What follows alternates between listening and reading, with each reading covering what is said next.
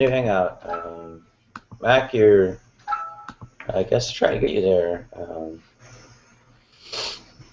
know, some people might not make it. Tom, you're a cute fuzzy bunny. Go over there. We need cute fuzzy bunny. We need cute fuzzy bunnies. I'm telling you. It's a very serious deficit.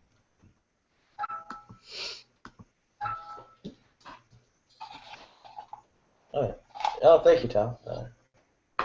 Is that a bunny or is that a guinea pig? No, that's a bunny. That is a bunny. It's a rabbit. Yeah, it's Is really it a bunny or a cute. guinea It's cute. pig? Okay. Yes, Simon. I made it. Hey guys. Oh, Simon, man. Hey, Simon. Hey, how you doing? Oh. Nice to see you again. Yeah, Are cool. you on a little cool. device back or something, or what's going on here? Oh, I'll send you a link in a private external text chat. So. I hope Mac makes it. Because I'm on the top. Hello, Rebecca. Commando. Christopher. Balthazar. The British invasion. There we go. And Tom. Hi, Simon. And the Norwegian invasion too. And Yeah, where's Benjamin? Russian invasion. Yeah. Christopher, is your sound any better? Because you sounded like a Dalek earlier. Huh? Oh, that's much better. That's Exterminate! Exterminate! How about that? Yeah, about that, actually, Nadia, you seriously sounded at one point like a Dalek when everybody was talking. I forgot which hangout it was, like, everybody was talking, and you were walking on the street, you tried to chat, but you just sounded exactly like a Dalek. It's like, I am... Right. Come on over, Mac. I did the changeover or whatever. Daleks are funny, aren't they? Mac, I sent the link to the external chat. No. They're scary. I don't think I did that. Nah. When I was a kid, my mum used to tell me when it was bedtime, she'd say the Daleks are coming round, so you have to go to bed because that's up the stairs and that's the only place they can't get to. You've got a lovely mic, Simon. Yeah, okay, yeah. He's a musician. He kind of has to. It's kind of part of the job. It's part of that sexy voice, you know. And that look as well. I mean, if you look like Mick Jagger, you kind of have to have a good mic. That's why I'm... Carry on, Rebecca. Go on. No, I was just going to say, I like a good voice, don't you? Half the time when I'm listening to this stuff and people are just ranting on about Bible and stuff like that, all I listen to are people's voices.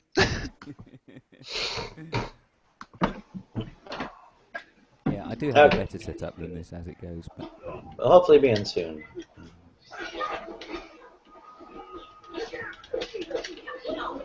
Wow, G is...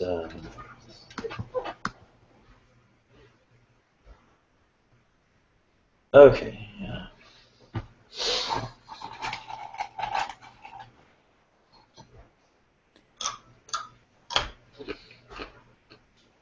How's it? Good. Commander. Oh, Mac's around. Hang out. Oh, well, hang on. Mac's coming in. No, go on. Commander, you alright? Yeah, I was going to say, you said something, I don't know what though. Yeah, no, I was just wondering how the 5th went for you. 5th, alright, November. Remember? It was alright, I suppose. Did you go to a fireworks? Didn't have to. There's that many of them. He doesn't have to. He has introspection, dude. He doesn't have to. You just look out the window, yeah. Yeah. Absolutely. What was the 5th? What's the 5th thing? That's Yeah. Guy Fawkes night. The what night? Mando will be the most successful of us all. He'll be the new Deepak Chopra. Only agnostic. What's the 5th again, sorry? I missed it. 5th of November is like where people set a lot of fireworks off because they think it's to do with, you know, like explosions or whatever, when in actual fact it's about like the Catholics' assassination attempt on King James to do with the King James Bible. So. Oh, is that the thing that I've heard that British people are the only ones who are celebrating a murder? Yeah. The British Well, celebrate Mac will be trying to more blow the successful government than up. us all. Mac will make a fortune being the Gnostic Deepak Chopra. So. Yeah. Commando. Yep. Obviously. I think you know that's a potential there. If you've got some really snappy phrases together, you know. Suppose. Yeah, you know, some really deep phrases out of it, whatever, about astrology or something. I don't know. Just to throw it out there. Be quite fun.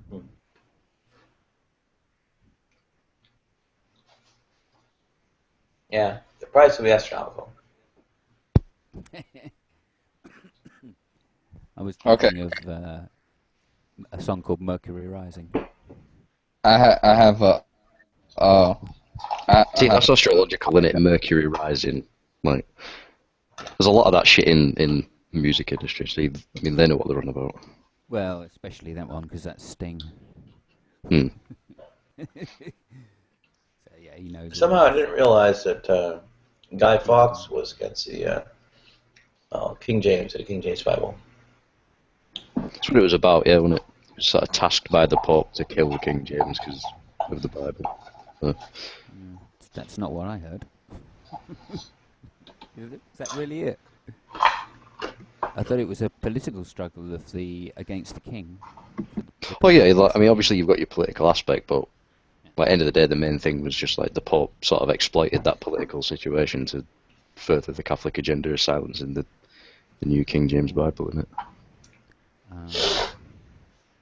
Yeah, I mean, obviously the way it's kind of, you know, the English way it's portrayed is that it's, you know, a Catholic, what's the word? Idiot, right? Who couldn't really plan much. Yeah. And just, you know, and it's all kind of ridiculed on that side. Yeah, yeah. And then it was just by luck that we found it because they were so stupid as to leave a trail of gunpowder outside or say something to the policeman or something. I don't know. Yeah. But, you know, it's all hype, isn't it? It's like the dumbed down version, isn't it? So you're probably right. What year was Guy Fawkes? 1600, wasn't it, I think?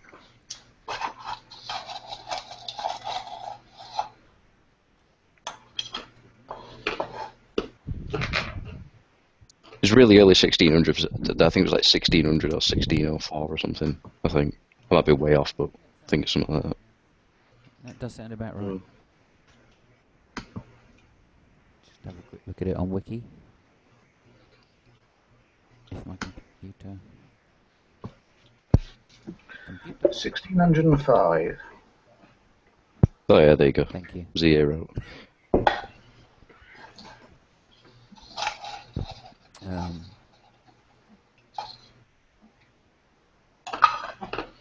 Yeah, I mean, you might well be right. I think that is exactly the period that they were writing it. Yep. I think the King James was dropped on 1607. 1611. There you go. Yeah, 1611. Yeah. Is that the first one, though? Hey, you want to get some King James onlyists in here? Apparently, they say, you know, heck with the Greek and Hebrew, they just want to go with King James. It's like, whoa! Right, so much for original text. No, you're talking to a King James only. Oh, that's the Freemason version, though, Mark. Holy shit! Though. I know you just didn't go there with that Freemason crap. Don't. You and I both, as much as both of us are in conspiracies, don't you dare. It's true. I mean, you got to face that music, though. Like, it is the truth. Like the King James Bible. What are you talking about? Face that music. How in the world did the Freemasons get a part in any of this? The Freemasons don't like the Bible. Oh, you clearly don't know what Freemasonry is, then, do you? Oh, you. Come on, let's. No, You want to test this now, Commando? The Bible is a central part of Freemasonry. It is, yeah. It's not even close. And Commando knows better than pull that crap. Yeah, it kind of is. They weren't Yeah. even I believe that Lucifer is Jesus or something. Nadia, can I make a attempt to? Can I make a attempt? It's in Mormonism, and it's in Freemasonry is in Catholicism, Mormonism, politics. It's in Mormonism, yeah. It is in Mormonism. Grant you that. It's in Mormonism, but it's not in Christianity. It's not Christianity. Yeah, the Bible and Christianity. It's specifically that book. No, it's not.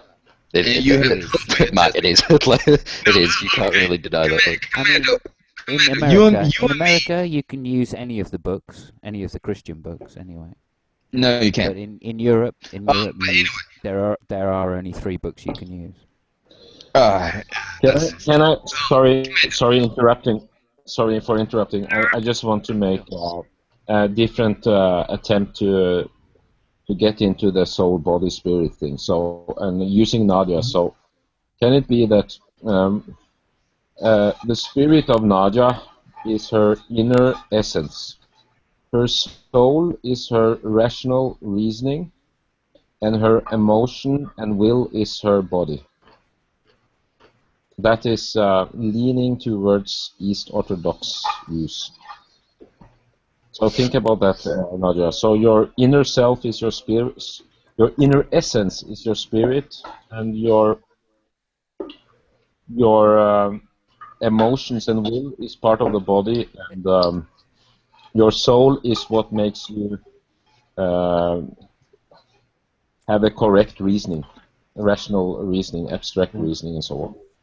I think essence means spirit. Essentialism is false, therefore essences do not exist. Go ahead. Sorry? It was a nice try, Balthazar, but I said essentialism is false, therefore essences do not exist. But perhaps your essence is a woman? And okay, well, that'd be a nice idea. Okay. Oh. Getting back to you, Commando. Okay. You and me are going to decide this. Are going to figure this out. We're going to get to the bottom of this. I want you to prove to me that Freemasonry has anything to do with the Bible. I can do it in one verse, Ephesians 2:20. Ephesians 2:20. Go ahead and read that, please. I'll paraphrase it. It has something to do with Jesus becoming the cornerstone. Come on. You suck at doing that. Yeah. Hold on. We need a Christian to read it. Let me go to... I'm about to go to Ephesians right now. Hold on. You do that, mate. Yeah, because apparently I am, though. Hey. Ephesians 2:20. So. Yeah, okay.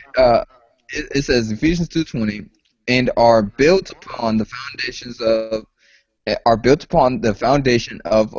the apostles and prophets, Jesus Christ himself being the chief cornerstone. Right, exactly. So stop right there. Right, so and that one Bible verse alone. That's masonry to a point. Exactly. I was going to say, like, in that Bible verse alone, you've got astrology and you've got masonry in one small Bible verse. Oh my gosh, Commando, are you this? Please. The cornerstone, right? All right. Let's look at it from the astrological perspective. So the cornerstone is reference to the sun, which is Jesus. The 12 apostles are the 12 constellations of the zodiac. If you want to reference to Freemasonry, a cornerstone is the first stone that's placed when you're constructing, a building in architecture. And we all know that, the masons build things, stone masons. I rest my case. Prove to me that the construct of Freemasonry was around during this time. Which time? Okay, if you're familiar with... Which time are you talking about? I was going to say, let's get that right first. The time that this scripture was written. Okay, so that's we're going to go for about Paul is writing. 80, now Paul is writing AD? this, and he's clearly not a Freemason. So 110 AD. If it's Just say, yeah, about 100, yeah. Okay. Yeah? Is that what you want? 110 AD. I guess we can use that time period because I don't. But okay. With that being we can said, go to Alexandria then. In that case, if we're at 110 AD. Alexandria. Yeah. Library, Alexandria. Yeah. Library of Alexandria. Okay. I don't know what that is. I mean, see, it helps to know what these things are, Mark, doesn't it? You know. If you want to go back further, I mean, you can go back to the pyramids. I'm still waiting for the Freemasonry establishment.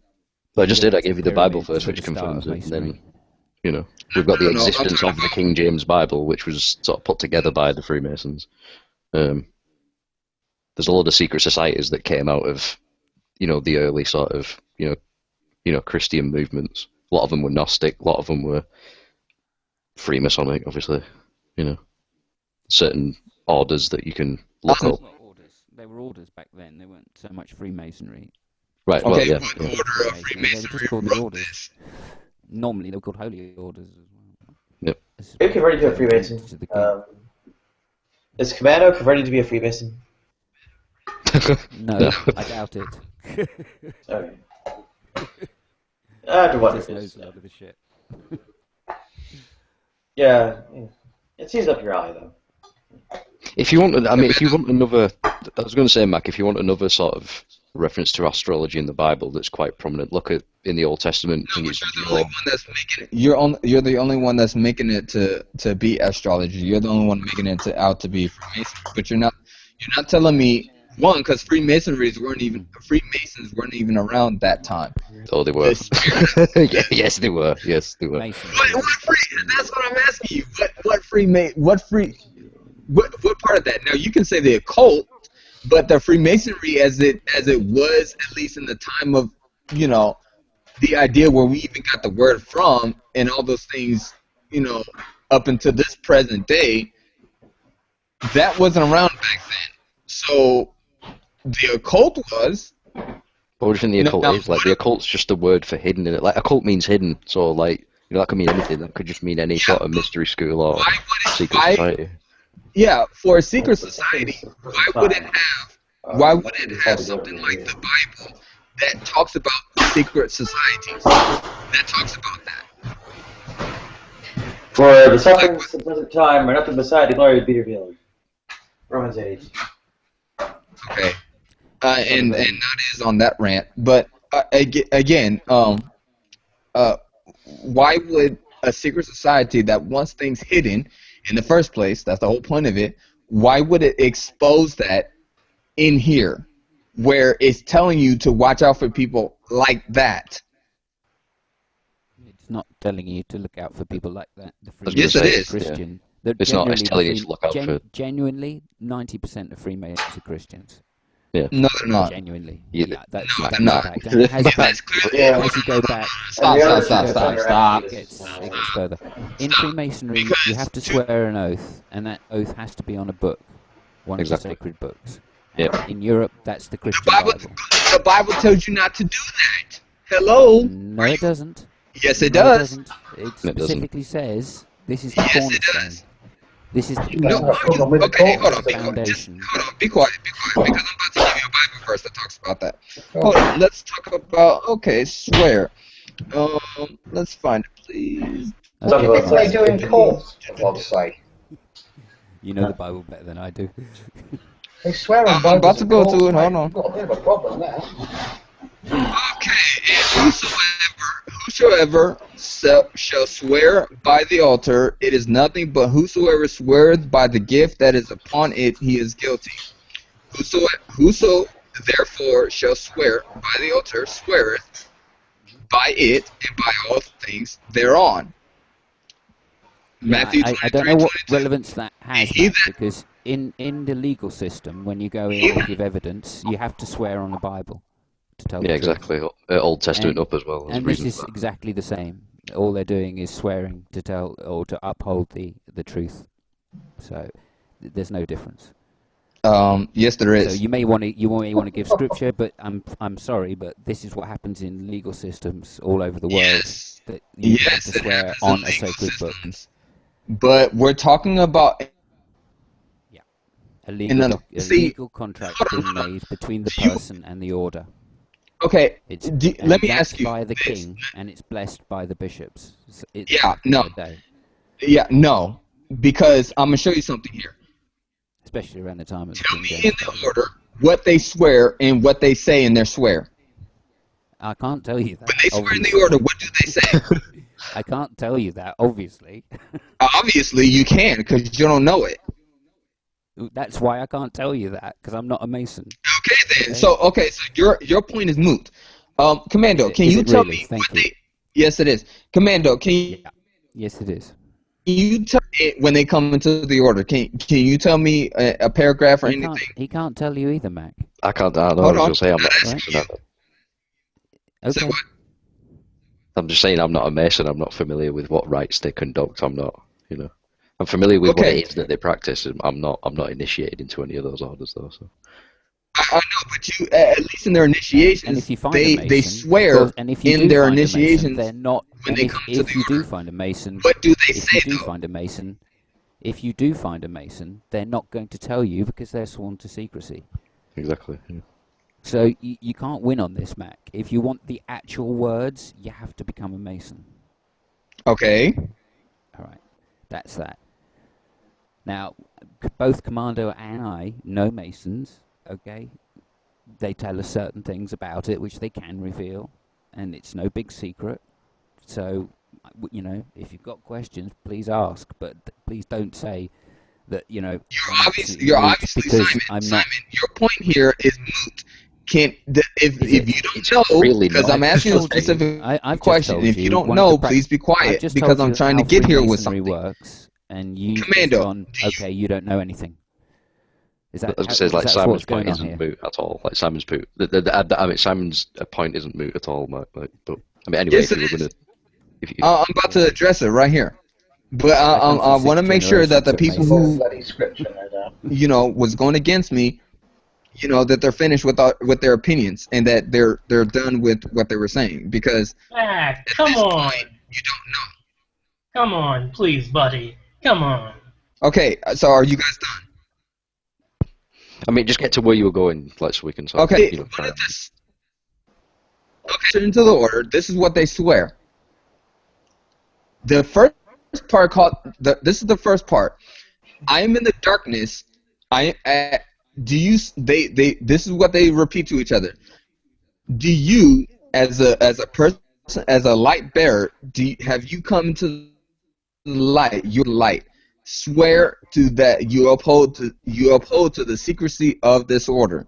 Now, they say that as a person who's in the darkness, I now have come to the light, and I bear witness to this light now that I have sworn into this brotherhood of secrecy. Right. So, what do you think the light is? This is where it's about to fall over for him. Let him carry on. Commando, let me show you something. So far, it's okay. This is the kind of thing that orders have. They're all slightly different. No, it is not. This is why it's wrong, Commando. Because Simon said this. This is his statement. Simon said that 95% of Freemasons are Christians. Correct. Mm-hmm. Yeah. Right. Correct. Okay. In Europe, yeah. But hold on. If they are Christians already before they enter into this order. Yeah, it's necessary to be a Christian, yes. Carry on. And Jesus Christ is into the world. Say again? What to the world? Your audio is so bad. You're cutting out. Can you say that one more time? There's a specific phrase. He is the what to the world. Light. The what of the world? The want, did you say? Light of the world. By any chance? Light of the world, yeah. I mean, the light normally mentioned in these things is Jesus. I'll give you a big clue as to how when you this say connects light, to it's sort the of... light. It's actually the light of truth. And it's also another big light as well that you see every morning. Like, it's the sun, isn't it? Yeah. And this is where you get your connection to sort of astrology. Because Jesus is the son of a man, isn't he? See? Yeah. This is what I'm saying. Like, I can take it down this road. It'll just out when you guys are talking. That's the kind of Gnostic thing, but most Christians are Anglicans in this country, and so therefore, I don't you know. know, they believe I in the don't really Trinity. care about that. I was trying to get somewhere with this, Simon. You got to mute though. Did the vicar of Lancaster Priory get through his proposal for a transgender baptism ceremony? By the way. I have no idea what any of that. Yeah, guys, the vicar of Lancaster Priory is the Church of England, of course. Okay, Commando, Simon, you guys got to mute because my mic cuts out if you guys are talking or if your mic is still on because it affects mine for some odd reason. I already have muted. Okay. Jesus Christ is the light of the world. And as a Christian, you recognize that he is the light of the world. Because he's the sun. No. When you realize that Jesus Christ is the light of the world as a Christian, okay, you understand that. When when you're swearing into a brotherhood of secrecy, there's a problem with that because right off the bat, what you're swearing into is that you're in darkness. When you are sworn into the brotherhood of secrecy, when you already, by definition, because you're a Christian, you already have the light. You're not in darkness. And the Bible clearly says that he that walks into the light will not abide in darkness because he abides in Jesus Christ. But he that walks in darkness does not abide in Jesus Christ because Jesus Christ does not abide in darkness. So, so that's the point of the ritual. Then that's what the ritual is symbolizing. No, Jesus Christ doesn't abide anywhere. Jesus Christ never existed. My goodness. I'm sorry. No, that's not a point of the ritual. What it's showing you is that the light that they're referring to is Satan. Because Lucifer is Commando. Lucifer is shown to appear as the angel of what? Light. So if you're as a Lucifer means morning star, doesn't it? Right. So that's a reference to Venus. If you're familiar with all what all that's about. If you're clued up on your Islam and you're familiar with any sort of basic astrology, you'll know that Lucifer is Venus. It's a feminine figure. It's a mistranslation in the Latin Vulgate.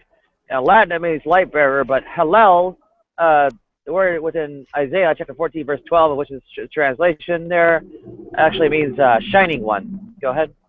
Right, and that's in reference to the thing in the sky referred to as Venus. No, it's a reference to Nebuchadnezzar.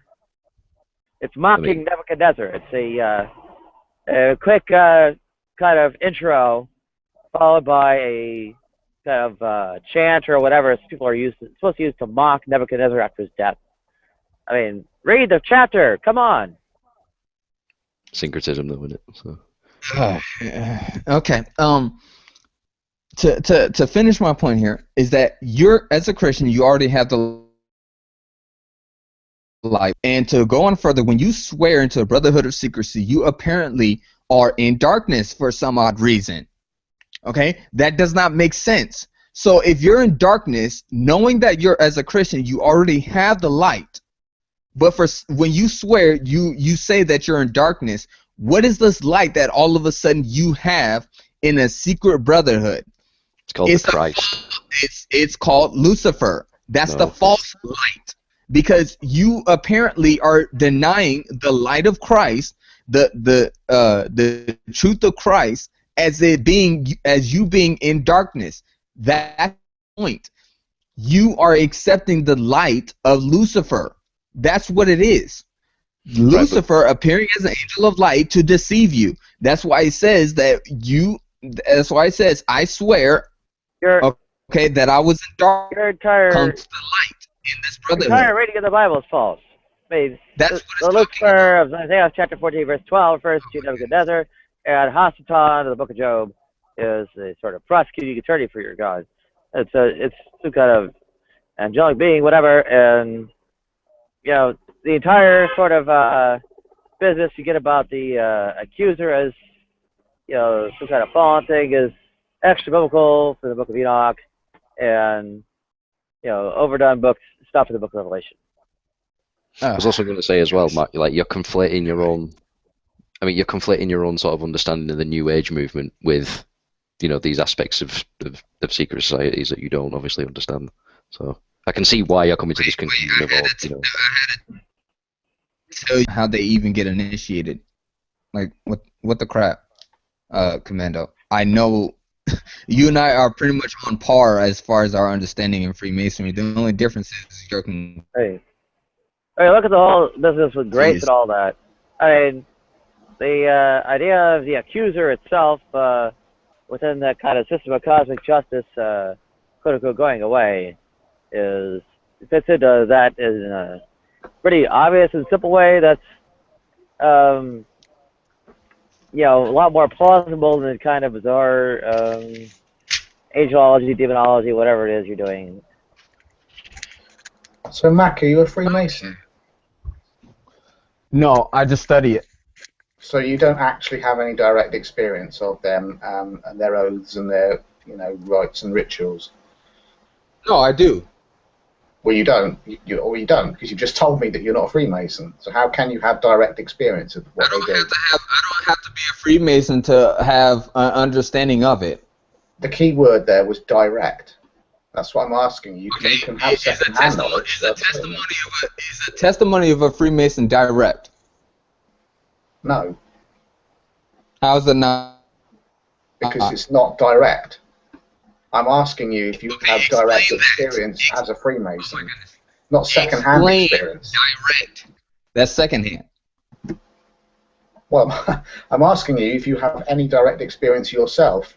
That's what I'm asking you to explain direct experience. I'm asking you to explain that. Well, I just did. Oh my goodness. Okay. If you're saying as me being initiated into the secret society, as far as me being initiated into Freemasonry, and you know, living in their shoes as far as being in their lodges and all that stuff, participating in what they do, no, I don't. If that's what you mean, direct. Yes, of course. That's what I mean. Okay. So you don't actually know yourself. You know what people have told you and what you've read. No, these people are legit. No. Two things that you're missing here, G. The people I've talked to, one of them was a Freemason for real. He has like a ring and everything.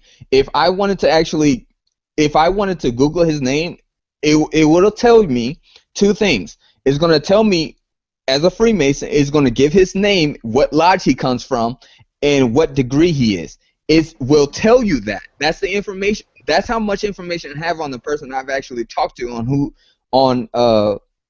as a Freemason. I know he's a Freemason. I understand the degree that he went through as a Freemason. Trust me. He's told you that he's a Freemason. No, you don't have any direct experience. This is factual information I can look up. No, this is factual information I can look up. That is actually recorded. You can look up the claim. I don't know if there's like Google for Freemasons. Maybe there is. Oh, okay. So you don't know that. Okay, so So basically, you have no understanding of the information that I know of, but you're going to tell me I have no idea what I'm talking about as far as Freemasonry. Are you kidding me right now? Are you putting words into my mouth? I mean, you're not going to do. I think you are. Same thing with Commando and see how that works out for you. Because Commando will tell you the same thing that he knows about Freemasonry. But you can stop putting words in my mouth. I don't know why you're trying to ask me questions about things that you clearly don't understand yourself. I was going to say, like, I'm telling you what I do know about Freemasonry. Like, what the crap? You're telling me that I don't know something that you clearly don't know. You're an idiot. It is possible to get an understanding as to what it is, but, like, you know, there are certain things that you won't get unless you're sort of initiated. But I mean, you know, it is possible to get a basic understanding. Yeah. You're claiming, Matt. You're claiming that you know. I don't see why G doesn't say that. Because I didn't say that. You've not listened to what I said. You don't listen, Matt. That's your problem. You don't listen either, G. What the heck? That's good argument. Yeah, just parrot back what I said back to me. Hey, if I don't listen, correct me on it. But I'm gonna correct you on it as well. Okay, and I'm correcting you as well. You don't listen either. So I admit. No idea why you just said that. Some of the things that you said, but I'm telling you right now. I do know about Freemasonry. I do. So does Commando. Me and him believe in two different things, like opposites of the spectrum. But me and him, as far as the occult and as far as the understanding of Freemasonry, me and him both pretty much have a very high understanding of it. Even like someone, I'm pretty sure you heard of him. Freemasonry is false. Freemasonry is okay. false. There are no God's souls or afterlives, and Jesus Christ never existed.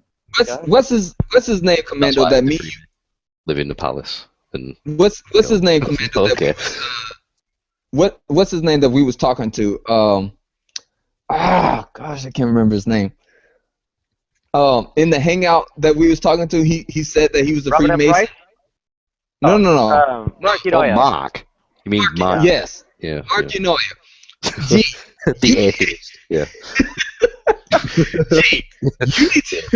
You need to watch. You take the time, and dang it, we really need to figure out what that hangout was, man. We got to put that on like favorites. That was a few months back. That one. Yeah, it was a good hangout. If you're gonna ask me, then ask me. You're all over the place. Okay, G, do you know who Mark Unoya is? Yes. Okay, Mark Unoya is I don't know if you've heard it from him or ever heard it at all. Mark Unoya is a Freemason. So? Oh no, he was a Freemason. No, you can't just be a Freemason and drop it. Like he is a Freemason. Nobody is a Mason. Wait. If you're gonna claim that you guys know somebody's a Freemason and that's your basis for knowledge about Freemasons, you cannot contradict. That's the basis. He said, well, that's one of your bases. No, not even close. We had to correct Mark Unoya on being a Freemason because he clearly he was saying he was an atheist while being a Freemason, and we had to correct him on that. Sort of, yeah. No, you don't necessarily have to be a Freemason to be a You don't have to be a believer to be a Freemason. Yes, you do. Even no. That was the entire point of the hangout. You can't be an atheist Freemason. No. Even if they require you to swear in the Bible and claim that, hey, I believe in the Bible, you still can say, hey, yeah, I believe in the Bible. But still you can't just lie to these. You can't just lie to these people. How do you know? Well, how would they find out if you're lying? It's called metaphysics, synchronicities. These people know things. You know what I'm saying? It's not. Yeah, neither do me or Mark or anyone in here accepts that. God's souls or afterlives, or that Jesus Christ existed. You're lying, or most. Okay. You're talking. Okay, Commando and me understand that there are prerequisites into getting into the order of Freemasonry. Mark agreed with us on that. Yep. And that's how, and that's what made it really sad, because there's one of the prerequisites is that you cannot have a felony. You can't have any criminal. You cannot have a criminal background. Okay, that's one of them. A criminal record. Okay, the same thing. The other one is that you have to believe in something. You have to believe in a God. You have to believe. Exactly. You have to believe in something spiritual. We could just lie. As I said, how are they going to know? You can't lie to these people, though. All right. So just to clear this, I want to hear this. Why can't you lie? Just to clear this point up. When are you talking about, Mac? Are you talking about in the past, or are you talking about in the present day? In the present day. Okay. Well, in the past. In the past, they were. No. In the past, it was pretty much the same thing, but it's a little bit different. Same thing, but different. No, in the past, yes, there weren't atheists. I mean, just nobody was an aethist. Oh my goodness, nobody Simon! Was an atheist. In this country, it was against the law to be an atheist. You were unpunishable by death. Okay, so I'm trying to. Yeah, if you could just let me finish my point. I haven't spoken for 20 minutes. I've let you go. Okay, if you could just chill for a moment. But you're taking something out of context. I'm trying to address that. It doesn't matter. Yes, it does matter. What are you talking about? Okay, fine. I mean, fine. Just let him finish. Just let us get his So part. just, Yeah, cheers. Okay, so where was I? The Masonry England, atheism punishable by death. Oh yeah, right, atheism. So atheism was against the law, punishable by death. So, there just weren't atheists in the past, and the question never came up. Everybody swore on a book. But the book could vary depending on the orders and the people that were being accepted or not. If you're a family member and you're and there's people already in it, then of course they're going to be more flexible than if you're a stranger. So those are the kind of considerations that get taken into account. If you go back even further, when you are really talking about the King James time, then of course you don't really have Freemasonry as such. What you have is lots of different orders, and they all have their own rituals and their own symbols. They're all loosely connected through the Masonry guilds, because that's where they came from, but that's just by happenstance, and this is more a form of patronage by the monarch to particular groups. Okay, so in modern day, there's other books you can swear on, so you don't have to be a Christian in the modern day. Right, but it is.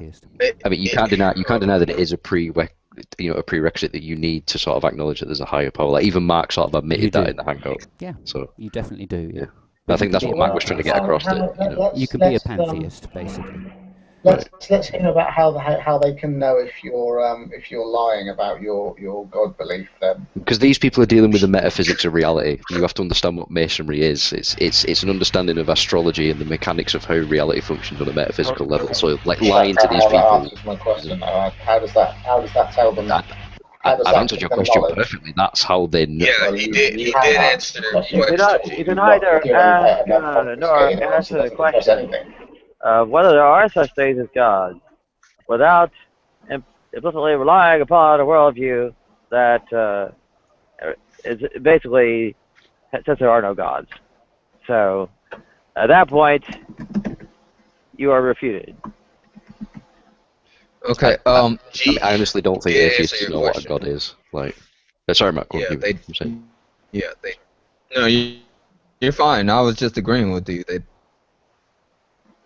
Well, yeah, I was going to say. I don't think a lot of atheists sort of grasp what a god is to even make that claim. So. What's a god then?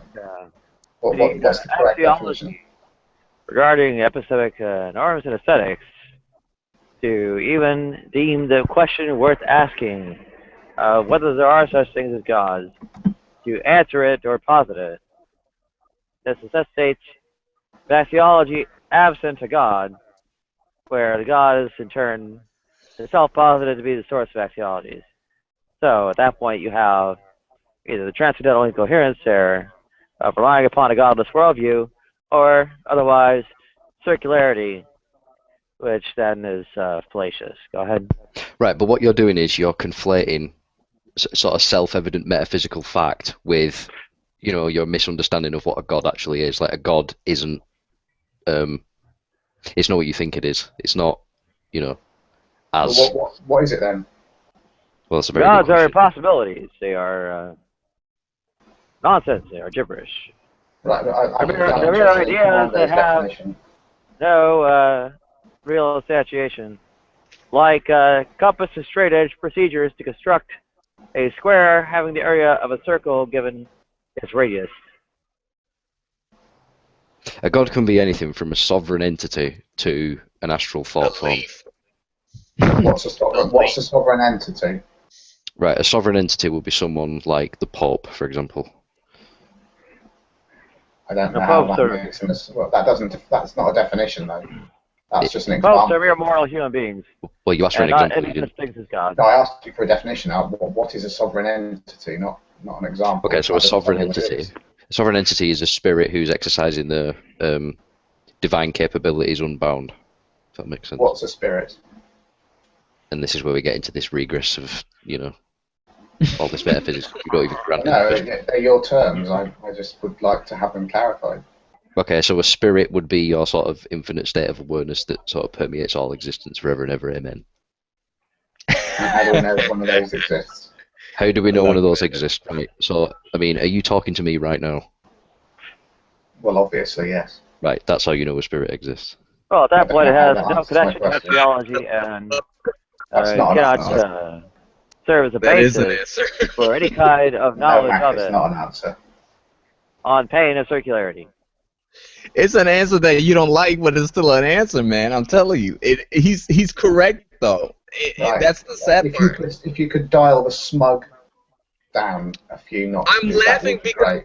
Your arrogance is so friggin' amazing, Matt. It really is. Even though you give an answer, I'll tell you why you're laughing, Mac. It's because you're a complete fucking idiot. Yes, and you're believing this nonsense for some bizarre reason. I've asked a straight question and I've not had an answer. I'm making fun of the guy. I'm laughing, thinking it's hilarious. That's exactly my point. I don't know what your problem is, mate. Your crap audio. I mean, again, that's why it's laughable, because you don't again. We'll just provide a Bible quality. Right, and you atheists are going to hell. Hang on a second, guys. Mac, is there any chance you can get on your laptop or something instead of the phone? Yeah, like the audio's pretty bad. Like. No, I can't. No, okay, no worries. Yeah, so where were we in the conversation? Well, I'm still not sure as to what a spirit is. Well, I gave you a definition, and you didn't like it, and Mac sort of found that amusing. You didn't give me a definition, though. You asked me a question. Hang on. You can hold on. Spirit. You can hold on. Spirit. I'm still talking. I've been talked over God knows how many times. I'm going to get up with it, quite frankly. Buddha either. Too much interruption going on in this fucking hangout, quite honestly. Well, I was given a well, there's about 3 different conversations happening. I was asked for what Commando thinks is a spirit, and he asked me a question. That's not an answer. I didn't ask you a question. I You posed did. a You asked me question if to I you was talking to help to you. expand on my definition. Well, you just said the same thing twice. I don't know. Now you're not making I just gotta pre-set them off the map. There we go. So again, what is a spirit? Right, and I already gave you that definition. But if you want me to give you another, you asked me a question. If you want me to define it again, a spirit is your infinite state of awareness that permeates all existence. And I asked you how you know that such a thing exists. Right, and that's where I posed the question to you. I said, "Are you experiencing reality currently?" And your answer was yes. And my answer to that was, "That's how you know what a spirit is." Well, that doesn't tell me anything. That doesn't give me any further knowledge. Right. So that gives me my understanding of the situation. Right. So your lack of understanding regarding what it is I'm talking about is an indication that I can't really continue the conversation with you in that regard, can I? Well, that rests on qualia what exists, and of course the truth there is we are all philosophical zombies. We are all chemically robotic wind-up toys, and no, we are not experiencing such. Because experience, of course, begs qualia. All I'm hearing is just, I'm not getting an answer. You're just making assertions and statements. They're not answers. They have no explanatory power. How about saying something like, spirit is you experiencing reality? Well, you could say whatever you like. I asked a specific person for a specific answer. And I gave you the specific answer. So there's no point getting angry at me for giving you an answer. There's no point getting angry at Mac either for finding that amusing. Like. I'll get angry with whoever I like. Well, it's just inefficient, really, isn't it? But, okay. Well, who cares? Well, the Hangout cares because it sort of obstructs the conversation, doesn't it? But anyway. Well, the conversation hasn't gone anywhere because you have just asked. You responded to my question with a question. I can guarantee answer anything because it provides absolutely no explanatory. I can guarantee you the conversation is definitely trying to go somewhere, but your lack of understanding of what it is I've posed to you is. Well, then give me a better explanation. I can't. That's the point. I gave you the. Well, I gave you. You're failing in your beliefs, then, isn't it? You're believing in things you can't explain. See, at this point, it's just your ego projecting your misunderstanding of what it is I sort of posed to you. So keep going. That's another assertion. Dang, that's hurtful. It's your ego, I mate. drop bombs, Mac. You know what I'm like. Well, you haven't dropped anything. It's your ego mind, mate. It's your ego mind, Mac. You see, you're too in love with your own God, and you won't consider the evidence of the reality at hand. But I know the evidence of reality at hand. That is the evidence of the reality at hand, Christopher. But isn't the evidence of the reality at hand? Because we don't understand it. You don't explain it. Your God makes it so complicated, you see, because your ego mind from your God is so very corrupt, and it's just. But seriously, I mean, that answer, Commando, that answer that you gave is just really horrible. But it's begs so many questions. It's like an answer though. Chris was pointing out with the ego mind. It really is coming about from Max Bad Wolf. Go ahead. It's like saying that it's like saying that okay, Mac, do you experience something? You would say yeah. So oh yeah, that's the brain. You see, that's evidence that brains are all that you need Right, to but that wouldn't be experience incorrect, would it? What? No, it Well, that would wouldn't be. be Well, incorrect, you though, would really? it? So you agree that the brains are the only things you need to experience something? Well, obviously not, but like in regards to the metaphor that you posited, like it wouldn't be incorrect. Well, would it? that's what the metaphor included. I think you maybe didn't catch the last part. I qualified. Oh. I said the only thing you need to experience anything. Right, I didn't catch that bit. Yeah, but you didn't. You just said a question just to say the question. If you posit it, is the spirit how you experience something, or is the soul how you experience something? And you said yes. Okay. That's how you know it is coming to you. Done that. Okay, I think either you cut out or I lagged out. Could you repeat it? You gotta mute. I always mute. I have a hard mute button on my microphone. Everybody's muted. Okay. If Commando did the same thing to you and said, in replace of the mind or the brain that you used in that question, soul, how you experience something, and no, are you experiencing something right now? And I said yes, that's the soul. Would he be incorrect in saying that? No. Is that an incorrect answer? No, that does explain something though. Mac, and it's still an answer. I think it's really sad that you think this kind of gobbledygook is any kind of information or knowledge. I really do. I think that's really sad. Right, but your opinion... lack of understanding. Yeah. My lack of understanding. My lack of understanding of answers that are not answered. Listen. What You're not answering the question. What's happened here is that we were talking about. Hold on a second. You can't even begin to answer the question or consider the question without reliance upon a godless worldview, and therefore it's all incoherent. There are no such things as God's souls, actualized heavens or hells. And Abraham, Isaac, Joseph, David, Saul, Moses, and Jesus Christ and Muhammad never existed. Go ahead. Well, I could just say there's no such thing as planets, they're ridiculous, and Charles Darwin never existed. There we go. No, hey, no, wait, Commando, do you want to know what a planet is? Do you want to understand a concept of planet properly? That you cannot object to it? Are you standing on something right now? Oh, there is. Well, you've yet to demonstrate. That's a planet. There we go. You see, that's the kind of answer you gave us. Because we were asking you for a explanation and understanding of what you're talking about, and you basically told something that we already experience in a very mundane sense, and said, that's. So, if you want further clarification or you want a more sort of precise definition, ask again, and I'll try and sort of expand on it further. Then. Okay, G go then. All right. Well, I'll ask the question again then that I asked before. You know what it was.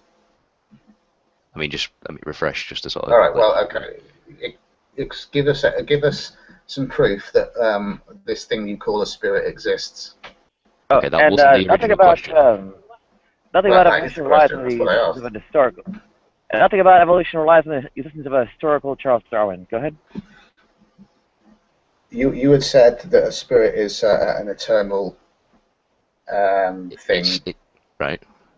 That exists, and I asked you for evidence of that, and then you asked me a question about are we having a conversation? I said yes, and then you said that's proof. There we go. That's not proof. Yes, it is. No, it's not. That is the point in which the regress ends. There is your proof. If that's your standard of proof, then I feel sorry for you, frankly. That's a terrible standard of proof. But it isn't, though, is it? Yes, I'm not going to just change my mind just because you asked me. It's no standard of proof at all. It's gullibility. He doesn't see it, man. It's just crazy. Yeah, you can keep talking down to me, Mac, but it's not going to help. I'm not talking down to you, man. I feel sorry for you. You just did. You just did. No, I didn't. You just did. No, I didn't. No, I didn't. You can say that all you want to. It ain't the truth. So I have said it, and there it stands. That explanation. I'm lying now. Yes. How am I lying? What did I say that was not true that I knew to be otherwise? That I'm talking down on you. I'm not. Well, you were.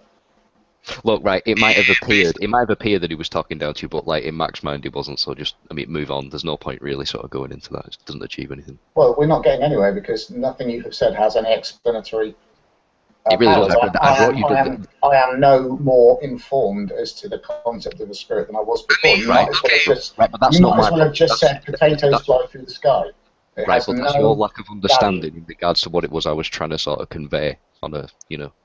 Well, I've asked you for a definition, and I gave you one. Able to provide I did better than that. I didn't just give you a definition. I sort of demonstrated sort of empirically what it was I was talking about. So I don't think you know what empirical is then.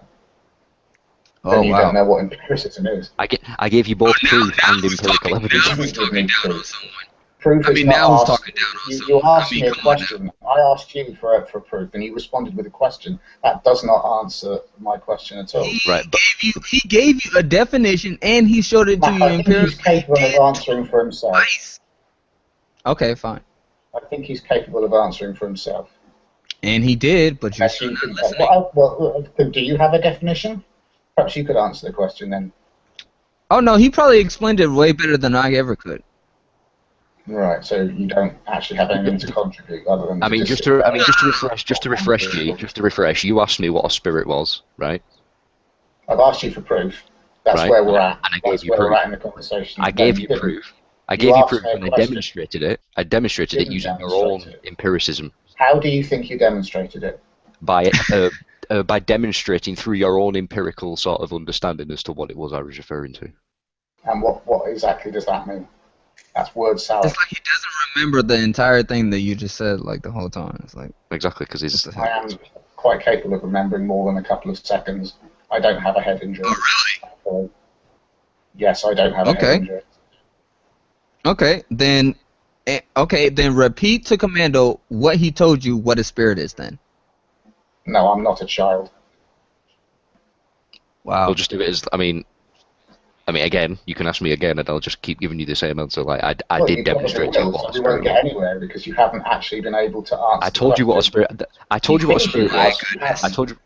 I told you what a spirit was, which was a point of awareness, and you asked me what that was, and I expanded further by making you empirically demonstrate what that was. I asked you. You made the assertion. You made the claim that that's what a spirit was, and I've asked you to prove that.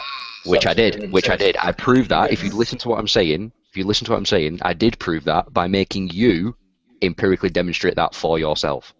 But it hasn't demonstrated anything. How has it demonstrated anything to me that has imparted knowledge such as that I am now informed? You're not adhering to you're not adhering to it. You're not adhering to your own answer that you were giving to yourself to reconcile the fact that he's telling you the answer. I have no idea what you're saying. Yeah, I've got no idea either, Mac. You're not reconciling. Can I just butt in because it may be fair.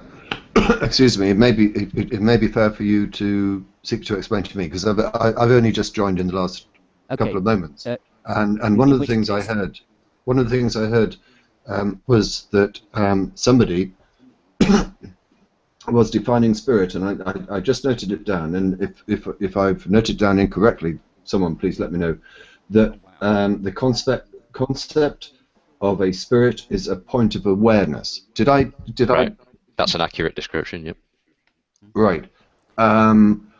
If I say to you that I have absolutely no understanding what you mean by that, could you expand upon it? Would you be prepared to do so?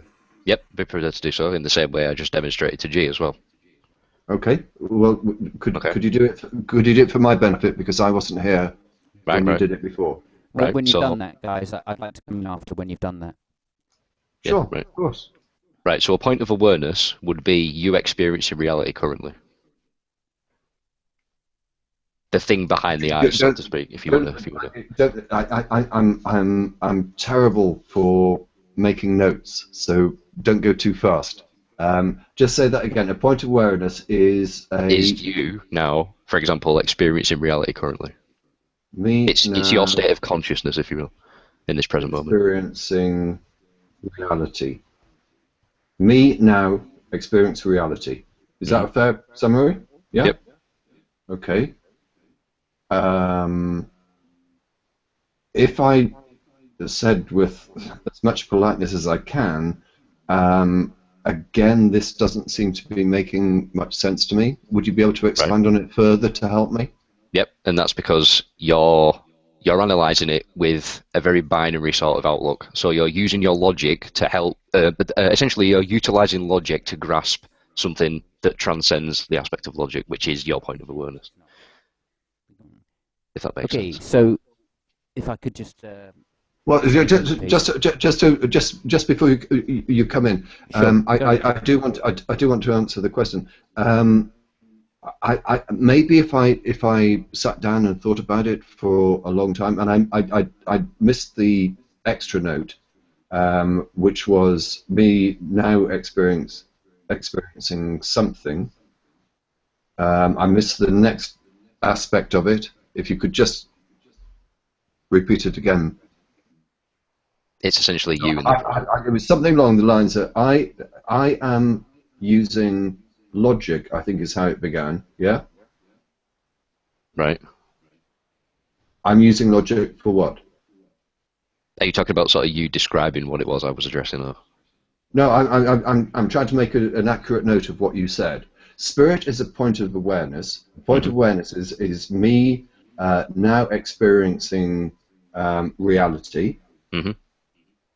Yep. And when I asked you what that meant, you said that I am using... Right, yeah. So the problem logic. there, and I addressed that as a problem. I addressed that in the problem. So I said, the problem with you trying to grasp that currently is that you're trying to grasp that through utilising your logic, when in actual reality, to sort of comprehend what it is I'm telling you, you'd have to, use your point of awareness, if that makes sense. Right. So I can't understand you applying logic. I would need to apply my state of being. It's essentially just your. I mean, if you want to keep it simple, it's now essentially you're using a different expression. Are you saying that state of being and spirituality or point of awareness are somehow the same thing? Yeah, we'll keep it simple. Yeah. I mean, to keep it even more simple, I'm not inviting you to keep it simple because, as I suspect other people have said to you, I'm really not following it, and this isn't a deliberate attempt to misunderstand what you're saying. This is why I am writing down as best I can what you're saying. So at the moment, I've got spirit equals inverted commas, your words, a point of awareness. A point of awareness, that led on to me now experiencing some sort of reality.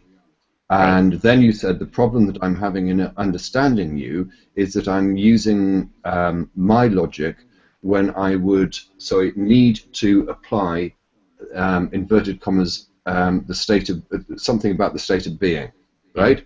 Now, I can assure you that I'm being quite genuine when I say I haven't got the faintest idea what you're talking about. Right, so and I can make it even more simple for you if you really want to. If you want to simplify it, I suspect your simplification is what I've just written down. So you might want to make it less simplified so I can understand it. But hey, it's your argument, so I'll let you present it. Okay, so I mean, like one word, consciousness. Right. Right. So okay. What question are you answering when you just say, "Oh, consciousness"? Well, you asked me what a point of awareness is and what sort of your state of awareness is. I wouldn't have any problem with associating consciousness with awareness. Right. So that's essentially this. Right. Right. But you're then saying consciousness equals awareness, and I'm sort of like using your argument backwards. Right. Consciousness equals awareness. Awareness equals spirit or spirituality. Yep, that's a correct version. Yeah. Okay, now I understand, and now I think I can identify the problem. Right. You're thinking that consciousness is somehow spiritually based in spirituality, as opposed to something that I don't know. I may suggest is simply a product of the mind, right, without any degree of necessity on anything inverted commas spiritual, or right. indeed anything inverted commas soul. You'll see that when I first came into the conversation, or maybe you didn't see, the first question that I posted, because this seemed to be what the conversation was about, is what is a soul? Right. And is soul different from consciousness? Is soul different from mind? Is consciousness different from mind? Because to be fair to you, I'll set out my position. I think consciousness is a product of the mind. The mind is a product of physical and biological and chemical systems that doesn't require anything outside, external to those things, such as words like spirituality, and in particular, obviously, God. So that would be my position. But someone else, please feel free to answer. But someone else wanted to add something as well, I think. I was going to say, I think Simon wanted to say something. Another one bites the dust, Commando. Yeah, so I was just going to set the stage before all of that to say this is the mind-body problem, and yeah, so it kind of depends on your presuppositions, and you know, when would you agree with me that there is no mind-body problem? If you assume that mind is part of the body, and one of the expressions or one of the demonstrations or arguments, sorry, I'll get my words right in the end. One of the arguments I've best heard used is by A.C. Grayling, who has, I have to say, I think an absolutely wonderful ability of reducing complex philosophical questions down to very basic arguments where even I can understand them. And when he talks about the consciousness and the mind and the soul being separate, and he can answer in such short form, and he does so in this way, in relation to this question. If you think they are different, smack yourself over the head with a brick and see what happens. The physical body, the physical mind, and consciousness seem to be very closely associated. And as I'd say, in relation to the soul, you would have, I think, to put forward a much better definition or a much better explanation as to why you think that the soul is separate from the physical. Right, I just want to clarify as before well. Hang on, Commander. Okay, sorry, Commander. Yeah, I think I can top that one, which is my personal favourite at the moment, is try walking through a door without opening it. Well, I wouldn't say that's as good, because it doesn't. Well, no, I don't think it is as good, because that doesn't necessarily. I mean, I love the film Men Who Talk to Goats. Is it?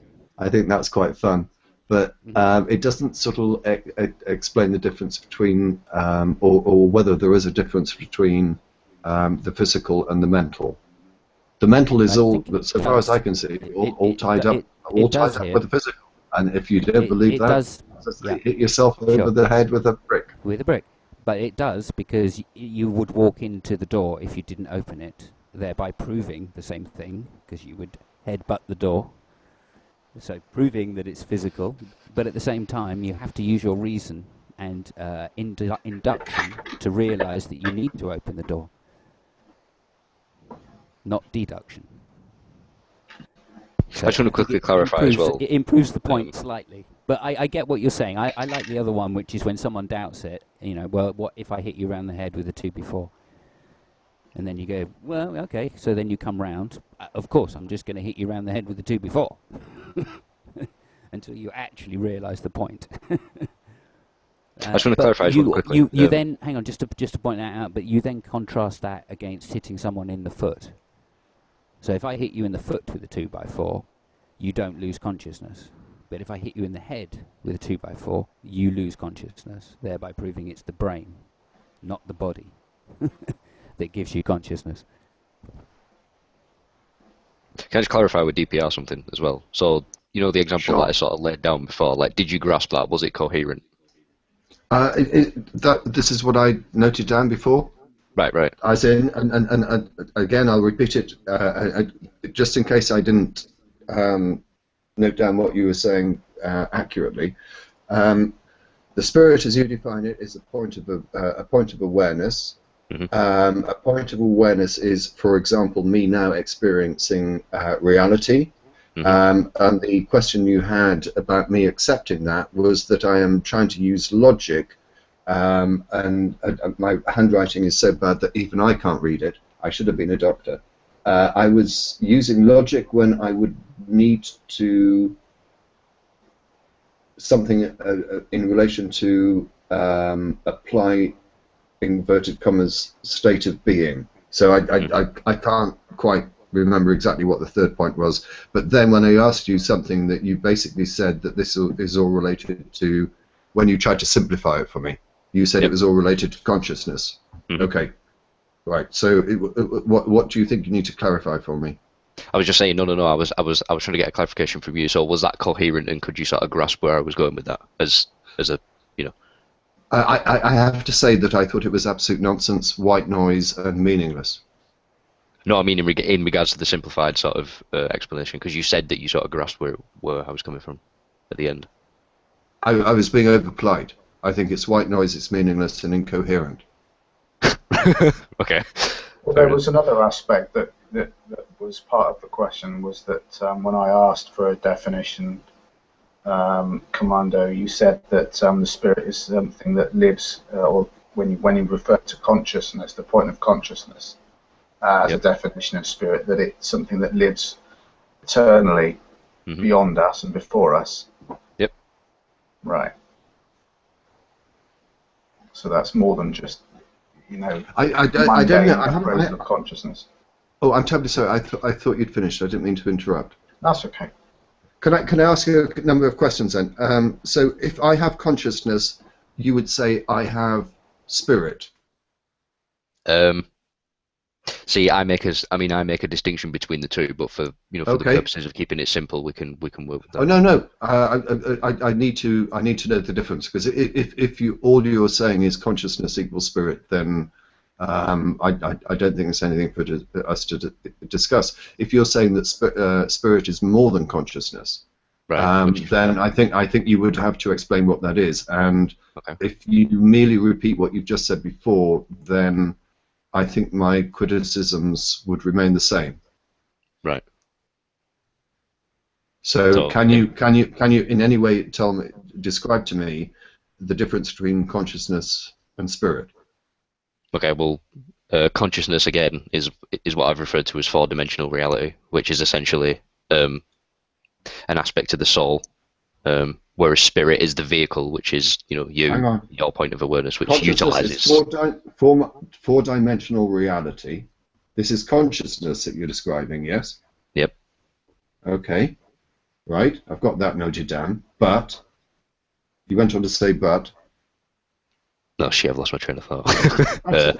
That's all right. It's not helping when I interrupt you. But as I say, I do want to note these things down. Is that including because you may have a point. I'm not denying that you may have a point, but at the moment I'm not understanding that point, and I'm trying. Right. Whether you believe that I'm being honest in this attempt or not is immaterial, but I am trying honestly to understand your position. So at the moment now, I've got consciousness is an understanding of four-dimensional reality, but you then went on to say but. And I didn't know what the but. I didn't have time to make note of what the but was. Right. So I think where I was going was that this is an aspect of what comprises the soul, and I said that the difference between the soul and the spirit is the vehicle in regards to your sort of point of awareness, which utilizes the soul to Yeah. Well, you again, you said a lot there, which I haven't really been able to make a note of, but. And again, I'm not trying to insult you, but again, to me, it's all white noise. It's all incoherent. No, that's fine. I can... And if you think you need greater time to explain it, then that's fine. But going back to the first question that I posted in the side chat when I first got here, when you were talking about the concept of the soul, or the concept of the soul was being discussed, maybe not necessarily by you, the first question I put in is, could you or it wasn't, it was, what is the soul? What would you say the soul is? Okay, the soul is essentially I'm trying to think of the word. What's the word? Is it composition? Yeah, it is. The soul is essentially a composition of two different like energy forces, those being the astral and etheric, and we talked about this a few hangouts back. Yeah. Yeah. And sorry, the forces being the astral and etheric. Astral and etheric. Spelt E-P-H? Or A-E-T-H-E-R. No, that's astral. I can spell astral, but I can't. Etheric. Yeah. E-T-H-E-R-I-C. E-R. T-H. E-T-H-E-R. E-T-H-E-R-I-C. Yeah. E-T-H. Etheric. Right. Okay. Yep. I'm not familiar with that word. Sorry if this is like sort of. I was going to say, like, sorry if this is sort of boring anyone. I don't want to hog the conversation. Like. No, you're not hogging. Well, not for me. Other people can obviously speak their minds if they think you are. But I just want to look up what that word is, and unless you're going to be able to give me a definition of it without me having to look it up. I'm not really seeing any progress being made here, but you guys go ahead. I was going to say, it's not. Yeah, I sort of agree with Nicholas. It's not. It would help to have a sort of broader context if I'm going to expand on anything like this. So I sort of agree with Nicholas. Like. Well, I think I have to say, if you don't mind me saying, I think that's a cop out. I am genuinely going through, noting down exactly what you're saying, so I can understand what you're saying. And when I ask you for the definition of a word, you're saying, "Oh, I don't think this is going anywhere." Well, no, I'm just saying that because, like, Nicholas has sort of, said the hangout isn't really going anywhere. If I'm just sort of, say defining words to you, like, you know what I'm saying. I don't see anyone having said that, and either verbally or in the chat. But no, Nicholas said that verbally. Oh, I'm totally sorry. I missed it. I was probably thinking too much. So what I see. You carry on. You carry on. What I see is that Commando. What I see is Commando's describing his worldview to you, but I don't see any sort of like real interest or skepticism. I just see cynicism. So I don't see any way forward. Like, he could explain to you why a brain isn't the same thing as a mind, but I don't think you guys are asking that question. And it comes to a point of we're sort of talking over each other as well, because there's a conflict of worldviews and understandings as well. So yeah. Well, of course we're talking over each other and talking about different points of view, because that's the whole point of having a discussion and some sort of interesting discourse. If we all agreed with each other, if we only ever went to hangouts where we'd only agree with people, God, wouldn't life be boring? No, I'm terribly sorry. I'm not going to have that criticism. I agree with you on that point. Made against me. I'm trying to understand your position. In the same way that I've been trying to understand the position of any religious person for many, many years. And, perhaps I fully accept that perhaps I am missing something. And there is something that you can tell me that I haven't thought of before, that I hadn't considered before, that I hadn't recognized before. And all I'm asking you to do is explain your position. And if, in doing so, I happen to question you, which I think is a perfectly natural, normal thing to do, which you should take without insult. For example, if I was trying to tell you a particular position or a reason that I held a particular view that I held, I would fully expect people to question me, and I would fully expect to have to give answers to justify my beliefs, whatever those particular beliefs may be, whether they're spiritual, whether they're more earthly bound, should we put it? It's not so I don't think there's any. You cannot criticize me for asking questions. It's not hard to understand the atheistic worldview because they focus on the things of the natural, the things that they understand with their five senses. You're talking to people who understand the spiritual side of things to where you cannot understand them with your five senses, but you know that they are there. That's what he's trying to portray to you, but you can't understand that. You are purely naturalistic. It does not help you. That's like trying to figure out it's like trying to figure out the difference between it's like knowing the difference between the earth and the heavens. That's how different it is compared to you guys. Exactly, and I sort of addressed that before in regards to, when I said to you, you would sort of utilizing your logic a bit more than your sort of, like spiritual side, if you will.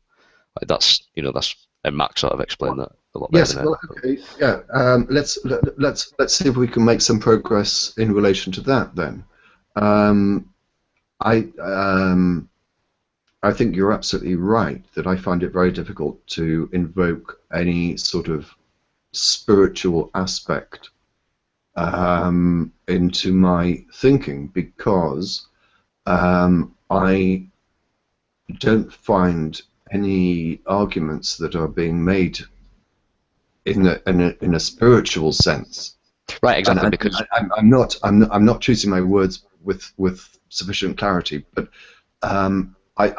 because I don't understand what the spiritual realm is, and I haven't had any experience of it, then obviously it makes it very difficult for me to understand what you're saying. Right, but exactly. There are certain things that you are saying that I do think that I can challenge. Now, let me put my cards on the table in this regard and see if this helps progress the discourse. I firmly believe that you probably no. Not that you probably. You believe that you've had some. You have, or have had some spiritual experience, and this is what has led you to your particular worldview, which I'm assuming, and I haven't even asked you this yet, which I'm assuming is Christianity. No, that wouldn't be Christianity. It doesn't matter whether it's Christianity or not, but any form of spiritual belief.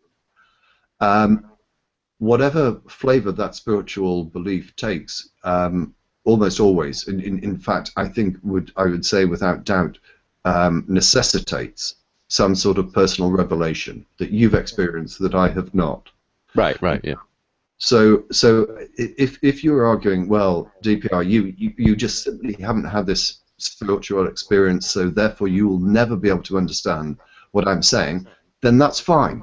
I've got no problem with that argument whatsoever because you've experienced something I haven't. But if you seek to argue that there is evidence for the whatever particular spirituality that you believe in, and you are trying to seek to provide evidence to me, then you would have to do a better job than you were doing at the moment. Right. And I sort of agree with the first part of that in regards to the fact that, you said, it requires a spiritual experience to be able to comprehend the evidence that I'm sort of putting forward, and that's sort of where we're sort of talking over each other. Yeah. That's fine. At least now, you see, we're getting somewhere. And hopefully, as I say, making some sort of progress. Now, do you think it is possible for me to experience the same sort of spiritual experiences that you have experienced?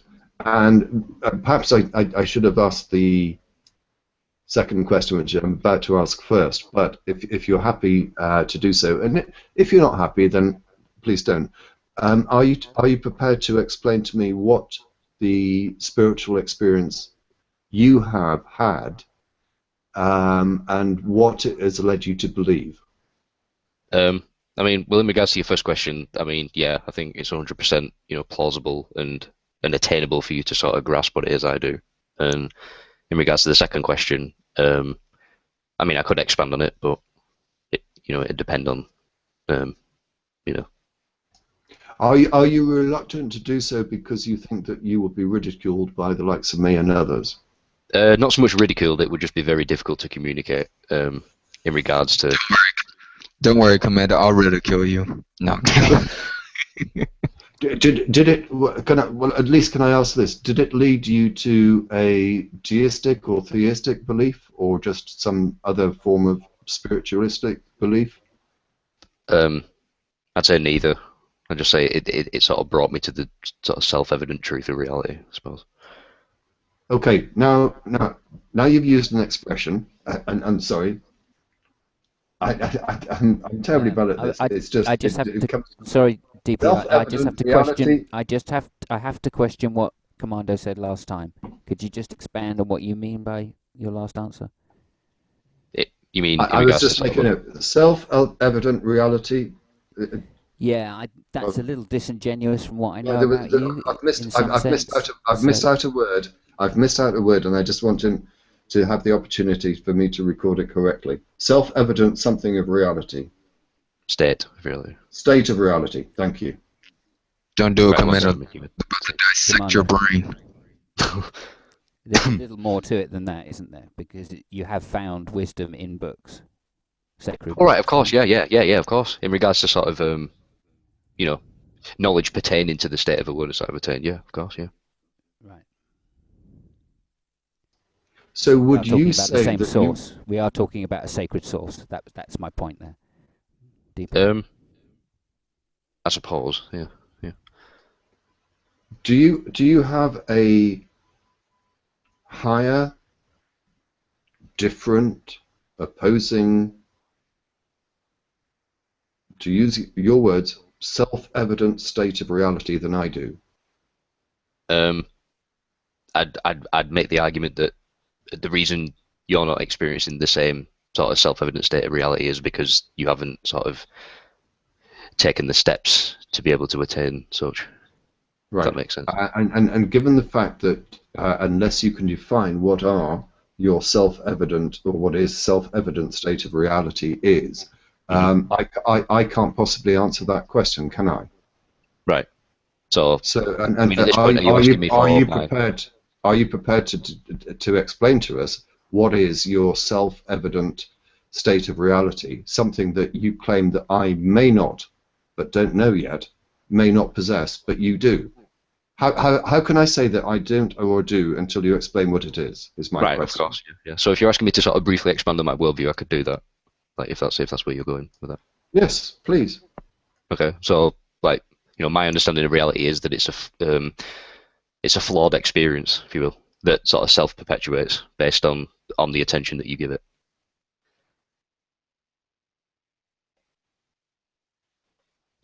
We're gonna need a Webster Dictionary Google Translator for you, Commando, because the words you just say sometimes, bruh. Yeah. You gotta. Oh, we're gonna just need. Well, don't mess with him. He's smart. I like him. Now, again, I tried to jot down. Not because I'm trying to catch you out. It's a genuine attempt to understand what you're saying. A flawed experience with a couple of words, based on the oh Lord, in my writing so bad, the attention that you give it. Right. I can make this a lot easier. I can make this a lot easier by referring you to a number of Wikipedia pages. The main one being that of sort of Gnosticism, if you're familiar with that worldview. Well, I could probably make it a lot easier for you if I said to you that I fully accept that my personal experience of the universe is not likely to be shared by many other people. Right. But I would justify that in this way. For example, the way in which we perceive color means that I look at the universe in a different way. The way in which I have what is, unfortunately, the terrible expression called floaters, which means I have cellular masses floating around in my eyes, which means that when I look at something, I normally it's sort of like slightly laden with cellular masses that are circling around in the orbit of my eye. Yeah. And I know that means that no one else sees the universe exactly the same way as I do. The way in which I perceive noise and music, I'm absolutely tone deaf, and other people can hear the most wonderful different sounds from an orchestra, whereas to me it's just a lot of noise. So in those regards, I fully accept that we each probably perceive the universe in which we live to be somewhat slightly different. And I've got no problem with that, because I don't think that it necessarily reflects a difference in the objective measurements that we can make of the universe. For example, despite my musical deficiency, my linguistic deficiency, my different color perceptions and whatever, if you and I were to carry out a similar investigation into the measurement of G at a particular point, you and I would agree, and in that regard there is some degree of objectivity. If you and I were to, rather than rely on our eyesight, rely on a machine that measured the actual radiation of light coming from a particular object, we would agree. You're doing a lot of talking, honey. You need to get on with it. Thank you for your kind interruption. So my point is that even though we might have subjective and differing perceptions of the universe, there is an objectivity about the universe that exists, and that objectivity, so far as I'm concerned, you can use whatever words you want, consciousness or whatever, doesn't mean that there isn't a real universe out there that we are living in and we are experiencing. And I don't think that there's anything that you've said that is going to persuade me that something like the soul exists, spirituality exists, I'm not or consciousness is not a product of the mind. That's my position. Right. I mean, my intent isn't to sort of persuade you that these things exist. My intent would be to sort of help you realize that you already know these things exist. Oh, that's incredibly patronizing and insulting of you. I'm terribly sorry. If you were trying to suggest to me that I know something exists, and you sound incredibly like a Christian who will tell me, well, deep down you know God exists because it says so in the Bible. I'm terribly sorry. That is one of the. Shut up for a moment, please. I will let you speak. Shut up. I'm terribly sorry. I find this one of the most insulting arguments that could ever be. How dare you be so audacious to tell me how I think? Jane Commander, you was doing so well until you had to go and he was treating you better than he was treating us Christians, and we're upfront about it. I mean, to be honest, I didn't think you'd sort of pick that up the way it sort of came across. Like, if it came across offensive, then I apologize, but that really wasn't. Don't apologize. It's so funny though, dude. It's like you got the same arguments as us, but you just don't adhere to what we believe. It's just funny though. You're saying the same thing. Yeah, I mean. Well, Commando was asked to expound about his worldview. He was deadly honest in a way that was, in some ways, almost fragile. And you took offense of his position. Like, you asked his position, and then you took offense about his position. So, I guess it was a mistake for him to be open with you about it. I know, right? And he was asking all these questions too. I can get why he's taking offense to it, because it does. I mean, like, the way I worded it does sort of sound similar to the Christian argument of it's suppression of truth or whatever. It did, and I'm terribly sorry. Right. But my intent wasn't to sort of portray that. Like, I didn't mean to offend. That's fine. I accept that what I take to be an apology. That's fine. Let's start again and see where we get to. So, you're not trying to tell me how I think. No, not at all. But you do seem to be claiming, to a degree, that I'm missing out on something. Right. And this missing out of something is in some way deliberate on my part. No, not at all. I'd say it's definitely not your fault that you're sort of quote unquote missing out on an aspect of reality that I'm trying to make you sort of realise. Why is the reason that I'm missing out on something that you're not missing out on? What do you mean? I don't think I understood that. Well, you seem to be suggesting that I was missing out on something that you sort of like made some connection with, had some contact with, had some experience and knowledge of. So why do you think that I'm not getting the same experiences and whatever that you are?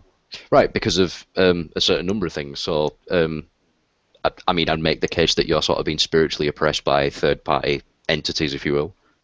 Such as? See, this is where it gets funky. Like, yeah. I mean, such as the demiurge ages ago. Yeah, yeah.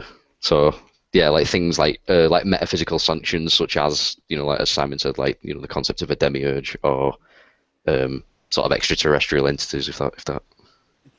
So I'm sorry. So the reason that I reject evidence for extraterrestrial life or something is the reason that I'm missing out on something spiritual. No.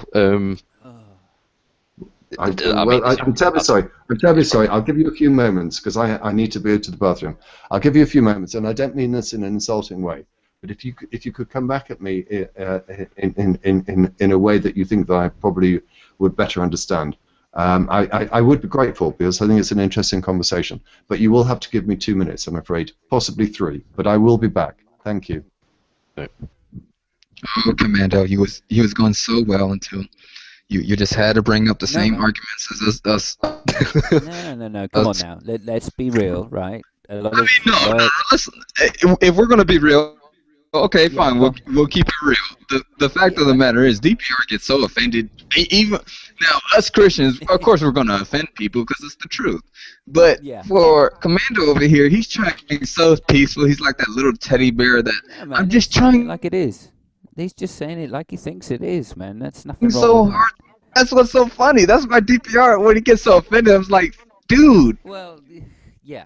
Right. I can see why. Yeah, he gets. Right. I can't speak for TPR, but I'll speak for myself. I get offended by that argument because I have thought particularly deeply on the subject. And we haven't. Here's the thing, Simon. No matter what, someone's going to hurt someone's feelings around here. No matter what, either we got atheists rolling around going, "I have reason and I have science," as if you don't have reason and you don't have science. I have reality and you don't, as if we don't have reality as well. Yeah, I have the same damn reality as you do, Simon. It's just I have God as well. Yeah, and that's all good. That's all good. I'm not sitting there going, "You can't have your God." All right, that's the point I'm making. But when someone tells me that I can't have my not God, that's when I'm going to draw the line, and I get offended by that. If you're going to tell me I can't have my not God... Why though? Wow. It doesn't affect you. If God is not anything real to you, it doesn't affect...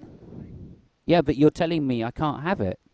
You're basically saying... Can't you see why I'd be offended by that? Santa Claus, if someone told me Santa Claus isn't real, but you never believed in Santa Claus in the first place. No, if it would offend me if I didn't believe in Santa Claus and someone told me I had to. Or that, that I really did. I really did believe in Santa Claus, but I'm just ignorant. Not even Christians. Not even Christians tell you that you have to believe in God. It's an analogy. It's an analogy, Mac. Yeah, no. This is what I'm saying though. As a Christian, we're saying that you should, and that is beneficial for you. But That's if cool. you don't, we understand that you won't. And we leave it at that, you know. Right, well, if you did leave it at that, that would be fine. But unfortunately, some people say, well, you really do know, you're just ignorant. Well, why does that offend you? Because I'm not ignorant. Because when we say, and you call anybody ignorant, it is generally offensive. Like, it's just a generally offensive thing.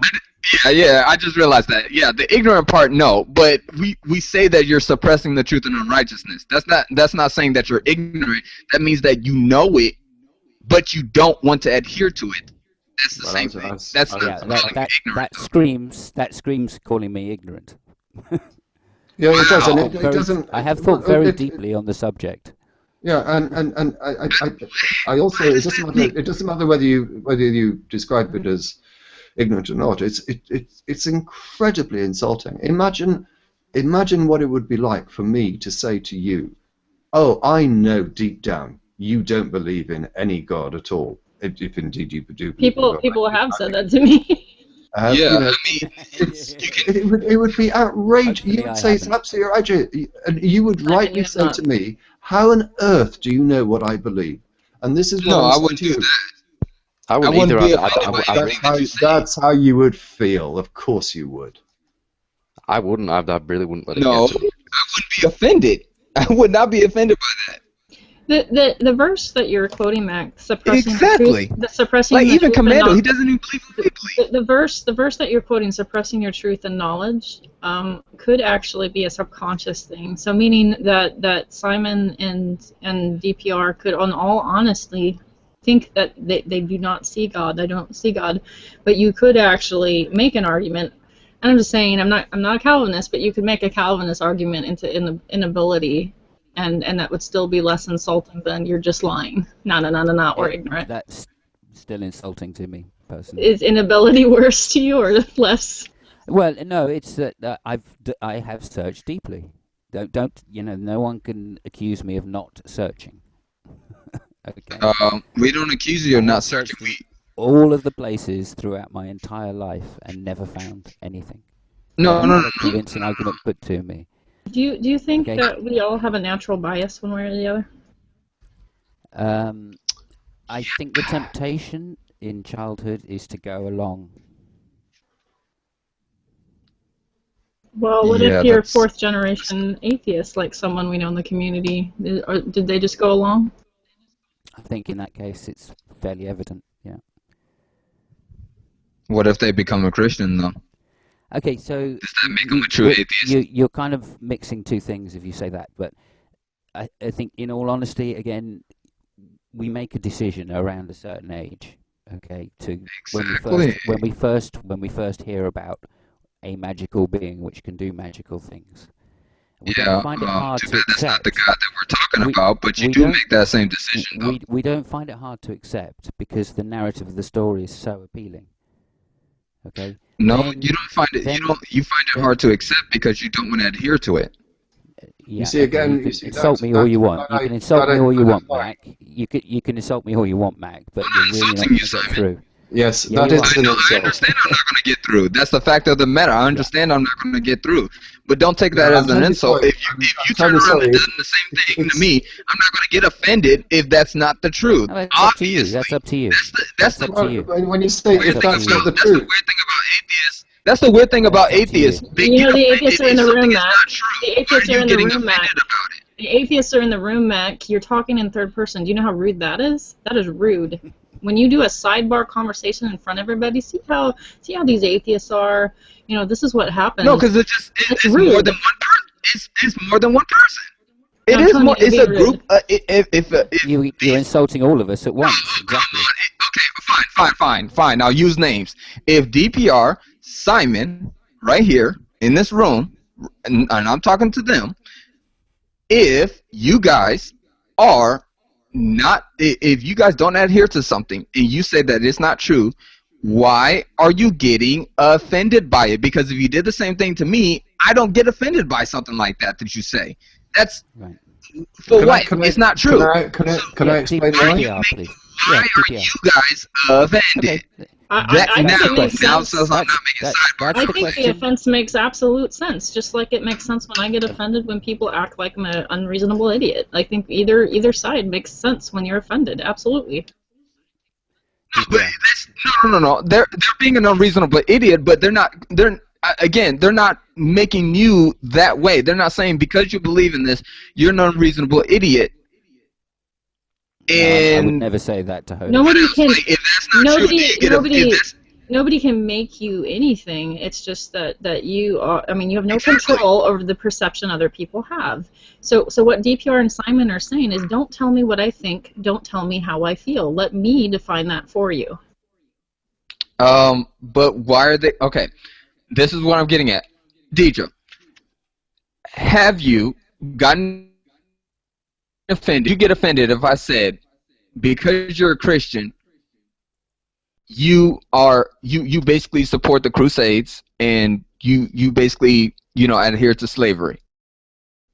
What would you do in that situation? I would say that these were sins committed by the church, And instead of writing them off as not real questions or pretending like they didn't happen, I would apologize for them and say, thank goodness we've progressed past that, and I do not condone that. Well, why would you apologize for something you had no involvement with? I don't understand that. Would you get offended by that? Because the church needs to apologize for things that they've done in Christ's name. Would do that either. Yeah, because we need to apologize for when we do something as a church body, in the name of Christ, when it's evil. That's why. Right, but what do you mean by the church? That wouldn't be that wouldn't be the fault of the church. That would be fault of sinful man. Sinful men that parade around to be Christians. Still a problem. No, they were sinful men professing to be them, but that doesn't mean that they were powered by the church, saying, "I'm God's people." What does that mean? If they're not powered by God, that means nothing. Oh my gosh. Can I just briefly ask? There's someone's messaging me who apparently, excuse me, was in the room before and is eager to get back in. Is there anyone here that is likely to be leaving in the next few moments, or who is it? No, I wanted to know who is it. Dragnet Sidus. Oh, he's cool. There's room. There's room. He's gotta be fast though. Yep. Yeah, I'm not leaving. Drag now. No, what I'm saying, Mac, is it's ridiculous. Yes, I wasn't in charge of the Crusades. I wasn't in charge of the Inquisition, stuff like that. But I will acknowledge. Why would you ever apologize? I will acknowledge. I don't apologize in the sense that I did it. I apologize in the sense that people have twisted religion and used it for evil means, and that should be apologized for. But that's what it was designed to do. You can't sort of. Yeah. I know that you think that. I think you believe in gnomes in the center of the earth, and I write you off as well. She's just saying she's sorry it happened. She's not saying that she caused it. Commando, come on. I've actually talked to Commando for a long time in the past, and he takes side shots all the time about religion, and I'm tired of it. He's followed me to rooms, and I remember when I was on Hitch Slap. I haven't followed you to any room. When I was on Hitch Slap, you were side swiping me from the live chat. I remember that. Trust me. He does that with everybody.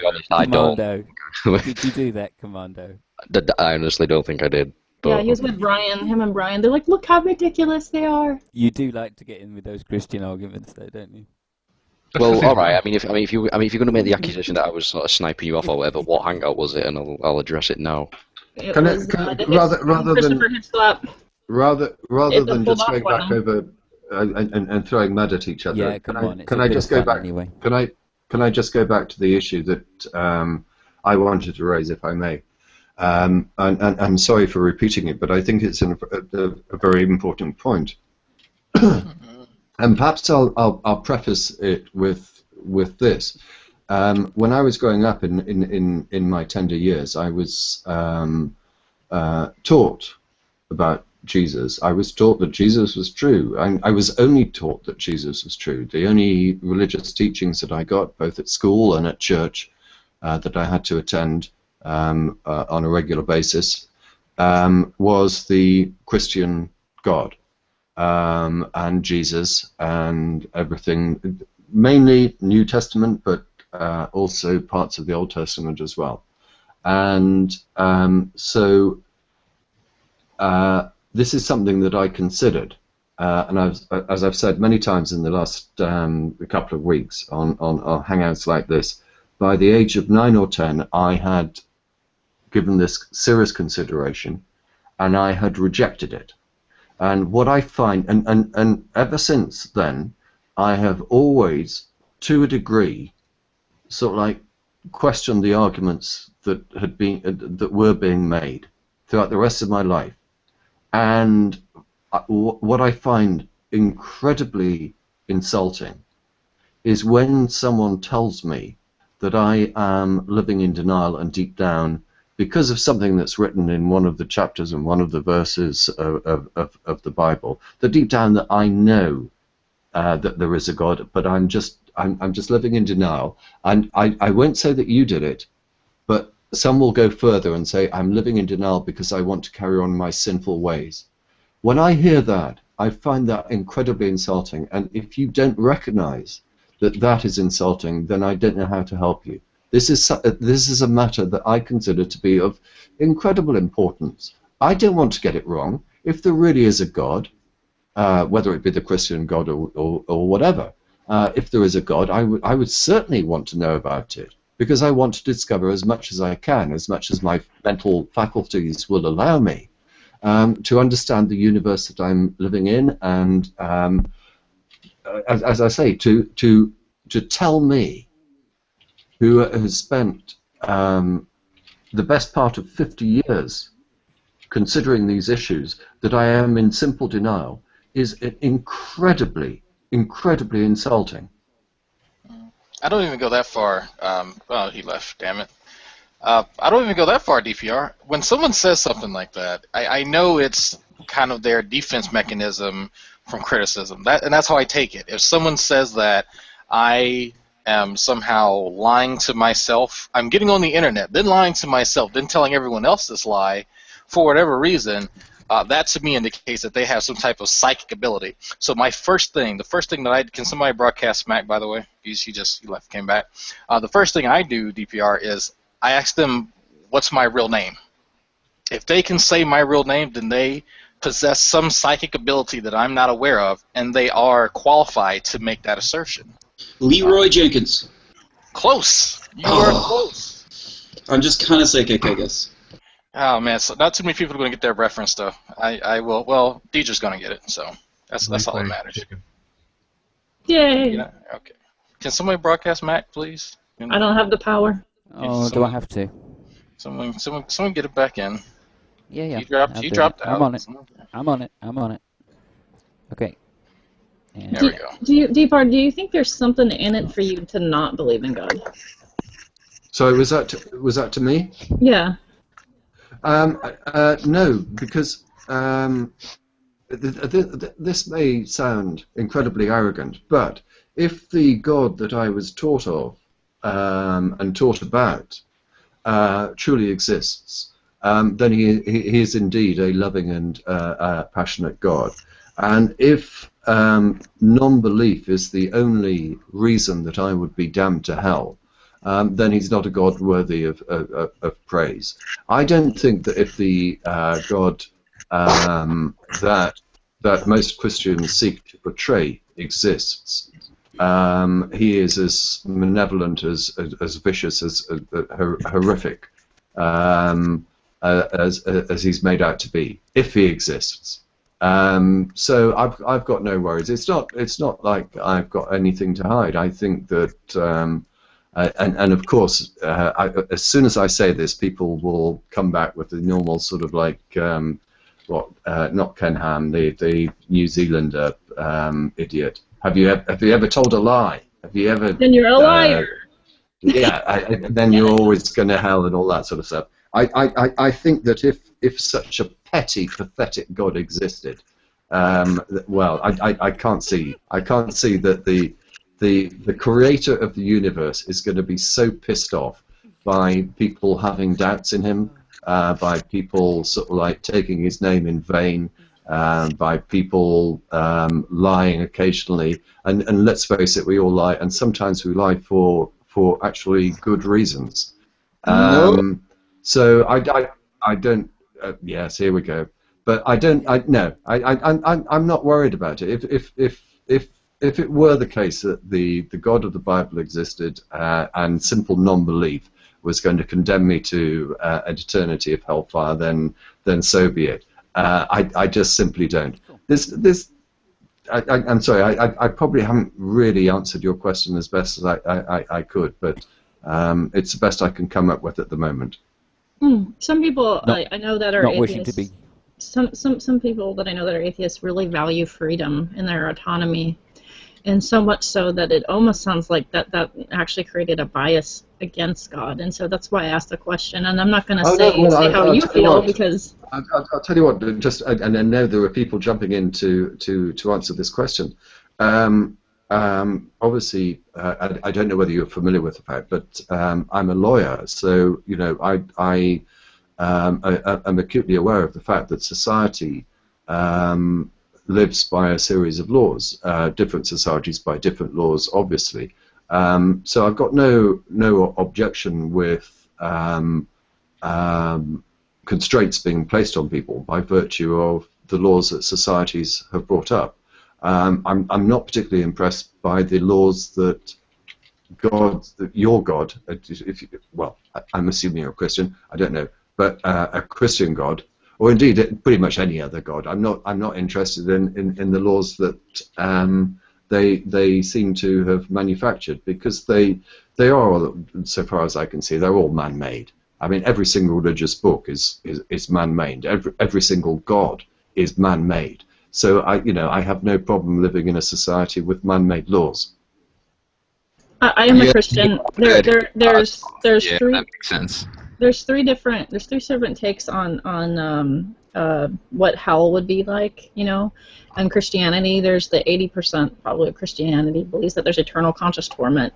I'm an annihilationist, meaning that I believe that the soul is a conditional thing. Everlasting life would be conditional. I would be a hopeful universalist, but I can't say that I could back that up scripturally. So I'm just curious, because I always think this is an interesting question to ask atheists. If universalism was true, and even though in your unbelief God still managed to save you, and again, this is in the hopeful category, so Mac, don't jump on me. If universalism was true and you still faced the Abrahamic God, would you be mad that that was true? Would you actually resent the fact that this is the God that was real? I would have a lot of questions for him. What a question! And one of them would be about his nature and his character. Yeah. And I think the question of Euthyphro's dilemma would be one of the first ones that I would ask him about, because if the entity that you believe in is so loving and all-powerful and almighty, why does he allow such suffering to take place? And I would have absolutely no problem whatsoever with asking that question. Now, he may, if he exists, and I ever got the opportunity to speak to him, he may have an answer for that. But there is no answer. There is no answer that I have heard from any Christian that explains Euthyphro's dilemma. Sure. Okay, so the question was, how would you feel? Would you be resentful? Yep. That was the question. Yeah. Well, it depends what answer he came up with. I mean, if for example, and this was an account I gave a couple of weeks ago, and I will try not to get quite as emotional about it as I did then. But I would say to him, look, a few years ago, I had a very good friend who had a son who you allowed to be born with cancer and to suffer for the last 6 months of his life in absolute pain, agony, all sorts of tubes in him, and allowed him to die a couple of days after his second birthday, and have left his parents still. Every day they think about that child and suffer as a consequence. What possible purpose would you have in doing that, God? Well, if you are all-loving and you care about everything, then he may have an answer for it. He may say, hey, have a look at him now. Isn't he getting on well? I just don't see the fact that there is going to be an answer there.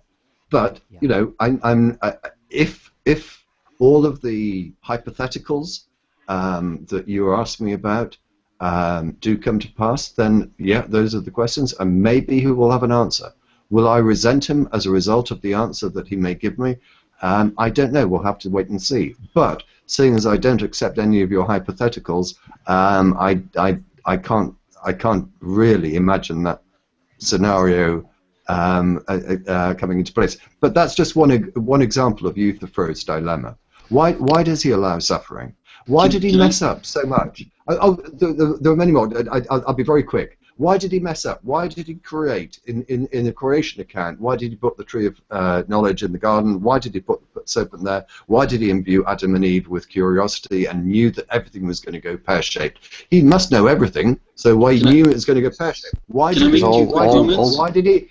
he have to resort to flooding and committing global genocide to try and clear up the mess he'd made the first time? Why did his sending his son to try and to be killed for the sins of everyone? Why did that also mess up? And why is he now, although he's promised never to flood the earth again, he's going to commit genocide again, or save a few 100,000 people when he destroys the earth in the end times? What sort of loving God is this? Those are the sorts of questions I would have for him, and I would have also, obviously, for anyone that believes in him.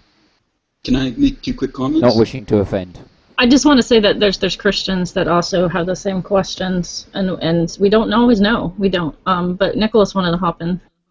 Yeah, is this Deidre? Is that your name? Yeah. Okay, I think we've met once before, but I recognize your name. Several times, Nicholas.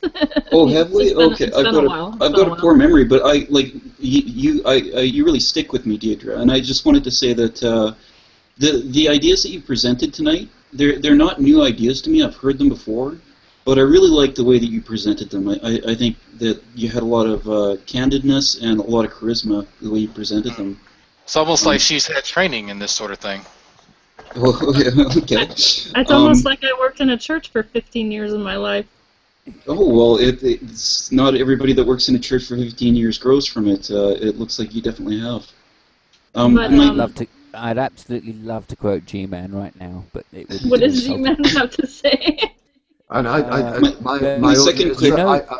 my audio is so bad. I thought those compliments were being paid to me. Oh, I actually appreciated your answer, DPR. I have those same questions even as a Christian, and I mean that's absolutely candid. You know, I do have those same questions of why does God allow suffering and stuff like that, and you know, I have my own traumatic experiences, and I have had a friend who lost their young child at 75 hours, pretty much, and so. You know, I don't have the answers. I could put cute answers, you know, like little Band-Aids over it and say, well, you know, but honestly, I mean, these are, I think, pretty real questions that most Christians do wrestle with. But for me... I'm sure they do. I wouldn't necessarily ask you to explain those answers. Yeah. Although I might do, but just out of curiosity, if you don't mind me asking, why is it that you believe in a God? I find purpose and meaning in my experience with faith, and I find that to be both beneficial in practice and giving me sort of a North Star in my life that's been helpful. And I understand the problem of pain. Even if you took God out of the equation, the world is full of these sort of horrific examples, as you pointed out. And I have this hope that there would be a reconciliation of all things, that things would be made right in the end. And I don't know how or why. I can't solve the problem of pain, but I would say that at least I'm hopeful that there might be some purpose in the end. Well, and this is what kind of bothers me, too. It almost seems like you could take out the God aspect and then just approach it from the religious aspect and say, well, religion offers placation for what happens in our lives. So it acts as a more readily available mental health facility or, you know, I guess avenue that people can take.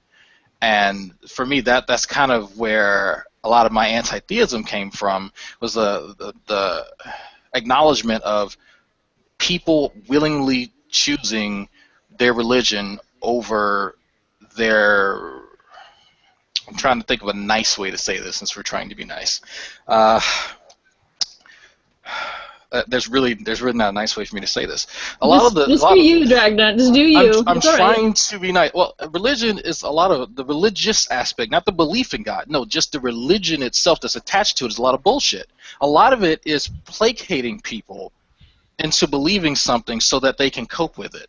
You can tell me that this person comes to my doorstep and shits on my door because it keeps away the ghosts. But in reality, he's doing it because he's an asshole. That person told me that so I wouldn't be pissed off and I wouldn't go kill him. You know, that's a practical way of handling a situation and for, you know, somebody else to help me avoid trouble. But it's still a bit of, you know, deception along with a solution. So that's kind of what I see, you know, religion as a lot of the time, not all the times. I do know many instances, and even in my own life, my biological father was probably kept out of prison, and I probably would have never met him if he didn't have his religious beliefs, just because of the set of events that had taken place before I'd met him. And this is something that he is a testament to his faith, as he calls it. And for me, it's after one of the first One of the first conversations I've had with my father as an adult was that he acknowledged the fact that I don't believe as he does, and he says that the reason he does believe is because of these certain sets of events that happen, and he just kind of fell back onto his faith, and that gave him the strength not to go and do something horrible and end up in prison. But for me, that's someone saying I didn't have the tools that I needed in order to cope with this. I didn't have the mental health facilitators that I needed. I didn't have life coaches. I didn't have the financial or the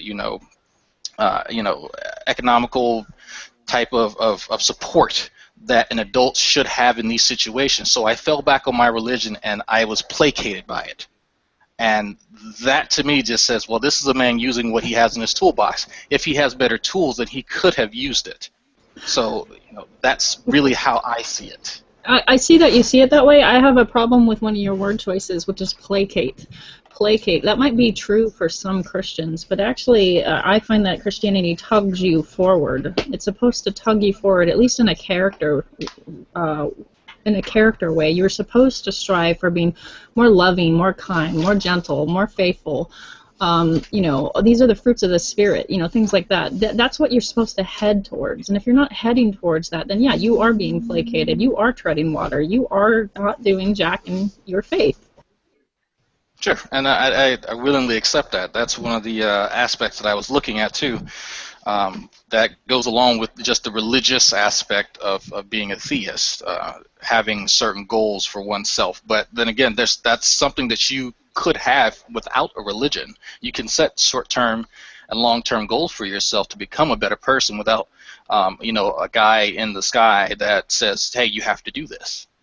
Religion reminds you and tugs you back and says, when you don't feel it, that this is where you need to go. And I'm just trying to talk about the utility of religion besides just like the wooey faith part, because, you know, the wooey faith part is going to be the part where you're like, shut up.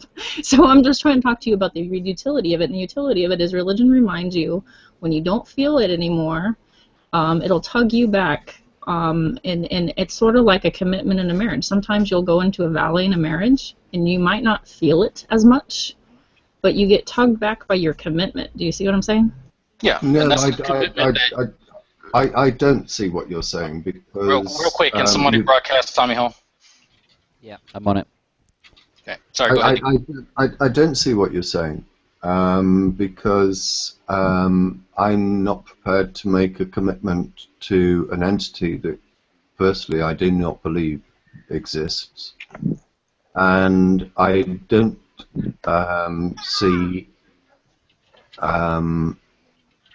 see having not made that not making that commitment, religion would do anything for me at all. And I just going back to something that was touched upon. I guess it goes back to this assumption that people who think they're religious think they know that what I think, what I believe. It's as insulting, and I suspect that you wouldn't say this. I don't know. Some, not all Christians do, but some do. But you can't be good without God. That is again one of these things that I find very difficult to deal with. And I have something to say to that. Yeah, sure. Go ahead. As long as you allow me to. As long as you allow me to reply. Scott. I think you hit Control D, Deidre. Sorry. I know it's that Scott's phone has an actual music playing when it rings, and I have to mute so it didn't flag. It's not his channel. Anyway, you said something and it flagged my brain really quick, and then that just happened. It just completely. Okay, well, let me remind me. Let me remind you quick what I said. I don't feel any sort of like commitment or going back to God because I don't believe in God. But also, secondly, and this is perhaps the one that sort of like hit something with you, is that I also find it deeply offensive to be told that I cannot be good without a belief in God. Okay. And I see myself as being a very good person, a very loving person, a very caring person, and I see many religious people. I'm not casting this brush against you, but many religious people being terrible in the way they believe, the way they act, and whatever. So don't tell me I need a God to be a good person. So this is where I'm gonna be really appalling to you, and you're gonna want to throw something at me. So I'm gonna just warn you ahead of time. Okay. But I am a sort of a modified divine command theorist that I do believe that when the Bible says you are made in God's image, that he's talking about all mankind, like everybody, man, woman, like believer, non-believer. We're all made in God's image. And part of that is that God has given you the capacity to do good, meaning the capacity to reflect his nature. Now that does not mean that you don't have the choice to use that, but you have the tools that have been created in the first place. Okay, I need to just interrupt here to say, is Nadia there? Are you there, Nadia? I think Nadia's in the land of Nod at the moment. Oh, is she? Okay. Well, the live feed has crashed, so we're not live anymore.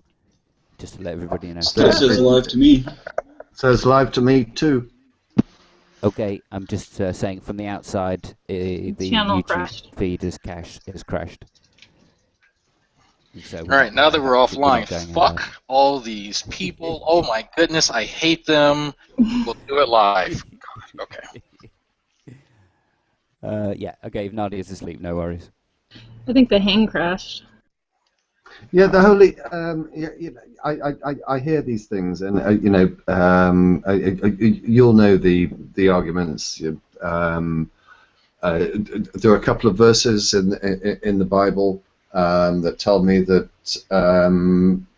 my conscience is written in my heart. It's either first or second Romans or something. There's another one in somewhere in Timothy, I think. Can you understand why I'm totally unpersuaded by this? Because well, if you don't, let me just explain, and then you can address these issues. Okay, and it goes back to something that I said before. I believe, and Quagna, I think you need to mute your microphone because we can hear you cooking. And it's oh, sorry. That's not a problem. Yeah, I mean my point is this, that is it's that I genuinely believe that every single god is man-made, and humanity has a wonderful ability, and a history records that every single civilization that we're aware of has created gods. So God creation is something that is commonplace. It's banal.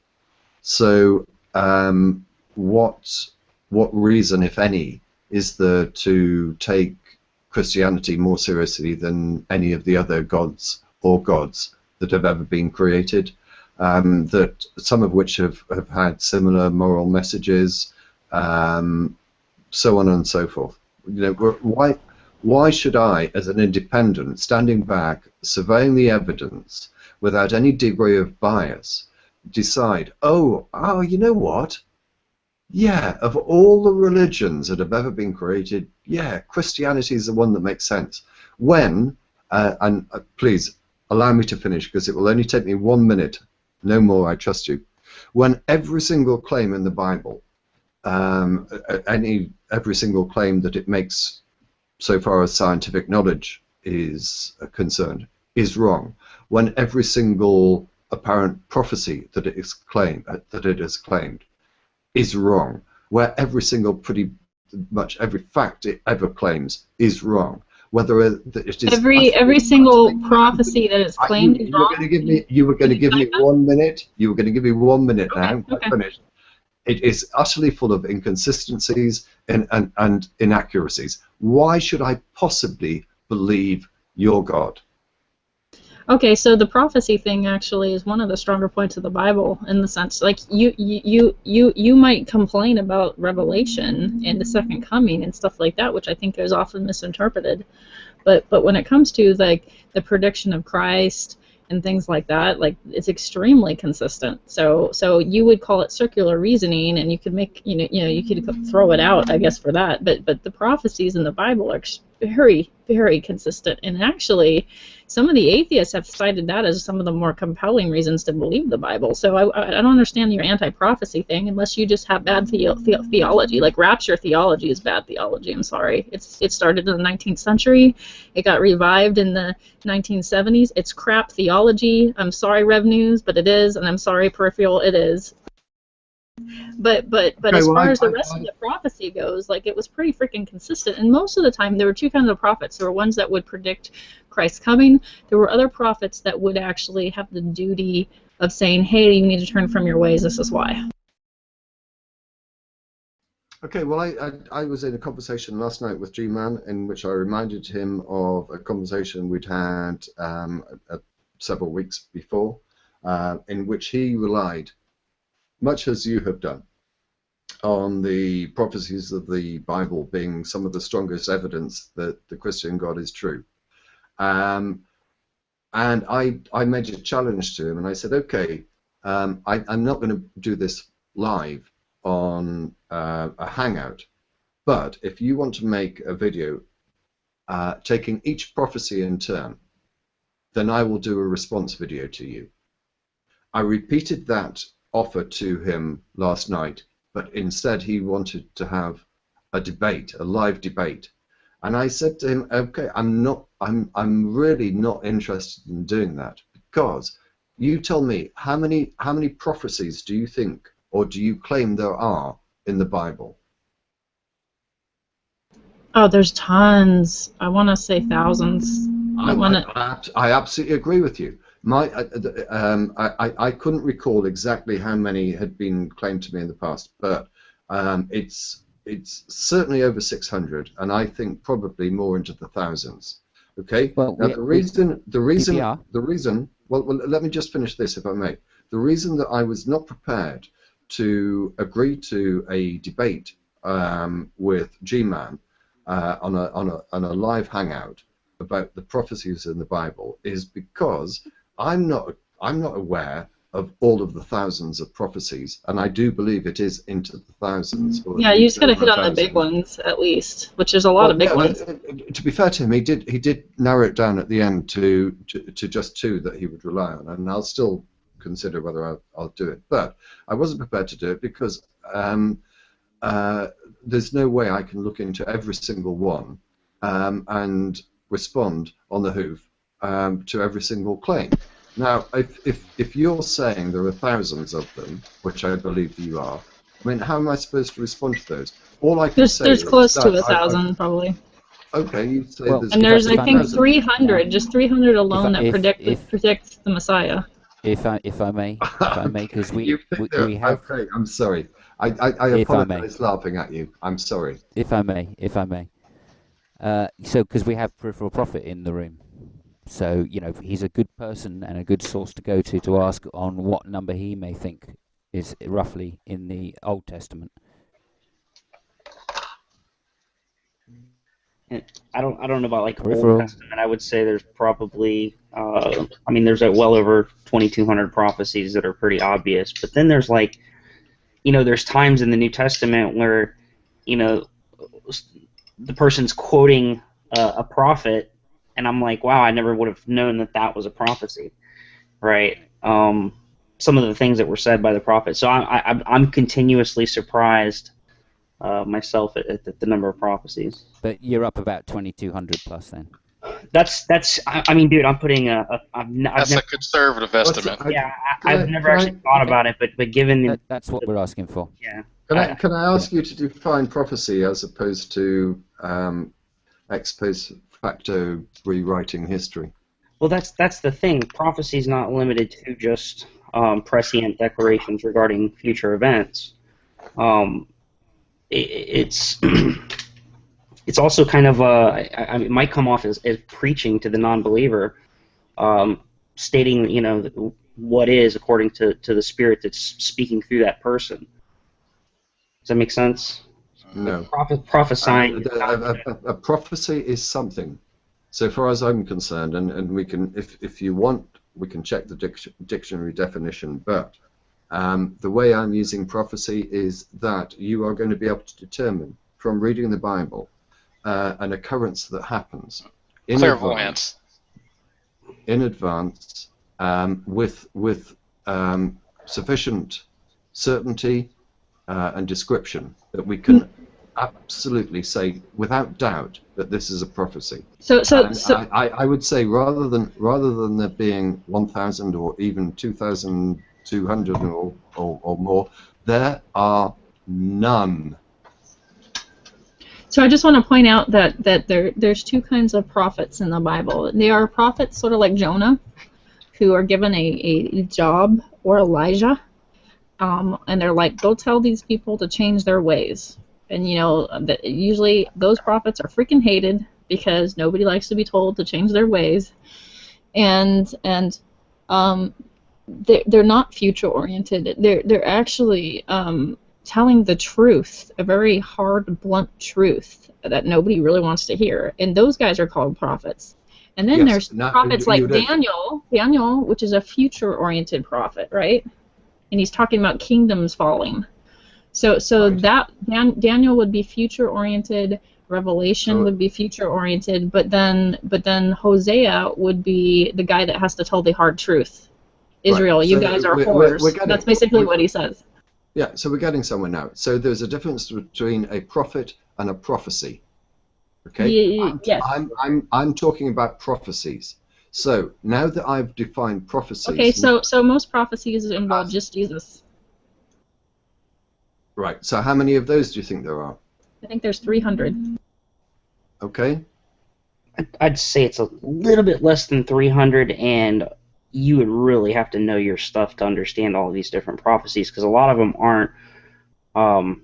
Obviously, we have certain references to the future Messiah directly, which is not a problem. Those are pretty obvious prophecies, but certain things, just in the way that the Jews did things, the whole sacrifice itself was a small prophecy in the sense of the future event when Christ would come as the Lamb, right?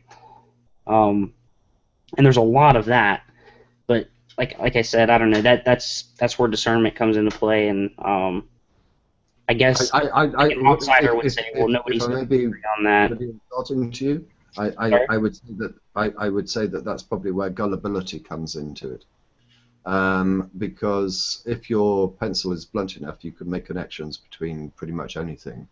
And well, I mean, we have direct references for that. That was just one. Yeah. Okay. Well, maybe we can get on and discuss that. But let me give you another example of where I see the idea of prophecies in the Bible going absolutely pear-shaped.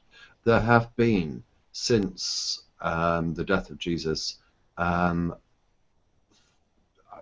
I won't say thousands. I will certainly say hundreds of end-of-earth prophecies, all derived from the Bible, or by people who believe in the Bible, and they're still happening. Yes, and it even says in the Bible, no one knows the day or the time nor the hour, and yet these idiots keep trying to do that. There's in that case, it's even worse than that. I absolutely embrace that acceptance that you've just made, that no one can say but people claim that they can. It even says in Revelation that no one will know. That's what's funny. So they need to read their Bible again. Tell Harold Campling that. Yeah, he needs to read the Bible again. Well, he did, but unfortunately he's dead now.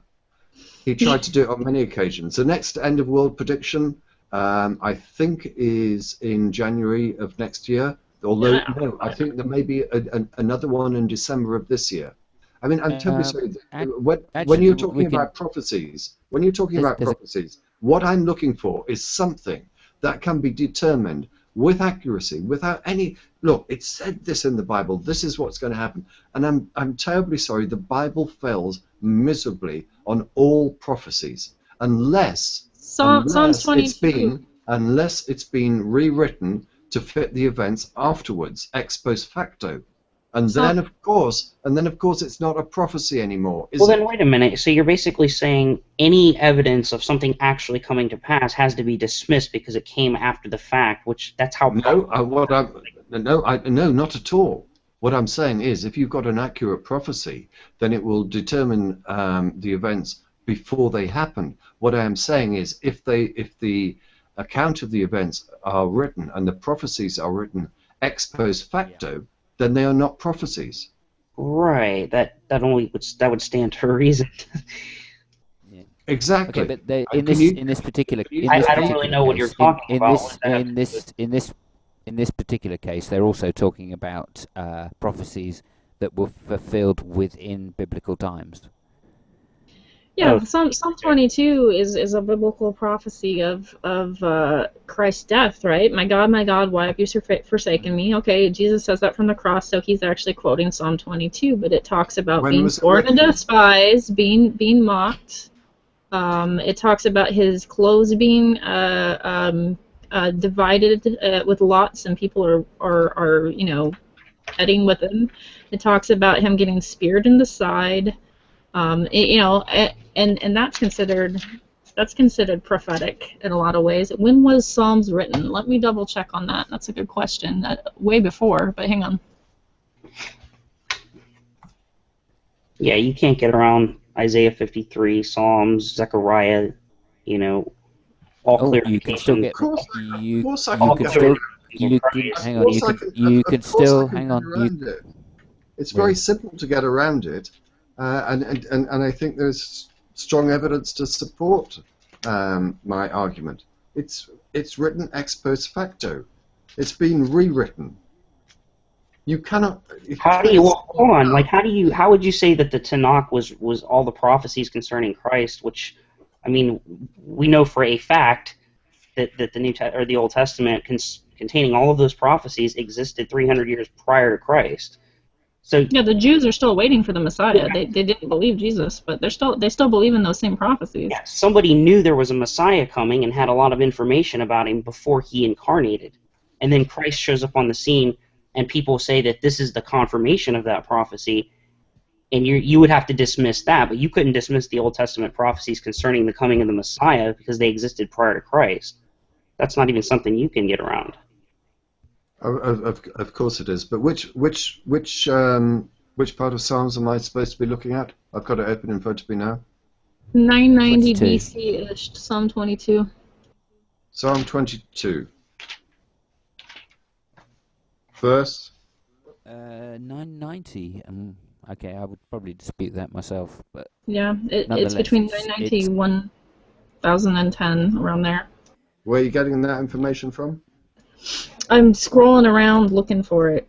Yeah. This is an apologetic site, so let me see if I can. Which particular verse were you asking me to read of Psalms? I don't. 22. Well, Psalm 22, right? The entire chapter is considered to be prophetic. I mean, my God, why hast thou forsaken me? That one. Yeah, it starts out that way. So again, you could say Jesus quoted that. Okay. Yeah. Well, who wrote Psalms? David, Solomon, and I don't know. I think the best answer is I don't know. There's quite a few authors, but primarily David, I would say. Okay. Good. This is interesting. Is it? So, do you have anything else to back up prophecy? I do find this interesting, since I personally don't find prophecies very compelling. I don't think I ever did. Even when I was a Christian, I didn't really find it as a compelling to convince me of the Christian faith. Yeah, prophecy is not for unbelievers, so it wouldn't. If you ever came to Christ, it wouldn't be because before you accepted Christ, you believed in prophecy. Prophecy is not. I mean, this really is from the Christian perspective, is a pointless conversation to have with non-believers. I mean, no, there was a point in my time where I was very devoted to what I would consider the Christian God. There was that unmistakable faith, almost unshakable faith up until a certain point, but prophecy wasn't what I hinged my my faith on. Right. It's not exactly where I hinge my faith on, but it's how I make the jump from Judaism to Christianity, right? Between the prophecy and the covenants, it makes a lot of sense, and it actually will tie together. But again, if you weren't a Christian, I can understand that this just is crazy to you. But he took a shot at prophecy, and so I was just like, but there's messianic prophecy in the Bible. No, I just find the idea of prophecy interesting overall. It's not something that it would have, for me, it would have to be very specific. It would be unmistakable that this particular tome stated by name, by event, to the detail, to the year, and there was no way that something like this could have will become president. Oh my God! I think DPR's point is, of course, the nail, and which means we have to know the dates that things were written at quite accurately, in order to at least. That's why I don't even waste my time, for example, Simon, on when was Psalms or Isaiah written? These very big prophecies, because I know that every historical scholar worth his weight in salt knows that the Old Testament was translated into Greek, into the Septuagint, long before Christ. So I don't even argue those dates. I just say we know for a fact that the Tanakh existed with all of the prophecies concerning Christ prior to Christ. Right. I would dispute what you said about the Septuagint with the one I can't pronounce. The Septuagint? Yeah, isn't that about 70 AD? No, isn't No. that about 160 AD? No, that's BC. Okay. I'll just check, so I'll be back in a minute. Someone say textual criticism 3 times fast and summon Seamus. Yeah, Seamus probably would be better than me to have any kind of historical conversation, but I do know a little bit, and I know that we know that the Bible was translated prior to Christ. Well, So Dragnot, you broke the live stream. It was you that did it. Oh, it was me. Right as you started to go for a kill shot, it was like. Well, I will take my lickings as they come with my bag of brown sugar here. Brown sugar is the best. I'm making I don't know what you call it, but it's rice, ground beef, and baked beans together. A little bit of brown sugar. Any recipe that has brown sugar becomes a better recipe. Oh yeah. I have turbinado too, and I'm kind of scared to use it in this recipe. But anyway, on about the gods and No.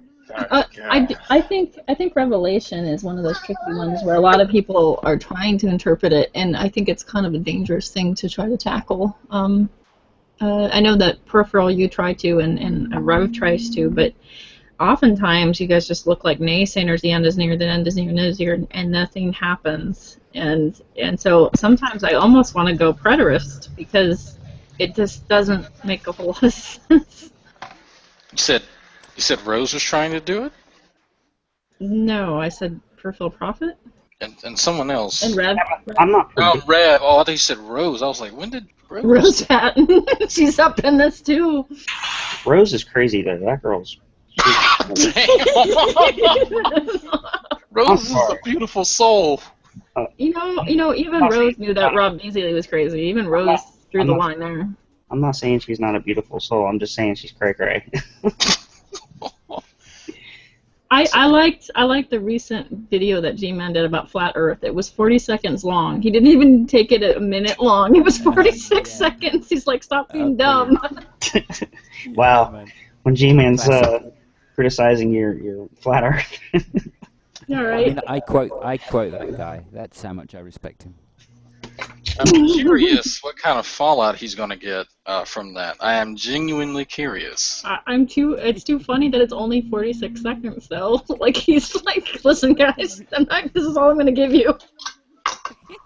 I mean, this is one of the few times I commend him for that, but yeah. you know there's going to be some backlash. I haven't even asked him what happened between him and King, because of course, like clockwork, no pun intended, fucking King stabbed him in the back, so I don't know what became of that.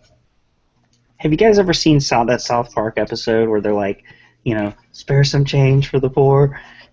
Have you guys seen that? Oh, it was change. That's what I feel like with this whole flat Earth. It's just over. It's all I keep hearing about. It's like, I did enjoy what's his name, Bible thumping wingnut, saying that he thinks that it was some covert operation by atheists to make Christians look stupid. I love that because it makes sense. It makes complete sense, beautiful. But it's not. It's not true. It's just really. That would be underhanded. That would be, and it'd be funny, but it's Commando's not like. Flat Earther, though, right? Yes, dude. Now you've told me, I'm spreading it, man. That's a meme and a half. I love it. New conspiracy for us. I mean, it's funny though, but it's just kind of sad. It's like, we got Christians complaining over Starbucks coffee cups. While there are Christians that are being slaughtered in other countries. Oh man, the torture. I saw my Facebook on Deidre was like, Christians, stop being stupid. And I was going to tag all my family in it, and I was like, no, let me not do that. Christians, stop being stupid. Stop being dumb. Stop being silly. Because they're like, I can't believe they don't have Christmas on Starbucks cups anymore. And I'm like, I don't think they ever did. Oh, I was looking. I was like, did they? Like, didn't they always kind of like skate the line? Like, oh, okay, happy holidays, everybody. Ha ha ha. When I worked at Starbucks, we didn't have Christmas cups, so I don't know what they're thinking. I'm thinking Coca-Cola. The same Christians will go out and buy a Christmas tree and not think anything of it, and just go, okay, if we're going to be really offended by being authentic to our religious beliefs, then let's not, go grab pagan things every so often. How about that? Yeah, no big deal. Hey, well, we make it up. We go, this is the tree before Jesus got crucified on it. There you go. Was that too much? Is that too blasphemous? That is definitely blasphemous. Minus 10 Jesus points for you. God did not appreciate that joke. I hope God has a sense of humor, otherwise I'm in trouble. Oh, he does. He has a sense of humor. Have you seen the Kardashians? What I would call a maximal sense of humor. There you go. God's like, well, you know what? Let's shake things up. I'm going to create a family called the Kardashians. Some Christians around here don't understand that when I make fun of other Christians, it's not necessarily that I'm making fun of God. And they seem to conflate the issue. Well, I think there's this United Christian Front that kind of crops up every so often. Bull. It's absolutely bull. All of us know it's bull, but you'll see people like Beckel. Well, they'll do it, and you'll be like, oh, these atheists, this atheist, that. They're just trying to stir trouble, even though they would be arguing 30 minutes into the hangout, and then you come in and you go, oh, that person has a point, and then he goes, no, you're just trying to sow discord. No. I'm like, dude, really? Just, are you that sensitive? Or what's the victim complex? Guy, calm down. And, it's like, there wouldn't be 50,000, I'm exaggerating, denominations if you all, agreed with one another. Of course, that's going to happen. Just don't get your panties in a bunch. So like there's hills to die on. I would say the deity of Christ, Christ's death and resurrection, things like that. Turn your vibrator off. Those are hills to die on. But then there's a lot of how do I say it? Second doctrines or just Calvinist. Say it. Say Calvinist. Say it. I dare Calvinism, Arminianism, Molinism, Thomanism, idealism. They're all secondary doctrines. Yep. Baptists, Methodists, secondary doctrines. And then people make this mistake of taking those secondary doctrines, and not you atheists, I mean other Christians, and making them like a sticking point, and everybody else that doesn't follow these secondary doctrines is demonic somehow. And I think it's ridiculous. What's the primary doctrine then? What are the primary doctrines? I would say, like, for instance, Jesus dying on the cross and the atonement would be a primary doctrine. Well, that's just a small underpinning of, certain beliefs. So we can kind of put that in the pocket for right now and just go, do you realize that if you believe, you are chosen to believe, and you can't not be chosen? Salvation through grace, and that's not an anti-Catholic one, because Catholics do believe salvation is through grace too. The deity of Christ, resurrection of Christ, the gospel itself, meaning like Jesus actually coming in person, and for the forgiveness of sins. Can we expand upon monotheism? Can we expand upon the gospel definition? That Christ died for your sins according to Christians, that he was buried and raised on the third day according to Scripture. So basically echoing the Nicene Creed. Yeah, okay. So you're not talking about the whole of the book, but just that particular Nicene Creed part. Yeah. If you have some weird idea or doctrine about Judas, for instance, which happens to be in the Gospels, which some people do, like Fiona had a really weird on Judas, and I was like, that's a really weird take. That's not... She's like, what if Judas really trusted God a lot, and that's why Judas did what he did? And I was like, what? I've never heard anybody bring it up that way. But is that a salvation issue? What if Judas really trusted God fully? And that's why Judas was comfortable betraying him. Yeah. It was okay. It's kind of Thomas, isn't it? But yeah. Okay. Carry on. Yeah, it was a really weird take on it. But that wouldn't be a salvation issue. I wouldn't go and break my monitor over it and go, you're not in the club anymore. Yeah, okay, sorry, so you mean the Nicene Creed, and then you went on to say forgiveness of sins, I believe was the next one. Yeah, forgiveness of sins. Any more than that? Belief in every prophecy ever made. Monotheism. Okay. Okay. Covering the bases, I see. And then the Holy Trinity is a tough one, because that's sort of on the gray line of essentials and non-essentials. Yeah, that's on the gray line of people used to die because they didn't believe in it. Yeah, or because they did.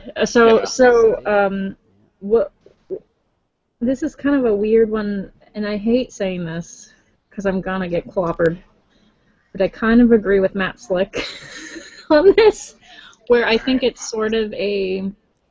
Are you ready, Drag? It's essential as if you have a full understanding and reject it, but I think most people struggle with understanding the Trinity, and their rejection is because they don't understand it. So if it's just that you can't understand the Trinity, then I think that's not a salvation issue. I've adopted Dr. Michael Brown's complex unity. I'll have to look into that. Yeah. They can't even get it right in Titus. How are they going to get a Trinity right? I love how you're wielding Titus like you know what Titus is. You know Titus is Paul up against the Epicureans. You know that, right? I know exactly what Titus is. I wouldn't make mock of you at all about your belief in the Trinity if you could explain it to me in a coherent way. If she can't, we kill her. It's not a trick question. It's not having a go at you. I honestly, I will not criticize you whatsoever if you can explain the concept of the Trinity in a way that is coherent to me. Real quick before you do that, you said Dr. Michael Brown. Yeah, he was Jewish, but he came to Christ. But he doesn't. I mean, he's essentially a Trinitarian, but he says it would be more apt to say a complex unity instead of a Trinity. Okay, I just want to look it up real quick. All of the references that God makes to himself as being one God and such. And then we have the image of God, which is the image of the invisible God, which is Jesus Christ. So it's all the same God that, whether you're seeing Jesus or God the Father in action, right? But so he says complex unity, which I really like that phrase, complex unity, because as much as we talk about it, you can't fully grasp God's ontology unless you were either God or had it revealed to you. And I think that we're just doing the best that we can with what we are given. Okay, yeah, I'm going to look it up. Go ahead, Deidre. I would go with the Athanasian Creed, as I find that it's actually the best way to explain the Trinity, better than the egg, better than the water and the steam, stuff like that. And I'd say that God is one person, but is made of 3 persons into one person and being, which is right there. That's where you get to incomprehensible. And that there is a Father, a Son, and a Holy Spirit. The Father is not created by the Son. The Holy Spirit is not created by the Spirit or the Father. That all 3 actually always are, always will be, and because they're all part of God. They're all part of God's being. How do I explain it? There's one Father, not 3 fathers. There's one Son, not 3 sons. There's one Holy Spirit, not 3 Holy Spirits. That you just got it. Yeah. No. Check this out. You got Jesus with a G. All right. Holy Spirit with an O, and Dad. There you go. 3 parts in one. I mean, I'm terribly sorry, and I didn't want to deliberately put you in an uncomfortable position, but I think it's something that no theologian has ever managed to explain in any coherent way. At least, let me say this, in a coherent way that a non-theist would believe. But there again, I think that a theist is perfectly capable of interpreting and accepting and adopting all sorts of crazy nonsense ideas, provided they fit in with their world belief. And unfortunately, my world belief does not include a God, and does not seem to make sense of a God, a Son of a God, and a Holy Spirit, all of which are the same, but they're completely separate and whatever. This is another one of the things that I have to say, it's not my problem to sort out. I'm always prepared to listen to the explanations that are put forward, because they just get more and more risible every time I hear them. It's a crazy nonsense, and if I see someone is filling the side chat now with stuff I'm not even the slightest bit interested in reading. That's the Athanasian Creed, and that is probably your best bet to understanding the Trinity. And I am very bad at shortening this up into a nutshell. We can try to play a game and go, God is like an egg, and the shell and the yolk, and you can try to kind of explain it that way. But the Athanasian Creed spells it out the best way. Yeah, but you buy into this, don't you? Yes. If I was a Christian and said I was a Christian and didn't buy into that, then I would be a very bad Christian, wouldn't I? And I would be a liar. Well, I don't know. I'm not entirely sure that all Christians do necessarily buy into the concept of the Trinity. I know that they would be Unitarians, you do, yeah. But every time, you get institutions that tell you what the Trinity is. The Catholic Church tries to explain it, and it's I don't know whether this comes from the Catholic Church or a different church or whatever, but I mean, you struggle with the concept, and I think deep down, if you thought about it, the reason that you would accept it or accept similar arguments is because if you didn't, it would, as you rightly say, it would upset your Christian beliefs. Well, hey, I've got no problem with upsetting your Christian beliefs in the same way that you have no problem trying to upset my atheist beliefs. But you explain the truth. You just have a long, hard think about it. And I know that sounds incredibly patronizing, and I want to withdraw the word. I have had a long, hard withdraw that. Think about that for 35 years. I didn't mean it to be so condescending. But I'm sorry, if you cannot explain it, then I think that you as a matter of intellectual honesty, you ought to question your position. I'm thinking of a way of how to shorten the Athanasian Creed. If I could just say something before you do, which is to say, Deirdre is one of the most Christian of the Christians on here, just to give her the due respect that she does, and she would never say, and she has never said to me, that I'm suppressing the truth. Just to point those two things out. I apologise if I've caused offence, but it's not necessarily the underlying point remains the same. It does, and she would accept that, I'm sure. Okay, but I just wish to point that out to you, DPR. Yeah, and I apologise. As soon as I'd said those words, I realised that they were coming across as very, very condescending and unnecessary. Just to point out, just to point out, it was Mac and Commando that hold that view, but not necessarily. Okay, I accept that point, and I've made my apology. I don't think we need Okay, so one God. We are monotheists. We believe one God, but there are three persons within God. Now, these three persons still have the same mind and the same will. So, again, there's going to be this would be called a paradox, right? So every Christian is pressed to yes. Right. Okay. If they are the same person, why do they talk to each other as if they're different people? So I think Jesus talks to God in the way that's modeled in the Garden of Gethsemane. We see the most intimate moments where he cries out to God and says, "If it be your will, let this cup pass from me," and stuff like that. That's one. Okay, he also our does Father it that art in the heaven, yeah. My God, why have you forsaken me? Yep. Yeah. Okay, I think Jesus does that for our benefit. God does that for our benefit. Jesus is God in flesh. There's a purpose for God to actually make himself known to us in this way. How do we comprehend God? How do we know how to approach God? I'll tell you what I'm told about God. God is all-knowing. So if God is also Jesus, then Jesus knows that he's going to be resurrected in 3 days. So why is he bothered about dying?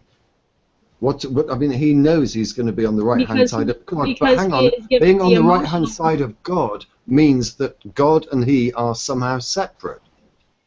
Because but you've just said that they're the same person. Mm-hmm. So we believe that there maybe is a paradox in space and time, and that Jesus actually is feeling what we would feel and experiencing the same experience that we would feel, all while still being God. Kind of sounds like an excuse, doesn't it? I mean, it would be that Jesus would experience. I'm terribly sorry. You will. If you've been looking at the screen, you will have realised that I have been laughing at the comments that you've been making, and I'm terribly sorry. I make no apology for doing so, because your explanation for the Trinity is as risible as every other one I've ever heard before, and I do not mean that as a personal. Yeah, it's traditional. It's traditional. I have a traditional explanation to the Trinity. Sorry, it's Catholic even. Yeah, it may well be, but it's not one that is persuasive to me. So if I laugh, my job isn't to persuade you. Actually, my job isn't to persuade you. I think that you have to have an experience with God yourself, and I cannot manufacture that experience with you. So my job isn't to persuade you. You can laugh at my God and me all you want. I won't take offense. Well, unfortunately, I won't laugh at you, but I will laugh at your explanation. I'm terribly sorry, I will. My explanation's traditional. If you got Maximus in here, he'd give you the same explanation with prettier words. It doesn't matter where the explanation comes from. It makes no sense. It never has made any sense. And unfortunately, DPR, why don't you tell her what part of it doesn't make sense? What? Why don't you tell her what part of it is incoherent? I think the part about the time paradox. Everything you've just listened to doesn't make sense. Well, how about this? How about we okay, the time paradox is what threw me off. How about we kind of dig into that?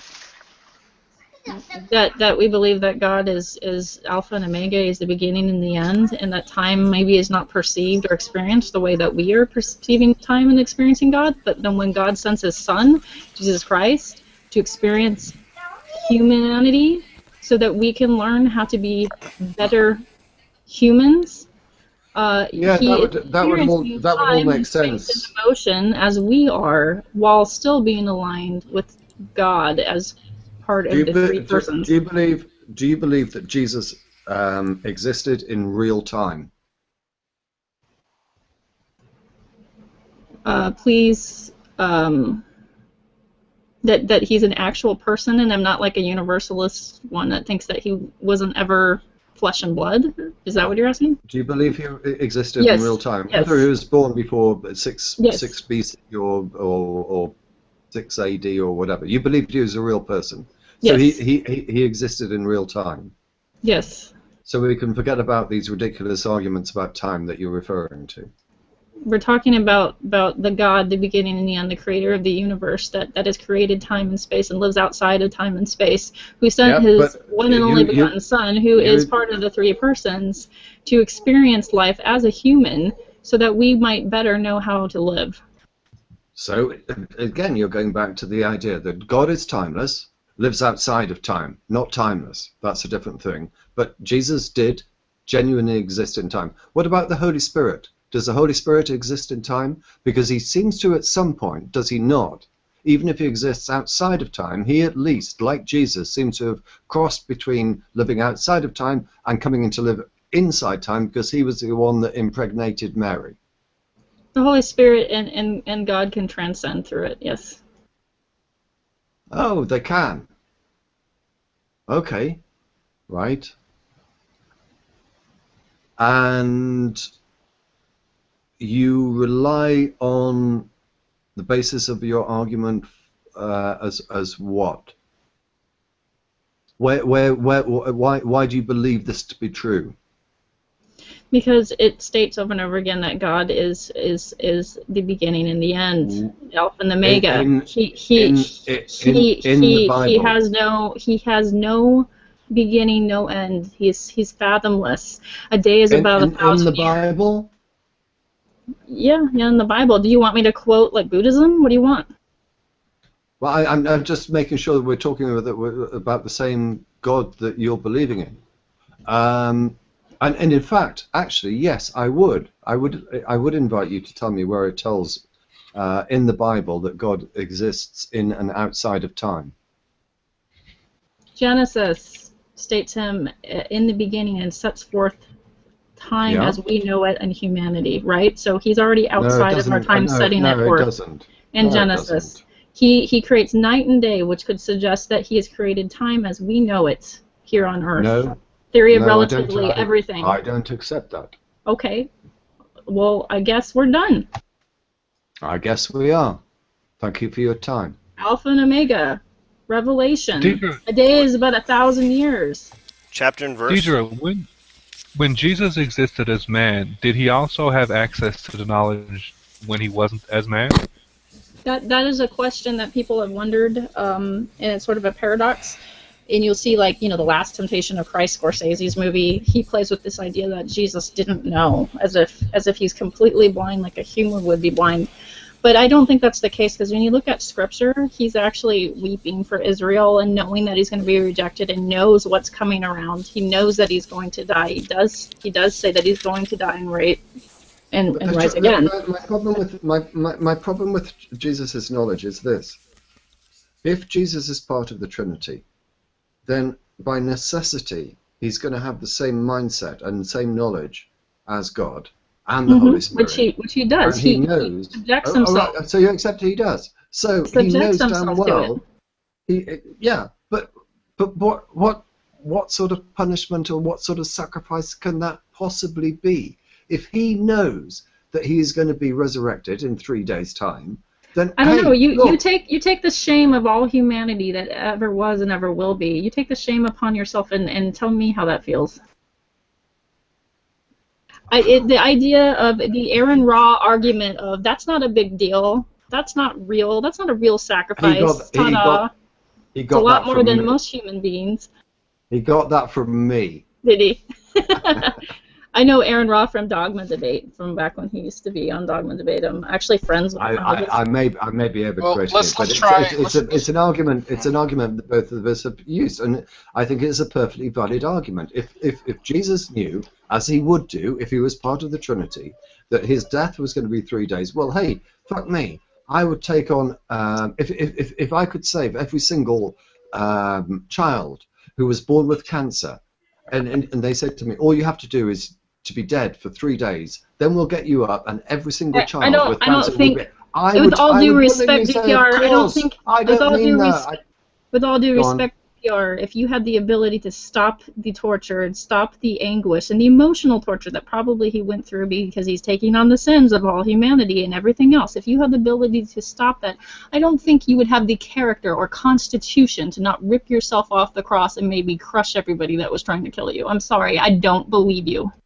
Well, if I had the knowledge that Jesus had, I would willingly do it.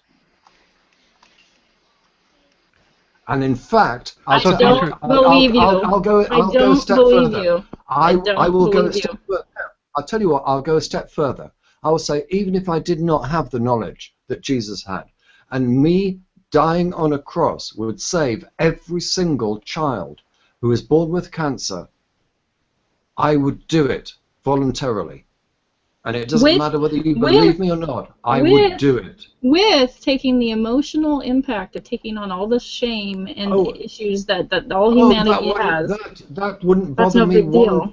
That wouldn't bother me one jot. You wouldn't feel anything, right? I yes, think you don't know what you're asking for. I would feel as if I was going to die, and I would die. Yeah, no. No, you refuse to accept it because atheists can't do that sort of thing. You want to belittle what Christ did on the cross because it makes you feel bigger. It makes you feel more moral. Well, sorry, I don't believe you're more moral than God. I have absolutely no doubt whatsoever in saying that I am more moral than the God that you believe in. I don't believe that you're more moral than God. Yes, well, you don't want to, but I am. I doubt it. I don't think you have the constitution or the balls. And so are you, though, too, cool. Deidre. No. I don't think we can tell Deidre what her morality is. I think that's something that she would need to actually say. Deidre, when Jesus was here as a man, and you said he had the knowledge of God still, what does it mean when because he says something like, I'm paraphrasing, something like, God, why have you done, how hast thou forsaken me, or something like that. It seems like he's asking God a question. So, that doesn't seem what way do you interpret that? You know the passage I'm referring to, right? I interpret that like a Catholic would interpret it, that he's experiencing what a non-believer would experience when they are separated from God, and that would create anguish. But how can a part of the Trinity lose his faith because he knows he's? He doesn't lose his faith because mind you, people that go to hell, if you want, I'm an annihilationist, but if you want to go with traditional eternal conscious torment, those people in hell suddenly do believe in God. They just curse him. How on earth do you know that? Have you ever experienced hell? I'm going by theologians and church history. Exactly. You're buying into the bullshit that's been sold to you. Yeah, well, like most religions, you would follow traditional thought, right? Right? You wouldn't just pull it out of your ass all the time, would you? Oh no, I think you raise a very interesting point. Like most religions that have ever been created, every single one, as I'm repeating myself now, every single religion is man-made. Mm-hmm. It's a man-made construct. You can feel that way if you want to. It doesn't necessarily. I can not only feel that way, I can prove it to be the case. You prove me that there's no God. Prove it to me. I can't. There you go. It's not that isn't a contradiction, by the way. And faith has to be experienced. Faith has to be experienced, and I can't make that happen. No, all faith requires is gullibility. I disagree. Of course you do, because you're gullible. You don't know what I am. You don't know me as a person. I know that if you buy into religion, you've either got some personal experience, which is not the best evidence at all, or you're gullible, or probably both. Just try and be kind. I can barely hear you, Rebecca. Really low, Rebecca. Sorry, it's better now. Is that better? Yeah, much better. Just saying to the magic sandwich, just try and be kind. Like if you're, you know, I understand that you're saying that in order to believe in fictional or a god or gods, that you're saying that you're gullible in your opinion, but for some people, like we've talked about before, it's necessary for them. Like some people are born religious, and that's okay. Oh yes, I would accept that. It's perfectly okay for. Well, I'm not entirely sure I would accept actually that people are born into religion. I think that I think people are born atheists, and there is a strong propensity for people to create gods, and I think that propensity exists in a young child. I think if it is reinforced by the teachings of its parents and the society in which it moves in, it is reinforced. And in that way, I don't sort of totally blame those that are religious as being gullible. And perhaps I have been a little bit too harsh. In the same way as I've said previously, I think that Dawkins is probably too harsh by saying that these people are delusional. But I don't think there's any reason to believe that their convictions are accurate. Perhaps that's the lowest I can put it.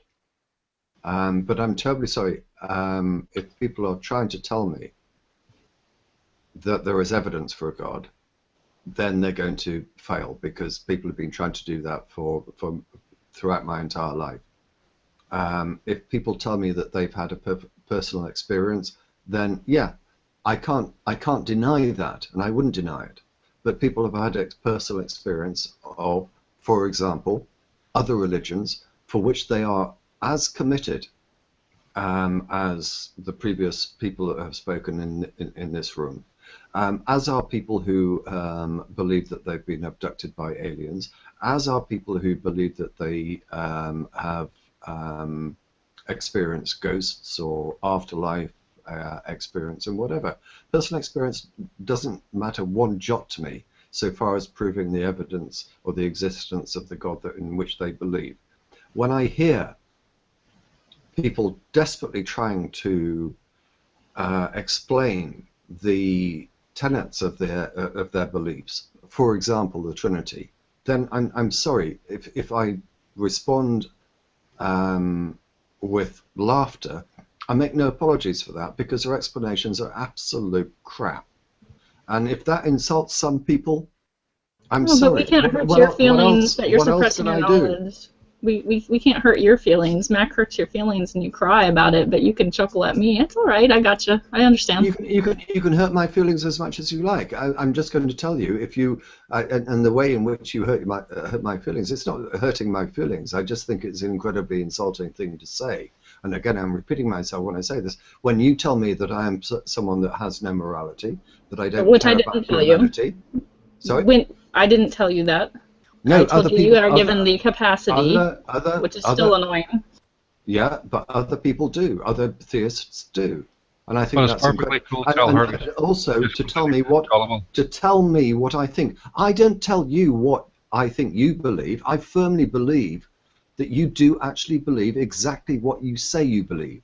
But when someone turns around to me and says, "No, DPR, you're not being honest with me.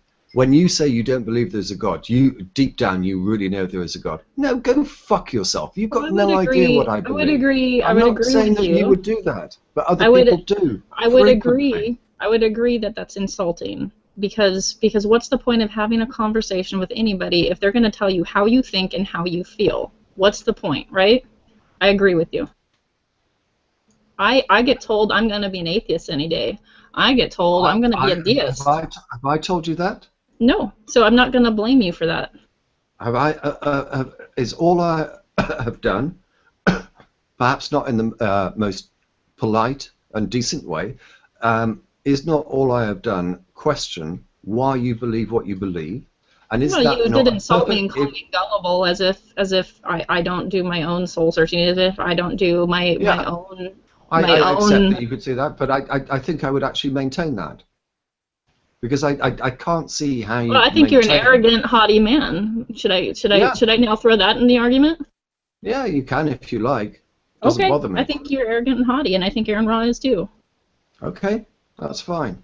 I'd still say you're gullible, because if you can't put forward a reasonable explanation of the Trinity, and you accept that you are taking it from somewhere else, then I'm taking it from traditional Christian theology. Where do you want to take it? You want me, God? I got you on the telephone. You're taking God wants to talk to you. Can you explain yourself? Like, what do you want me to do? You're taking it on faith as opposed to evidence. Traditional Christian theology, like. Yes, and the definition of faith is gullibility. And I could play a little game, and it's like water and steam. No, it's not. I have faith. I've had faith in lovers that they wouldn't cheat on me, and faith that your brakes are going to work in your car. Yeah, I don't think I was gullible to think my girlfriend wasn't going to run off on me. But stop being rational. Maybe I was. I don't know. That relationship didn't work out. Come to think of it. Hey, Deidre, when you were saying, like, I don't want to misquote you, but did you say, like, Jesus limited himself in terms of his knowledge, or didn't he? I sort of couldn't understand that point. It's debated. It's debated amongst theologians. I want to kind of say that he may have had some sort of limitation placed on himself. Like, I think, because I'm an Arminian, I already think that there's sort of a paradoxical limitation that God allows bad things to happen and has sort of limited some of his interactions and has limited his omnipotence in order for us to have free will. Now, a Calvinist will turn around and say everything's ordained. I even got the Calvinist the other day to say even rape's ordained. So yeah, that'll happen. I know that's really true as well. Yeah, but as an Arminian, generally we do think that there might be some sort of paradox that God allows some things to be outside of his will, but he can always turn things into, as far as the grand plan of things, back to his will. So this idea that God could limit an experience so that he could experience what we experience to some degree so that we can understand and better live by, that is theologically acceptable, but it's argued about. Okay, right. So it sounds like that. An example would be you have, like anyone's to play Minecraft, you have creative mode, you have God mode. If you turn off God mode temporarily to enjoy the game, just temporarily, until you got to do what you got to do. If something is broken, you got to fix it, and you turn it back on. That's what it kind of sounds like. I'm just using it as an analogy. It's actually a good analogy. It's kind of how I picture it, and actually I would love to use that analogy other times, except a lot of people go, huh, because they don't play video games.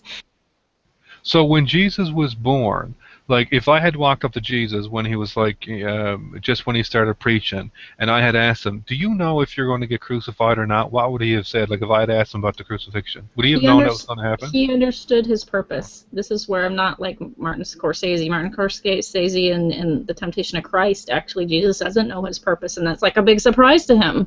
But I think that Jesus does know his purpose, and if you read the Gospels, it shows that he seems very aware of where he's going to end up. But like he doesn't know the specific details, right? Just like the grand scheme of things, sort of? I think he knew who was betraying him. He knew that Judas was going to betray him. Right, but he doesn't know like at exactly 3 o'clock, 1 minute after the second nail is going to be driven into his wrist type deal. I think that he was given the experience as maybe man would experience as far as anguish and pain. And is this all hinging off of one verse regarding whether or not Christ knows everything or not? No, I'm just wondering because like if he was to experience it as a man, I'm just thinking like wouldn't it limit your experience if you knew exactly how it was going to play out? would it limit my experience if I knew how it was going to play out? Because he's not really experiencing it as a man then, you know, like... Well, technically he is. I mean, he's, you know, that was kind of the point, you know, for God to show that, you know, he could essentially persevere through all temptation in the flesh as we do. I mean, that's kind of like why he's our example for everything, I suppose. That's how I would look at it. But well, just think of it this way, right? Just think of it this way. I put you in a room, and you're subjected to, I don't know, some kind of torture or something, right? So I just strap you down to a table, and I start doing some kind of torture on you. Say you have no idea how long it's going to last or what progression of events I'm going to take you through. Now imagine your experience like that. But now imagine your experience if you know exactly what the progression is, you know exactly how long it's going to last, and you know I'm going to stop at some point. Like, don't you think those are two different experiences, two radically different experiences? But you go through, regardless of which route you go, you still go through it? Is that kind of... Yeah, like, there is a physical experience, but don't you think the mental experience is completely different in both cases? I think for Christ, knowing, I mean, he knew what he was doing prior to it happening. He knew he was going to give his life and be essentially beaten, and, you know, he knew all of these things ahead of time. I wonder, well, I think that, yeah, I mean, you can take comfort in, I take comfort in prophecy regarding how this all plays out and what the in-game result is. So I guess kind of Christ knowing that, yeah, I would say it would be a lot different than, like, say somebody who this was happening to who didn't know that this was going to happen to him, like it was just caught him off guard, right? Sure, yeah, I don't have a problem with that.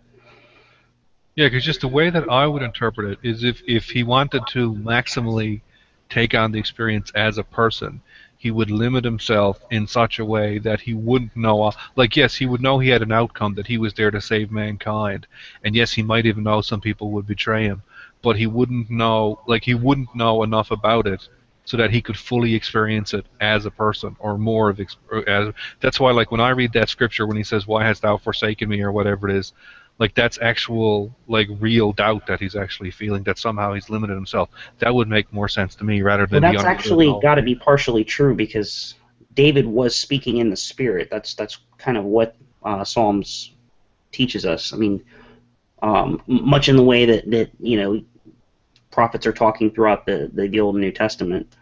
So I think there is some measure of truth to that. I don't think that he didn't know what was going on, but you see him, you know, he's crying at one point prior to his crucifixion. You know, he wants God to take this from him. Well, wait a minute, he's God in the flesh. How does that make any sense? You know what I'm saying? Yeah, or you know, like he knows if God forsook him, he knows why God forsook him prior to being forsaken. Why would he say, you know, was he drawing us backwards to this prophecy? Was he pinpointing what David had said in Psalms?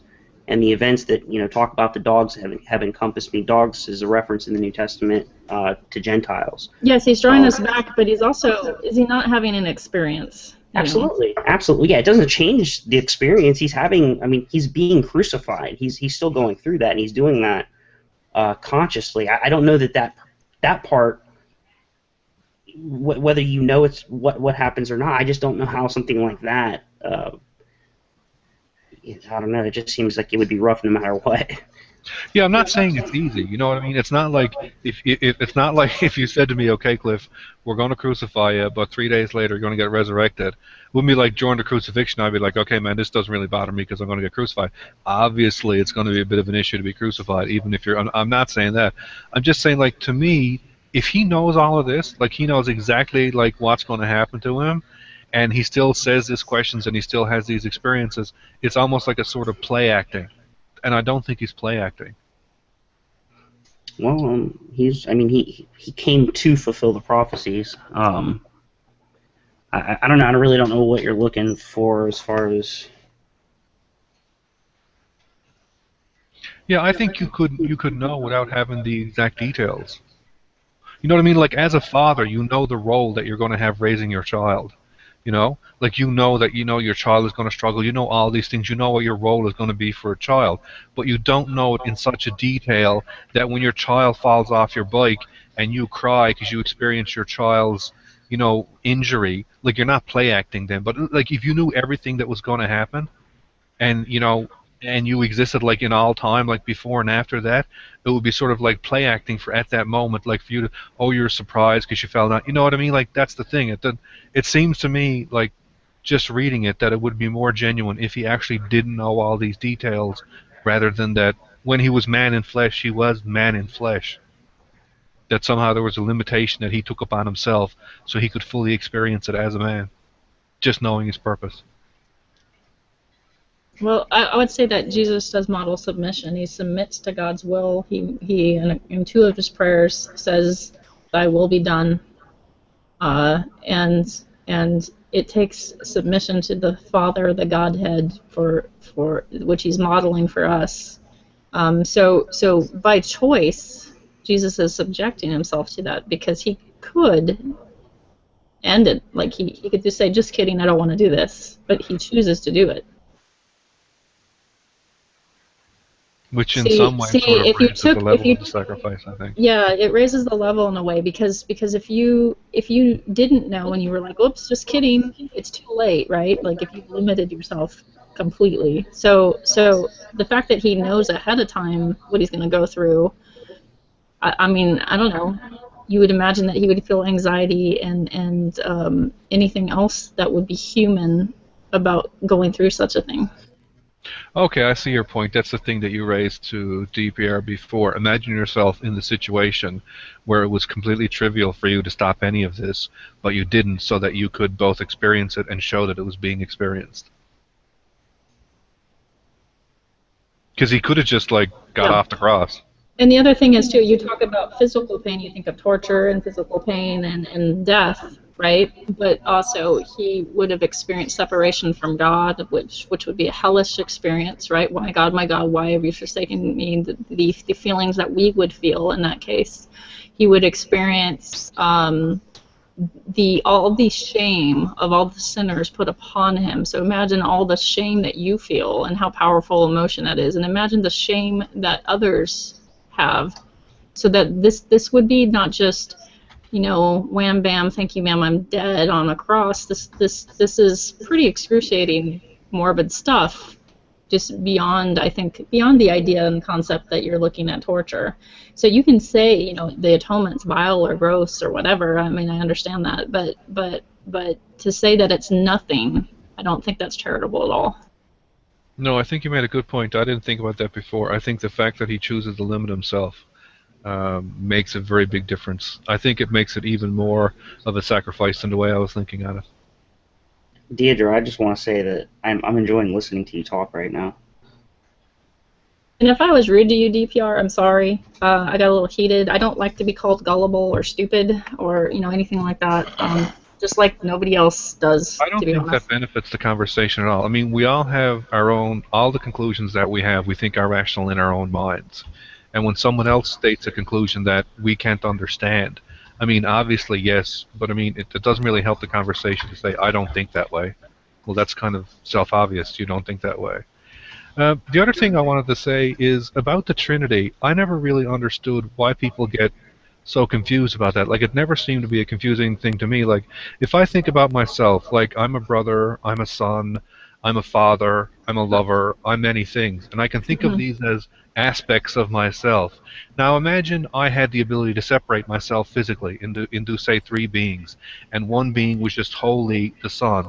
So that one being existed just with my parents and interacted just with my parents, and my other being acted, just as a father, interacted with the son. I could think of the combination of those beings as being the sort of me, like the God sort of me with all those experiences. So I never, like, that's the way I always thought the Trinity was. Like, that's how I used to explain it. That is exactly how I used to explain it. Like, you could be a husband, you could be a father, you could be a worker, And that's a simplistic way to explain it, but I felt nervous with DPR, so I would say the safest way for DPR to explain the Trinity, the most accurate and theologically sound way, would be to point to the Athanasian Creed. So that's why I linked the Athanasian Creed. Now I can play the word games going, it's like an egg, here's the shell, here's the yolk, Or I could play the word game. It's like water, steam, ice, but it's so incomplete. You're like a father. You're like a husband. You're a friend. I feel like those are so incomplete that's why I pointed to the Athanasian Creed. So I could use that example because I used to use that when I was working with youth, actually, Cliff. But I guess I made it too complex. Yeah. I don't want to give the impression that that's all there is, but like I don't mean that DPR can't get it complex. I don't mean that as a belittling. I mean that in a. I'm just saying, like, I that's didn't shorthanded. Well. Yeah. I'm just saying that's sort of the hook that opens it up to allow, like, because when people say it's totally incomprehensible, it's the same thing as we say it's totally incomprehensible that Jesus can be 100% man and 100% divine. I don't understand how that's incomprehensible because they're not talking about the same aspects. I don't get why. Like, there's some things in Christianity that I don't think that are very difficult to understand. There's some things that are, like, I struggle with the idea of free will under Calvinism and responsibility under Calvinism. I really struggle to understand how they say we're responsible even though our actions are fully ordained and foreknown and we can't choose anything other than those. That still seems incoherent to me. Yeah, I think that Calvinism makes God into a supervillain, but I think you could actually say this, and this is true, that everything that's going to happen in your life is going to happen, right? You could say that, but to say that I don't know. I don't want to get into a Calvinist discussion. Yeah. And then you'll find yourself defending Calvinism as a non-Calvinist. I've been trying to wrap my brain around Calvinism for a couple of years now, and I don't know. Well, you know what they say. He didn't ordain you to understand it. Therefore, you're not supposed to. There you go. Makes sense. It's your inability because of all your depravity. Yeah. The one thing that the Calvinists can't escape, and it's kind of like you really do put them on blast if you tell them this, but if Calvinism in all 5 points are true, then God is responsible for people sinning against himself. Yes, which then God ordains rape, and God should maybe then pay the punishment for rape because he ordained it, right? That's contrary to like it's a messed up way to think, but you can't take it that far, right? Because they don't hold that position. Like, Rocco's a Calvinist, and I've talked to Rocco, like, and it's completely, rational, because Rocco's a nice guy, right? And he's a rational guy. If I talk to Rocco, aside from things other than these things, I'm like 100% there. A, B, C, D, everything is following. And then he'll say something like, God ordains everything, even the choices that you make. And you cannot make any other choices than what he ordains you to make. It all happens according to his will. But he's not responsible. You are responsible. And I'm like, I was following you right up until that, and then you lost me. Well, to me, it seems like, this may just be me, it seems like Calvinism was made to satisfy hard questions for certain Christians. It's for them to kind of defer responsibility of their choices and other people's choices and scenarios without having to actually reconcile it with reality. That's just my impression. We can cast aspersions on why people do it. I don't think we get very far doing that. But, like, if you ask someone like Rocco or Matt Slick or Jimmy why you're a Calvinist, they'll defend it with the Bible. Like, Rocco will say and Matt Slick will say, there's a phrase in the Bible that says everything happens according to God's will. And if you say to them something like, does God know what your free choices are? Does God ordain your free choices? And if you say no, that means that God is limiting. He's not all powerful because you're doing things that he either doesn't know you're going to do or that you're doing them against his will. And so that's one of their arguments, right? Well, I'd have to disagree. I think their reasons for holding this particular viewpoint has a lot to do with their personality types, and that's something that I look at. Needs to be broadcast if anyone got mods. Who? M needs to be broadcast. Oh, weird. Oh, I think Simon was the only person who had mods. Damn it! I told Simon to give out mods just in case he dropped. I got it, guys. Sorry. Yeah. Okay. Oh, okay. No, and I'm logging off. I will talk to everyone later. Have a great night. Yeah, excellent. Good one. I'm gonna head out of here. Open up a spot. I'm sure some other folks want to come in here and chat. It's Minecraft.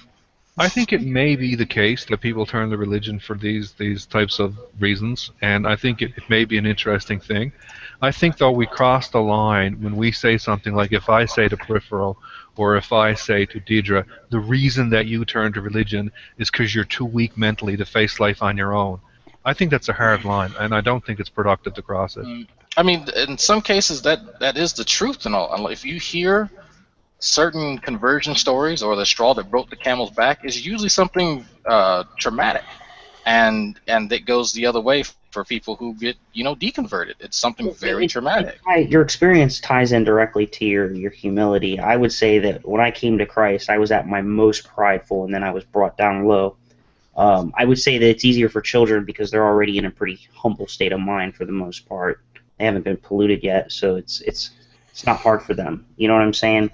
But yeah, anybody, if you think you're gonna come to Christ intellectually by seeking out some, evidential route, and you're more focused on what can I taste, see, and touch, and all that stuff, you're never gonna find what you're looking for. It's just I think you can look at the evidence, but what I'm saying is if you try to intellectualize God from a position where, as we understand it, I mean, comparing our intellect to God's intellect, for example, we just don't compare. It's kind of like trying to understand something that we just can't fully comprehend. I think you would actually have to be God to fully comprehend God's ontology. And there could only be one God, so... I don't think anyone tries to completely understand, just kind of maybe like fragments of what's pertinent to them in their life. Yeah, we claim to know what He's revealed in Scripture and what He's revealed to by the Spirit, right? Like, that's what we claim. So, yeah, I don't know, man. There are certain Christians who have God's particular special recipe for raspberry pie that's only revealed to them. I think that is something that we should attain eventually. I think Pascal's wager plays a role here too, because not everything in the Holy Text could possibly be taken, full out at face value. There's got to be a bit of Pascal's wager in there for any person who's rational anyway. Well, you can't. I mean, if you took the Bible, the entire Bible, like literally verbatim, you have some really weird. Some people do, though. Well, I'm talking about some of the prophecies and regarding, the way they're described. If you were to take it literally as it's written in the text, then you would be a very confused person. Well, yeah, you couldn't get any of the parables. It would be literally you could not understand the parable because there's so much analogy in there and whatnot. So, other literary devices that I can't remember at this very moment. But anyway, I've heard people defend that too. I think it was Johnny. I'm almost 100% certain. Johnny has said that even when Jesus gives a parable of like some event that happened, that event had to really have happened, otherwise Jesus would be a liar. Oh yeah. My fucking okay! Please correct him, somebody, some Christian, please. That's just. I would say something like this, and I've said this before. Christ's parables, for example, when He says to build your house on a firm foundation. I mean, you could take that literally, and that's great engineering advice. I really believe that. But look at what He's trying to say in the big picture, right? What is a firm foundation? What is that? I mean, why is that important structurally, or what's the integrity of the house have to do with its foundation? And then look at how you can apply that to your life. Like, instead of going and getting married after a month of meeting this chick you just met, at some bar or whatever, you don't have a foundation with that person. Your marriage is probably not going to last. And which seems to be the case. So that would be like one example. Build relationships before moving into the heavy stuff, so that if, like he says, if the storms come, they're not going to blow the house down that's built on a strong foundation. Just like if you're in a relationship that has a strong established foundation, then when so and so comes around telling your girl that she's that you've been cheating on her or something, and it's not true, and she's going to know it's not true. You guys have too much invested in that relationship. Your foundation is built on something solid. So I could probably go all day with that and how that applies to different things, but there's a lot of little things like that with the parables that He gave. I don't know. I think you could just apply them to so many different things. Well, I had a conversation with James about that, and he has like a radical view of the Bible, and he says like any time God is not meaning to be 100% literal, He has to tell you that he's not 100% literal, otherwise he's deceptive. And I was like, James, I really don't understand that. Like, why would God have to do that? I was like, I mean, like, you're a father, like, you're a parent. When you're talking to your child, do you do that? Like, if you tell your child a story, are you going to say, okay, now this is a story, it's not literal? And he says, yes, I do. And I'm like, wow, because no one did this to me, right? Like, when I was growing up and people were telling me stories or I was reading books, they constantly didn't give me a book like, the Three Little Pigs, and no one said, no, this really didn't happen. This is just a story. But that's the view that he has of God. If God is not telling you, it's deceptive. If Jesus is going to use a metaphor and he says something like, build your house on a strong foundation, he has to specifically say this is a metaphor, otherwise he's being deceptive. Yeah, I don't get that bit. Most prophecy and most parables are not indicated first of all that they're parables. We have some prophecies where the prophecies, coded an allegory and then it's interpreted literally after that. That's only, I think, in Daniel and Revelation, but I'm not familiar with that elsewhere.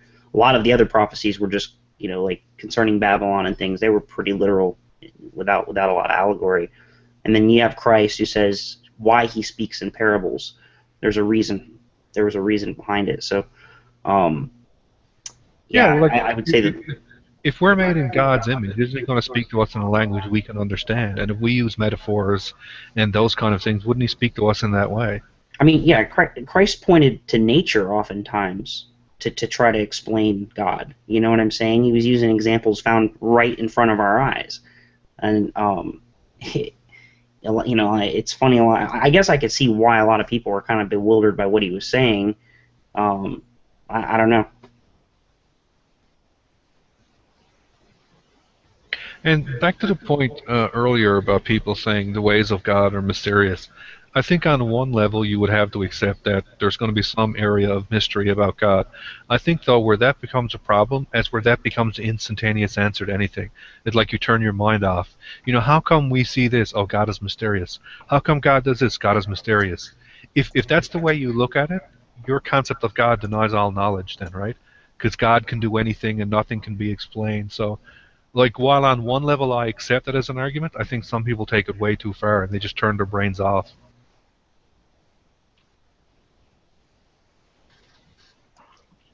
Well, the God of the Bible, I don't want to say it wants you to turn your brain off, but ultimately that's something that you gotta, I want to say, sacrifice to him. Just when we were being polite. That's not, I mean, I kind of get what he's saying, how that there's kind of that perception. I would say that I would just challenge that. God's pretty much straight up says that it's out of reverence for him that you can only have knowledge, true knowledge, and wisdom. We have knowledge. The Bible says that the wisdom of man is foolishness with God. We're like the fire ants in the anthill trying to figure out our universe, and he's looking down at us and just kind of watching us come up with our own little theories and explanations for things, and we're, I don't know, man. And we're so smart, we're so godlike in our own ways, you know what I'm saying? We can figure it out, we can live forever. I mean, our goal right now, one of our goals is to live forever, is to attain immortality. I mean, that's a godly ambition. You know what I'm saying? I mean, we're arrogant, I don't know, man. I look at humanity and I just kind of I see exactly what Scripture was talking about, I don't think this is a common complaint people make of our religion, that religion makes you turn your brain off. Like, I was asking Deidre some what I thought was rather non-trivial questions about the nature of Jesus when he came as God made flesh, and no part in any of that I feel she had turned her brain off. Like, she was giving rational questions, rational answers, and exploring the questions. And I really can't see how anyone would listen to that exchange and saying, like, she's just being completely ignorant, she's not thinking. Or gullible. Yeah, like, I don't know, like, that's just to me to seem such a... It's hard for me to talk about it without insulting the other person, but I mean, like, I don't see any of that there in that exchange. No, nor I. And I also want to point out that the atheist community that is quite guilty of focusing on people like Neff and trying to suggest that he represents most Christians, when I feel that Deidre does, to be honest. Yeah, you can do that at both sides. I mean, you can look at Lawrence Krauss and how insulting he gets towards William Lane Craig, or you can look at Richard Dawkins saying that we should abort everyone with Down syndrome, and you can say, that's what atheists are like. Yeah, and both sides are guilty of that bullshit, and it bothers me. On both sides, right? I think a lot of Christians, like I don't bring up Richard Dawkins. I think he's kind of an extremist at times, and I think even atheists realize that as well. Which side gets commando, by the way? What side? Which side gets commando? He's his own special snowflake. I'll take it. I love that guy. How come the conversation never gets into like a parable or a moral tale from the Bible and talk about the validity? Because people are I don't like that. People don't want to talk about that stuff. So it's tough because we never get to talk about the good in Christianity. We always have to argue on these same points over and over again. I never hear people arguing over the things Jesus said or did or anything like that. It's always like nobody's like the Good Samaritan, damn it, the stupid Good Samaritan story. True, and therefore the Bible's like it's like it just always goes like it's like there's like a stupid sermon on the mount. Attractive makes me so angry about those conversations that people just gravitate towards. I'm not sure.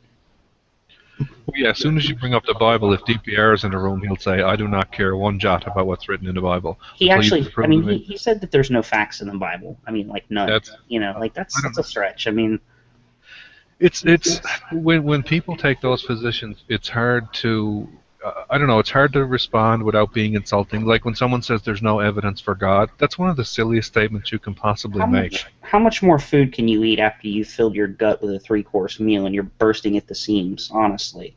Think about it. What's left to take in? Your cup's full and you want, what else can you put in it? It's already full. You know what I'm saying? You get where I'm going with that. That was a joke, maybe. No, I know. No, I don't understand that, actually, to be serious. What do you mean by that more? It's like a parable that went over my head. Well, it's not really a parable. It's if your life is consumed by not God, and the things that you spend your entire life looking for evidence against God or to disprove God, then that's what you're consumed by. You're not, even when someone comes along and explains something in a really rational, you may not be open to it because of all that other stuff on your plate. It's you can only process so much. I was inundated with, prior to coming to Christ a few years back, I was completely inundated with the scientific explanation for the universe. I was like, wow, this really, the Big Bang and all this stuff, this really explains a lot, and I was really like, man, finally I found answers, to some of the greatest questions I've had. And then I realized, wait, I really haven't found any answers. I still didn't answer anything. It was an explanation for something, sure, and it made a lot of sense to me, but, I think a lot of this is people walk into discourse with a lot of preconceived notions. I think a good analogy would be that gentleman that was in here trying to call everyone social justice warriors and stuff. If you listen to his discourse, the guy would his cognitive bias was so great that he would literally hear stuff differently than what people are saying to him. And I think true. I think that happens with other members of the debunk community, man. I think it's pretty obvious when you listen to people talk. I think, is that Adam or I think the conversation he had with Ocean was just crazy. It was Ocean saying 2 sentences repeatedly and him completely responding to something that was not even said. And other people, I stepped in a couple of times and said, dude, he never said that. This is what he said. And then he responded to something else that was never said. And I'm like, dude, who are you talking to? But what do you do when somebody's cognitive bias is so great that it literally affects their ability to hear what someone's saying? Okay, I want to go ahead and interject this. Peripheral, I think a minute and a half ago you were talking about how you believe that mankind, we're very intelligent, but that we're so arrogant, and that the only way you just can't see how there can't be a God governing us if we're that arrogant. Well, my question would be, quote me a little bit. And hold on, because this also ties into what Ludic was saying. Ludic is talking about, people's mental blocks, religious people's mental blocks and stuff. My whole thing and theist. Yeah, theistic mental blocks. I meant atheist. Sorry. Oh, you meant atheist people's mental blocks? Well, no, he's saying an atheist. It's not. Ludic wasn't referencing any one person in particular. We all have it. We all have the same. Okay, but here my point preconceived is, notions a lot of the times, or glasses that we filter things through. You talk about men's arrogance, and my rebuttal to that is, what could be more arrogant than a supposed all-knowing, all-omnipotent God who sits in heaven and who has a mentality of it's my way or the highway, and if they don't worship me, or if they don't think the way that I want them to think, I'm gonna kill everybody by flooding the whole world. What could be more arrogant than that? I thought you were a believer, mister. Oh, hell no. I'm an atheist. The Bible says that the whole world is evil. So there's probably mass murders and all kinds of stuff going on like that. Okay. So you're gonna. Okay, but here's the thing. Hold on. Here's the thing, Tommy, and I got sources to back this up. The Bible says that the whole world is evil, and you take the Bible as the word of God, right? Mm-hmm. Yeah. Okay, so you take the Bible as the word of God, and the Bible says that the whole world is evil. However, when I open up the Bible, because I got a Bible in my house and I've read it a lot, even though I'm not religious, and I know a lot of things about the Bible. When I open up my Bible and I open up the book of Genesis, I am subjected to this very God killing the whole planet with a flood, murdering every man, woman, and child with a flood, and then he's telling me, well, they're all evil. Yeah, well, but the only people I see killing everybody is you, okay, God. Well, wait a second. So you don't believe the Bible when he tells you in the Bible that the whole world is evil? You don't believe it? That seems to be the issue. Is your disbelief in what the word says. My thing is if it's not a matter of if I believe it or not. It's a matter of It is. The person in the Bible just told me that the whole world is evil and that Satan is evil. Did you know that God in the Bible killed over 2 million people, and that's a liberal estimate. If you count the flood and all the other people that died, it's over 2 million people. Did you know God kills all people because there's an end to your life? Every person. And he's caused all life. Nobody gets out of here alive. Billions. Okay, but is death in itself evil?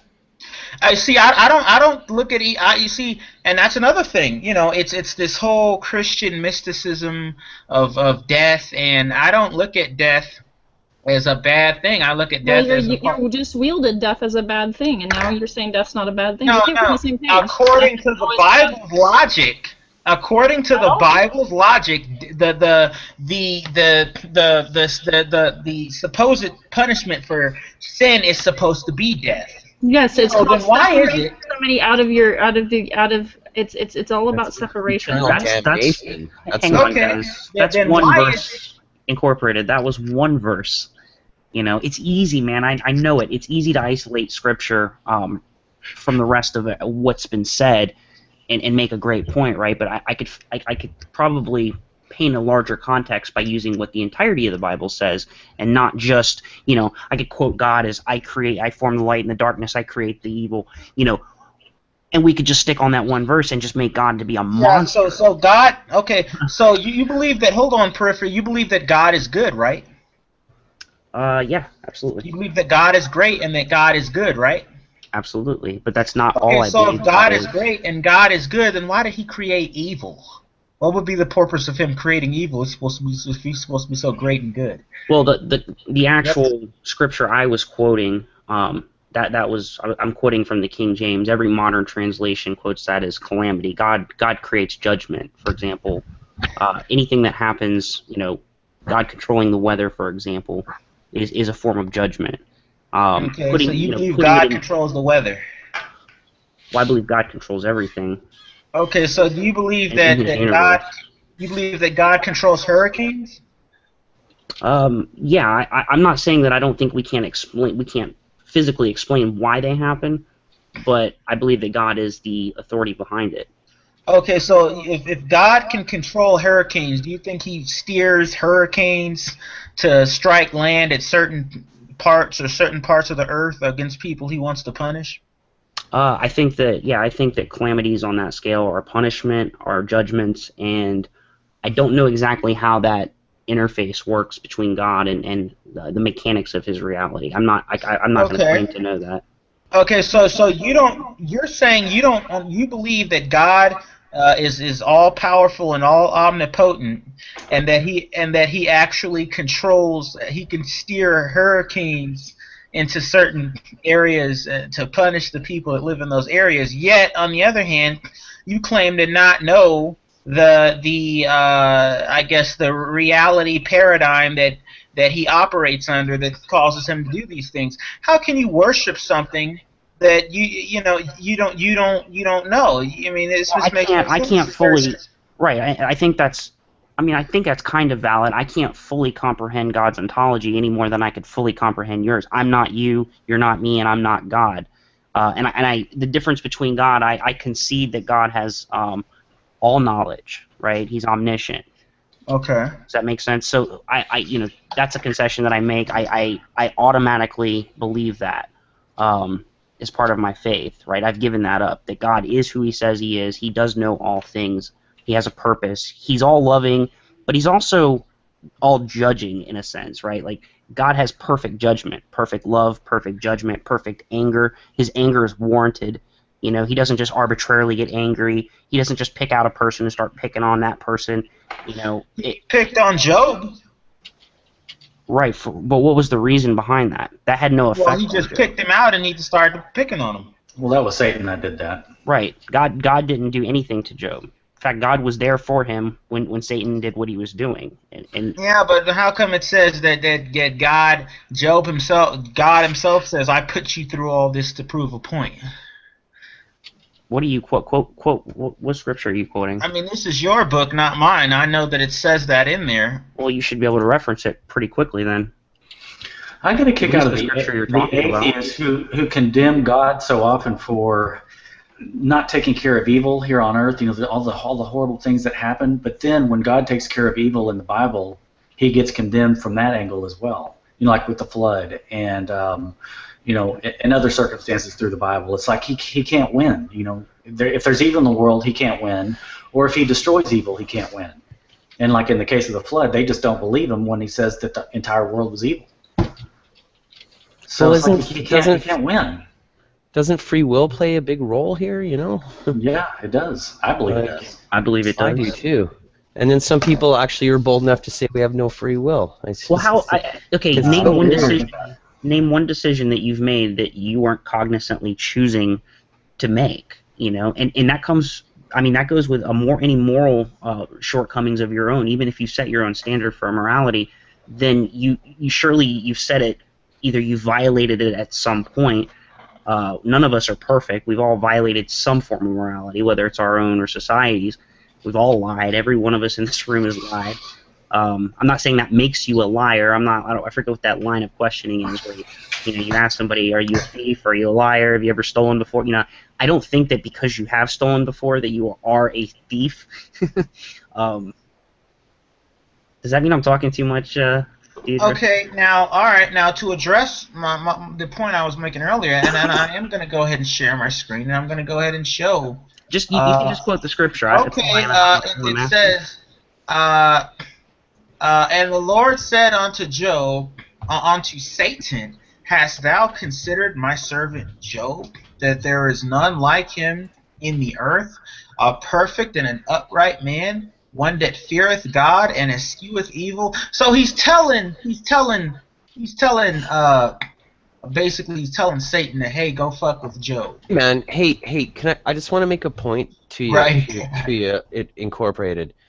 Go ahead. Don't screen share your entire desktop. You can screen share specific apps like the browser, because we like to talk to each other outside the public on the side chat, and we don't like other people reading it. Okay? Yeah, I was having a personal conversation with Cliff. And all right, I'm very sorry about that, and that won't happen again in the future. Okay, so are you going to go ahead and address that, Peripheral? I mean, here's God you're saying, well, Tommy said it too. Well, it was Satan that was messing with Job. Yeah, Satan was doing it on the orders of God. God, because you realize that Satan. Well, but what was Satan? Quit screen sharing the Hangout, please. Okay. You do realize that Satan, before Satan was Satan, he was actually an angel in heaven, and he was God's right-hand man. So if he was God's right-hand man, and he was taking orders from God in heaven, it would make sense to me he'd still be taking orders from him, even though he's Satan. So he was telling Satan, "Yes, go do these things to Job." I didn't hear that from the scripture. I mean, I would like to hear it if you think it's there. I mean, we could consider it. It's in one of the books that was conveniently deleted, but it is there. I can go ahead and pull it up for you.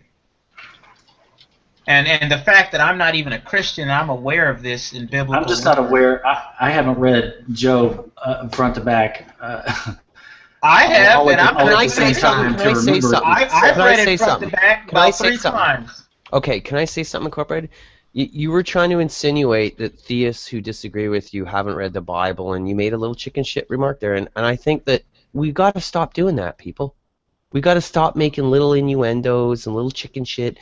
You know, okay, well, you don't know that in the Bible, and I've read. Come on, okay, man. but it's not. I'm man. not doing it to be annoying or. Well, you haven't really made You haven't really made your point with the scriptures yet, which is kind of what I'm waiting for. So, was there a specific point you were hitting at, or what you said did not? I essentially just did it.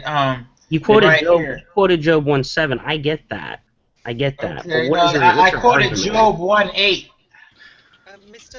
I think the most that's happened here is that God allowed Satan to do those things to Job. I don't think God told Satan to do it, which is what Incorporated was trying to say. All right, Tommy. Do you believe that God is great and that God is good and that God protects you wherever you go? And you believe that? Well, I mean, yeah, yes and no. That doesn't mean that I'm not. I don't have the capacity to have bad things happen to me. Okay, so if you believe that God, you believe that God loves you. Mm-hmm. Yeah, but when we're tested, if things don't go the way we want, we're still supposed to glorify God. Just because things aren't going the way we want them to doesn't mean God doesn't like me today, or screw God, I'm over this crap. I can't, He's not answering my prayer, whatever. That's not how we live, man. Every trial is a blessing. Exactly right. When bad things are happening, that's sometimes when we're at our best as far as prayer life goes, and we can become closer to God during those trying times. You learn more from when things go bad than when things are just you're just coasting through life, and every day's a same old grind, nothing really changes. You're kind of living your life. But when you go through something trying, maybe the loss of a loved one, or maybe something happens with yourself. Maybe you're hospitalized. It causes you to put things in perspective, and you look at the bigger picture and start questioning. Yeah, but God doesn't necessarily, or your God doesn't necessarily have to have anything to do with that. That could just be someone having an introspective experience and realizing what is important to them in times of great need. That's fine. I'm not making an argument either way. I was just simply saying that we learn from things that happen in our lives, man, and profound things that you think would upset somebody. I mean, imagine somebody who's battle hardened, for example. They went through a great deal to get to that point, or somebody who's been persecuted from their homeland, and they've had to, and this is happening in the world right now, where people are migrating to escape some really barbarous stuff, and but think of what that's doing in that person, what they're learning from that experience. I mean, we're crying about, we cry about some really trivial crap here in the U.S. At least I know I do. I'm guilty of it, and a lot of people probably are. Like, we complain about the stupidest crap when there's people that are walking hundreds of thousands of miles to get somewhere. It's just so they can get a meal, or maybe a place where they don't have to look over their back while they go to bed at night. It's God, how messed up are we? Yeah. Okay, now all of these things going on in the world where supposedly your God is the guardian of them. Well, they're actually sinful acts most of them are caused from sinful people doing evil things. Okay. No, hang on. If everybody followed the commandments and did what the commandments said, and followed, the teachings of the New Testament as well, there would be none of this garbage going on. So yeah, because everybody was concerned Tommy. Let me analyze what Tommy just said, because he said would you agree with that? Would you agree with that? Okay, now I agree. If everybody loved their neighbor and treated their neighbor and loved them as themselves, none of this stuff would happen. That commandment alone. Let me go one step further, Tommy. Incorporated. If what Christ taught was true, and every person put every other human being before themselves, what could you possibly want for? Every human being would have 7 billion people with that person in their best interest. You would always have everybody behind you, and if everybody did that, that's the opposite of selfishness. Everybody would be taken care of, right? What's wrong with that? That's not possible. And the reason hold on. Here's why it's not possible. Let me explain to you why it's not possible. Every religion has what I call a utopia theme. That if everybody just followed these commandments, or if everybody just didn't eat pork, or if everybody just worshiped Vishnu or Krishna, whatever the Hindu god was, or if everybody just didn't lie, or if people just didn't fight one another. The fact of the matter is that will always remain an ideal, and it will never be a reality, for the simple reason that we live on a planet, on a finite planet with finite resources, and there's not enough resources to go around.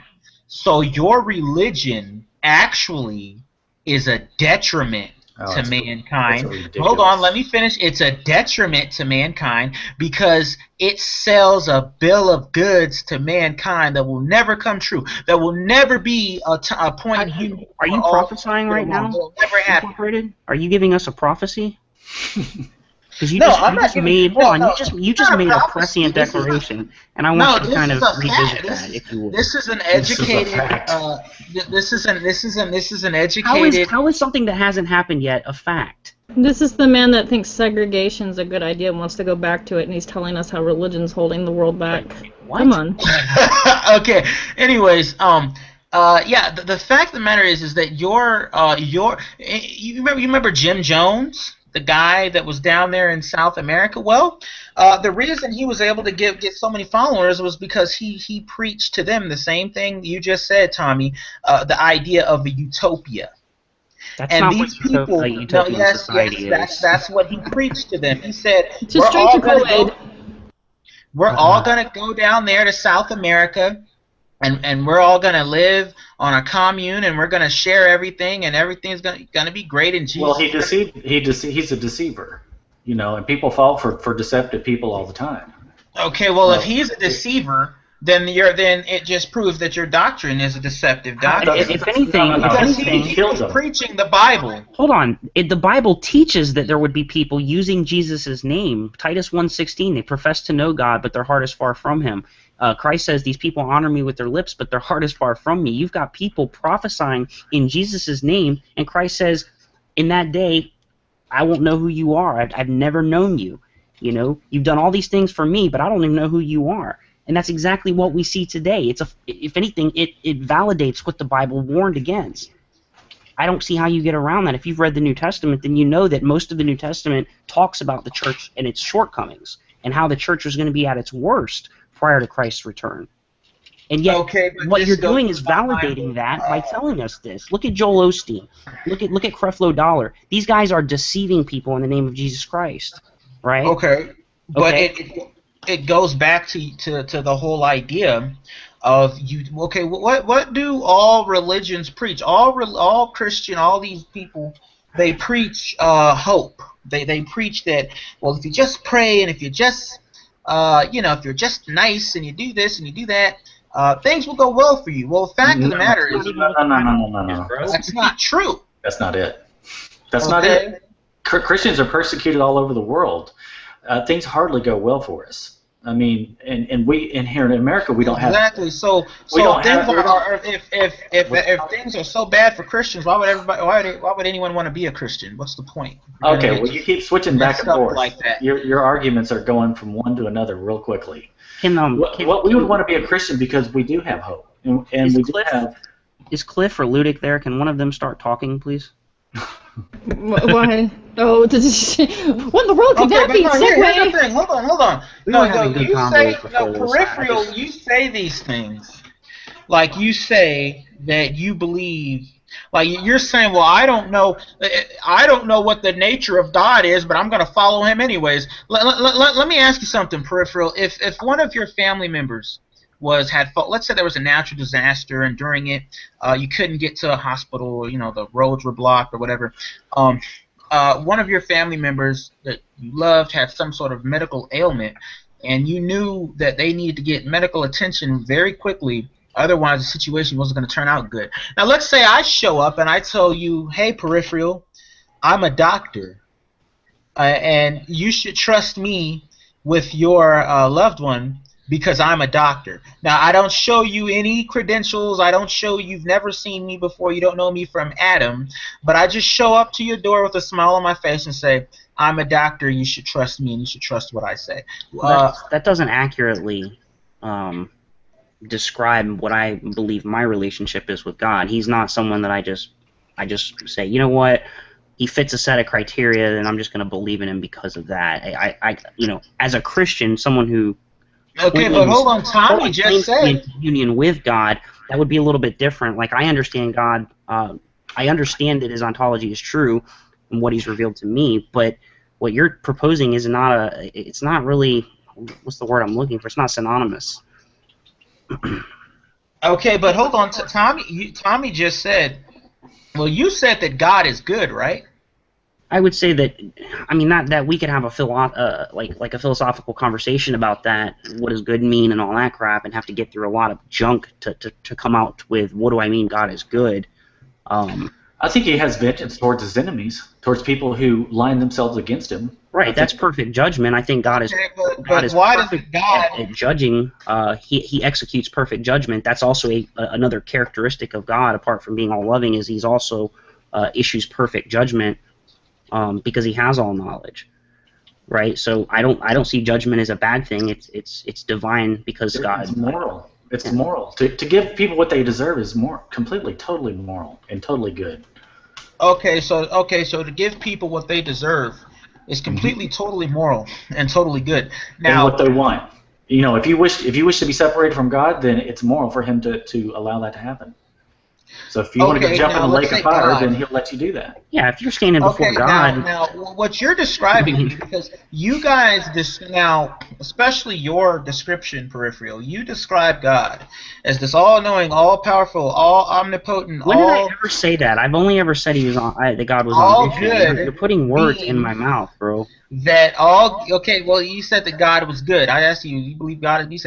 You said so. If God is so good and He's so great and He's so. I believe God is good, but I could expound on that if you'd like. You said that if we're supposed to be the fire ants on the anthill, and God's just looking down on us, why would He? If He's that powerful, why would He ever interject Himself in our affairs? If we're supposed to be these insignificant ants, then why does He take it upon Himself to have other ant colonies as His enemies? Why is He involving Himself in worldly, concepts of, and that kind of stuff? Isn't He supposed to be above it all? Because Tommy said, well, He punishes His enemies. Why does a God like that have to have any enemies at all? Why can't He just be above it all and just be? You think He should act like a deist God, right? That has no intervention with his creation whatsoever. Yeah, He wants a relationship with each person. So don't give me that. Well, why didn't God do this and why didn't God do that? You clearly don't want a God that intervenes, right? Because if He does intervene, then there's something wrong with that. Why would He do that? I can't want something that doesn't exist. What just came to my mind though is I think it would have been cool if God would have gave everyone like what they want. Like for example, there's people that say, I'm willing to follow this God even though struggles happen in life and whatnot. And you know what? Damn, hold on.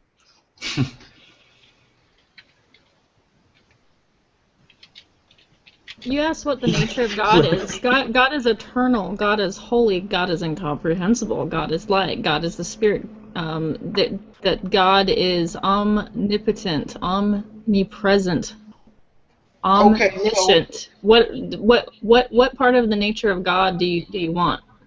okay, so if God is all those things, why is he involving himself in worldly affairs? Because he has all knowledge and he chooses Isn't he supposed to be above all that? He created us. Why did he bother to create us in the first place? Might be a better question to start with. Or why create us in his own image? Why are we created incorporated? What do you think that we'd say? Well, we as Homo sapiens, we were created as organisms that best were suited to survive in their environment. Are you a deist? Are you a deist? No, I'm an atheist. Oh, you're an atheist. Okay, so we believe you were created, and this is pretty standard theology. You were created to glorify God. That's it in a nutshell. That's pretty standard Catholicism or Protestantism. You are created with the purpose to glorify God. You were created in His image, and you were to reflect His character. Okay, so my only purpose is to sit and worship and glorify an all-powerful dictator that I've never seen before and that I can't prove, but I'm just dictators are not omniscient. Huh? Dictators are not omniscient. Can you name one? Can you name an omniscient dictator that you're familiar with? I can't. Well, if you're saying that God is the creator, I would say God is dictatorial in nature, but he's also omniscient. So I'm not sure he's dictator in nature, because look at even the Ten Commandments. Those are the things that you shouldn't do. So he's telling you what you shouldn't do, but he didn't strike me as someone who is really hands-on as far as telling what you should do. Okay, so he'll tell you. Hold on. He'll give you a 10 Commandments, and he'll tell you what you shouldn't do. Then he'll proceed to go do those things himself. He'll tell you, well, give me an you example. shouldn't kill anybody, but I'm going to go kill all the firstborn of Egypt. Oh, well, life ends to the ends in general. Life ends in general. So maybe you should be just mad that there's death at all. No, death in the context of the Bible, because you have to understand the Bible makes the argument. Are you trying to teach me the Bible? Well, I mean, a lot of you theists say that you haven't really read as much of it as you should. I've read cover to cover. Can I try to nip this in the bud, Incorporated? Like, you have to understand that we as Christians, knowing full well that you admittedly reject Jesus Christ, we automatically believe that you don't have the truth, and everything that you're saying is designed to pull us from the truth, and we're aware of that, just so you know. So I know you're spinning your wheels right now, bro, but it doesn't really do anything, man. Like, do you have a point you want to make or something, or can we change the topic? Well, I mean, the point I'm simply trying to make, because we have this kind of conversation that you're offering. This gets brought up quite a bit, and that's, I would say, go find a hangout with some Christians that just got on G+ that want to talk about that. But dude, we're ready to move on. Okay, well, we can move on, but the point I was going to make is that your God, he's contradictory, and for you to be following a God that is going to tell you one thing, but he's going to do another, that would be like me. Let's say I hired you. Yeah, you understand, we don't believe that, so I get that's how you see it, but we don't believe that, so I mean. Okay. If I thought the same thing about God, I would probably be in your camp. I would say that's crazy. Why would anybody follow a God who's contradictory, right? I would, if I believe that, but obviously I don't, and none of us do, and you're not gonna, dissuade us from that. So. All right, that's fine. Now to move on, Deidre kept on said that I believe in segregation. Why would you say something like that? Because you're talking about the morality of God, but I put in question your morality, and how do you call in question the morality of God when you're pro things that I think would put us in the dark ages, like segregation? Okay, now that being said, are you aware of the fact that the God of the Bible actually himself was a segregationist. So in the Bible, it talks about a nomadic people moving in out of polytheism to monotheism, because you would have to say that Abraham was influenced. If you read history around Abraham, he'd be influenced by the polytheism around him. The nomadic people. Hold on. When were the Hebrews Incorporated, you have a really bad habit of interruption. It's really I'm sorry. Go ahead. Nomadic people to a people that now is trying to build a community and now trying to build a nation, and you're seeing sort of a, dare I say the word, social evolution of man, right? and that this idea that the people of that time, you're looking at the Bronze Age, right? The people at that time were hardened. People had human slaves and things like that.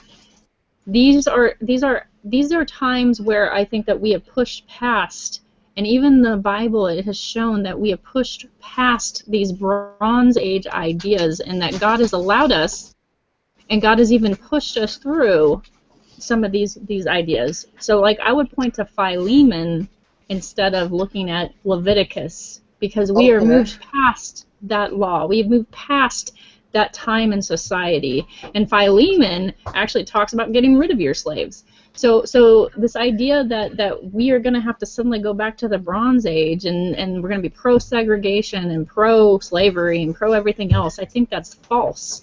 Because, to be honest, who wants to go back to the Bronze Age? Anybody? Would you have a volunteer? Anyone want to give up their medicine? Anyone want to give up, how women are treated now, and stuff like that? I think that I actually believe that we are allowed to progress in society. So what you are asking for is to go backwards in society and go back to segregation. And then you complain that religion holds everybody back, but actually you are an example of how you don't need religion to hold people back. Okay. All right, now, I'm going to go ahead and address that. Now, you said that we've moved past slavery and all these things. Are you aware that Saudi Arabia still has slavery? That most of the Arab nations, they still have slavery? First world countries that were affected by the Enlightenment have moved past slavery, yes. And so I believe that is where we should be headed. That's where we should be progressing. Does that mean all nations in the world have progressed that far? No. But I do believe, and I do support everybody that, like Amnesty International and things like that, that fight against child slavery, that fight against people being in prison just for simply being an atheist, things like that. I am for, but that doesn't mean that I do agree the entire world hasn't caught up to these more progressive ideas. All right, so you're defining civilization as only first world countries, because a minute ago you just said you insinuated that the whole world had moved past these things, but I'm telling you a large portion of the world is progressing, and even in the countries that are less progressed, you are seeing some progression. Okay, now what about in the West? You still have sex slaves. You still have that would be depravity of man according to Christianity. Okay, yeah, but you still have slavery. You have people who not God condoned.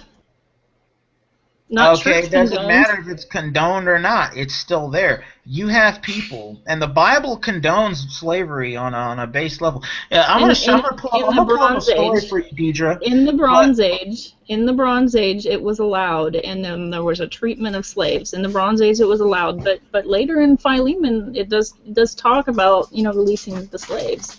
Hang on a second. It's not the same kind of slavery, because God strictly forbids stealing, especially, and I think it's a specific passage in Leviticus about what happens to anyone who actually goes and steals people, that they're to be put to death. So it was a different kind of slavery. I know we've been through this up, down, back, forth, and from all sides, but it was basically an indentured servitude. So either way, it's still kind of gross. Well, not really, because if you can't pay your debt, and they didn't have credit cards back then about the only thing you can give is your work. So you work off your debt, and so I would say that wouldn't be even immoral today. I think it'd probably be better. I would argue that that's immoral and primitive, and that we have progressed past that. No, because you're still, if you have debt, you're still working it off. You're just paying them cash for it. which how much value does cash really have? It's just paper. But you should look into that, because you end up getting, if you look into the laws, and we can maybe talk about this on the side, but actually I can't defend the slavery as a good thing in the Bible, because even if you go with bond servant indentured servitude, you still have these issues of having kids and having a wife, and maybe you have reached your 7-year thing where you can get let go, but then you have to leave behind your wife and kids. There's all sorts of weird, complex problems with the idea of indentured servitude. It's not really a very happy-go-lucky system. Even in bondage, slave, indentured servitude, as opposed to grabbing slaves and then enslaving them. Even if you paint it in a kinder, nicer way, it's still not. I don't think you do not want society to be like that. There's no way. A lot of that also was societies who had been, these were these evil, disgusting societies who had been conquered. I would agree that man was hardened back then. Things were different in the Bronze Age. So but we don't want to live in the Bronze Age anymore. But these were basically they were the like I say, conquered people, and so I mean they could have been killed, I suppose. But anyway, my only point was that the way he was using slavery is, I don't think slavery is a great word for it. I just don't think it was condoned as we kind of picture slavery as being the transatlantic. So I'm just gonna make that point. Yeah, but I would say that even if you soften the slavery, I don't think it would be a good thing that we'd want to apply into today's society. I actually do think that our progression as a society, as most of the, at least first world and second world, most countries are progressing out of certain things. But I do think that there's. I think it's inherently immoral. Okay, can I address her real quick? You said to me, Deidre, I think indentured suicide.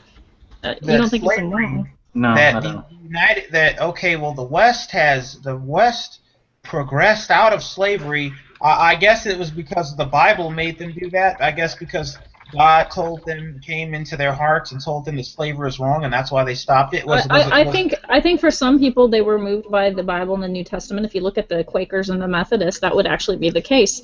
But actually, you'd also have to give a nod to the Enlightenment.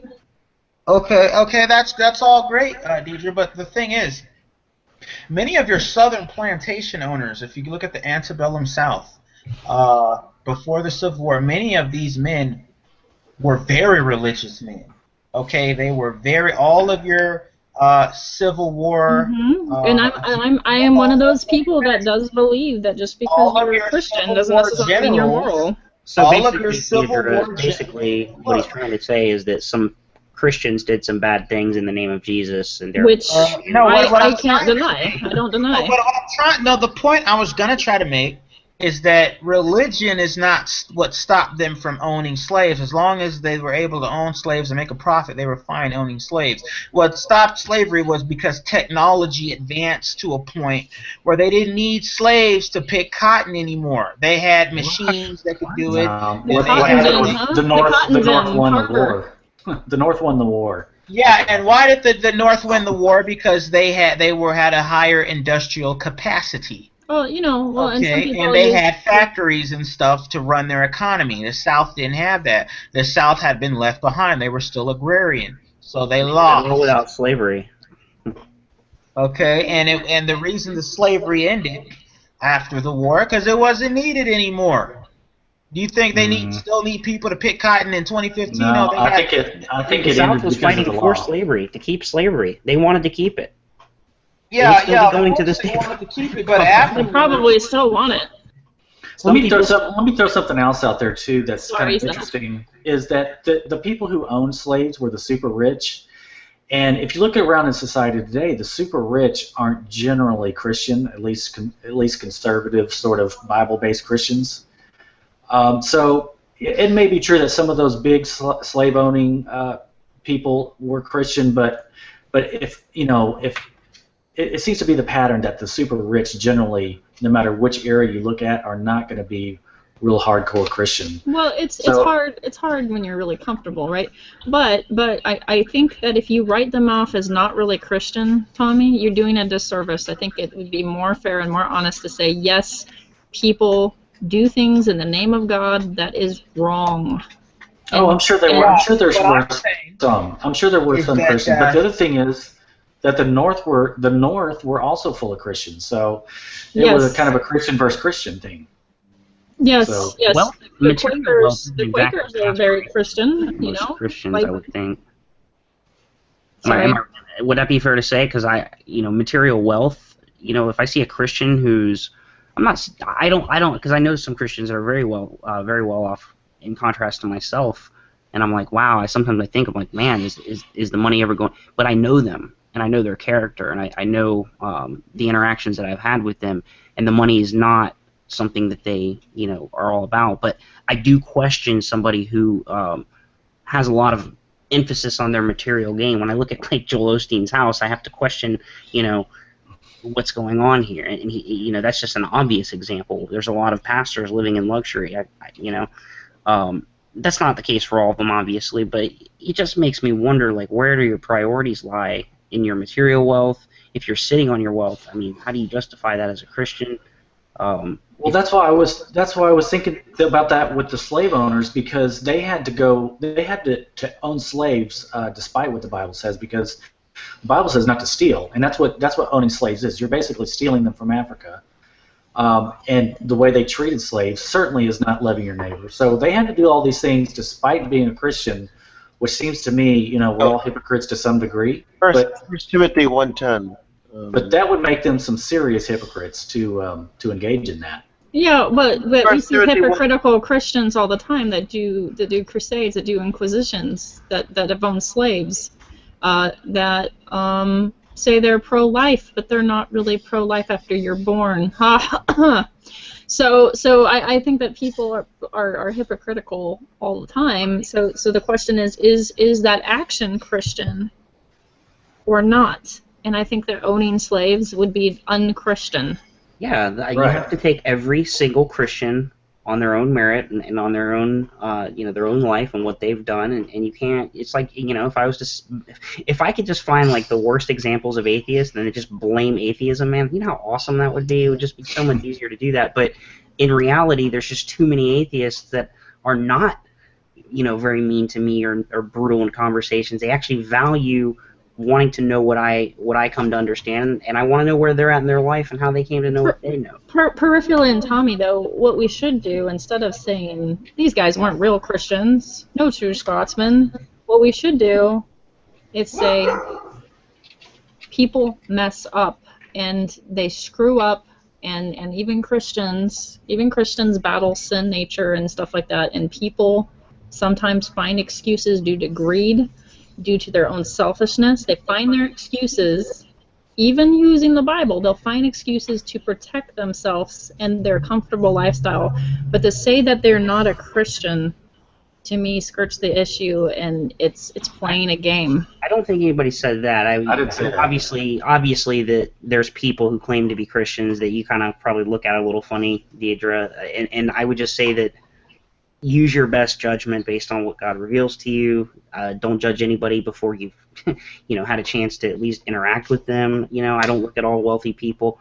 But it's not hard to ask a few questions to see where someone's at with their faith and what they understand of God, and do they even have any scriptural understanding, or did they just recently come to Christ? You don't have to have a working full knowledge of the Bible. If you can't answer a question that I ask you, it doesn't mean you're not a Christian. But Christians, people who are in communion with Jesus Christ, have something that other people don't, and your spirit bears witness to that. And there's just sometimes where I get rubbed really the wrong way, and I'm like, my spirit's telling me get out of here, or this person's not what they're claiming, and it's happened. So I guess that's based on every individual experience. You can't kind of just, I don't know.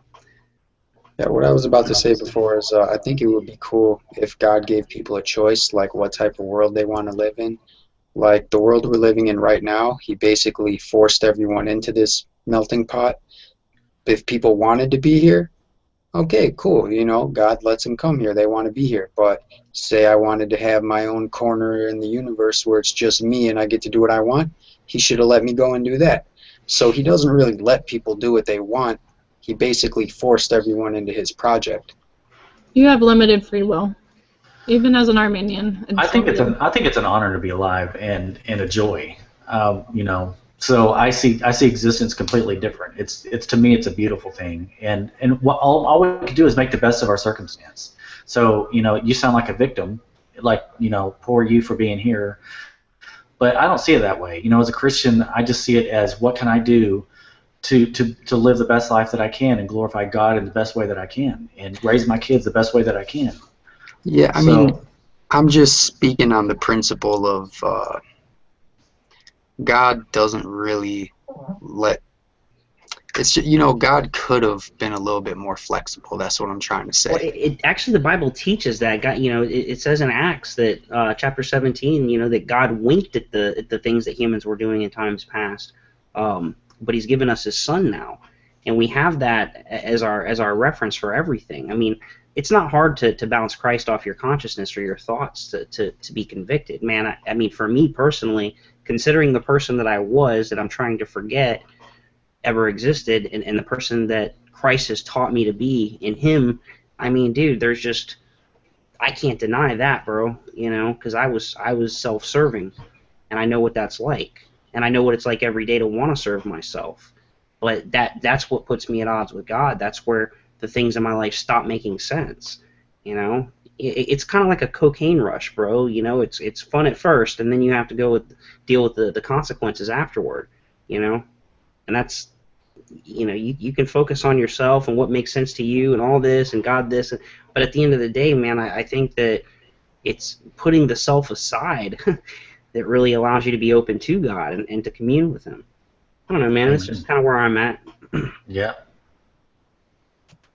Yeah, You know, there's no joy in the self and celebrating the self and doing everything in a selfish sort of way. I mean, that's kind of one of the cool things that totally changes when you're a Christian. Is it's all about Him and not about you anymore, and it's something very freeing and beautiful about it that not everybody can understand.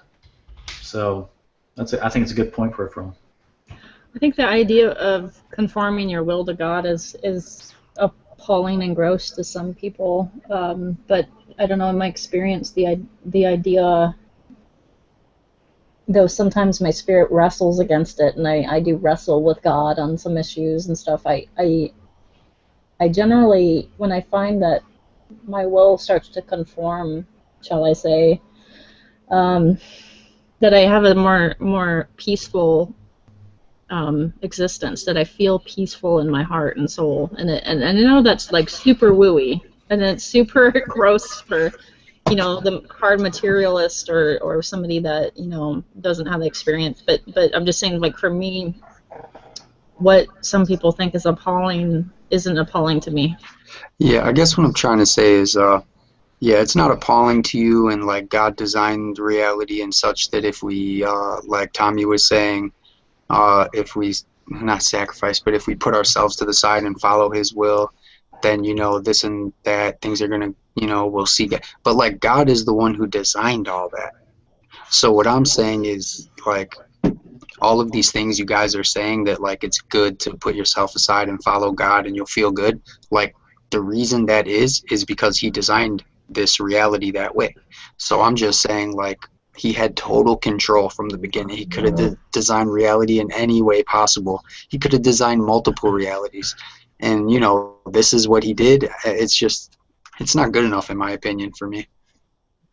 Well, I mean, I would say, what standard do you have to judge a God's actions by? You would have to meet the same criteria to be able to give a proper critique of a God, right? You would have to at least understand His position, so you'd have to understand things omnisciently and omnipotently, and essentially any omni that people want to ascribe to God, right? I mean, you would have to understand that to be able to raise a contention with God, right? Does that make sense?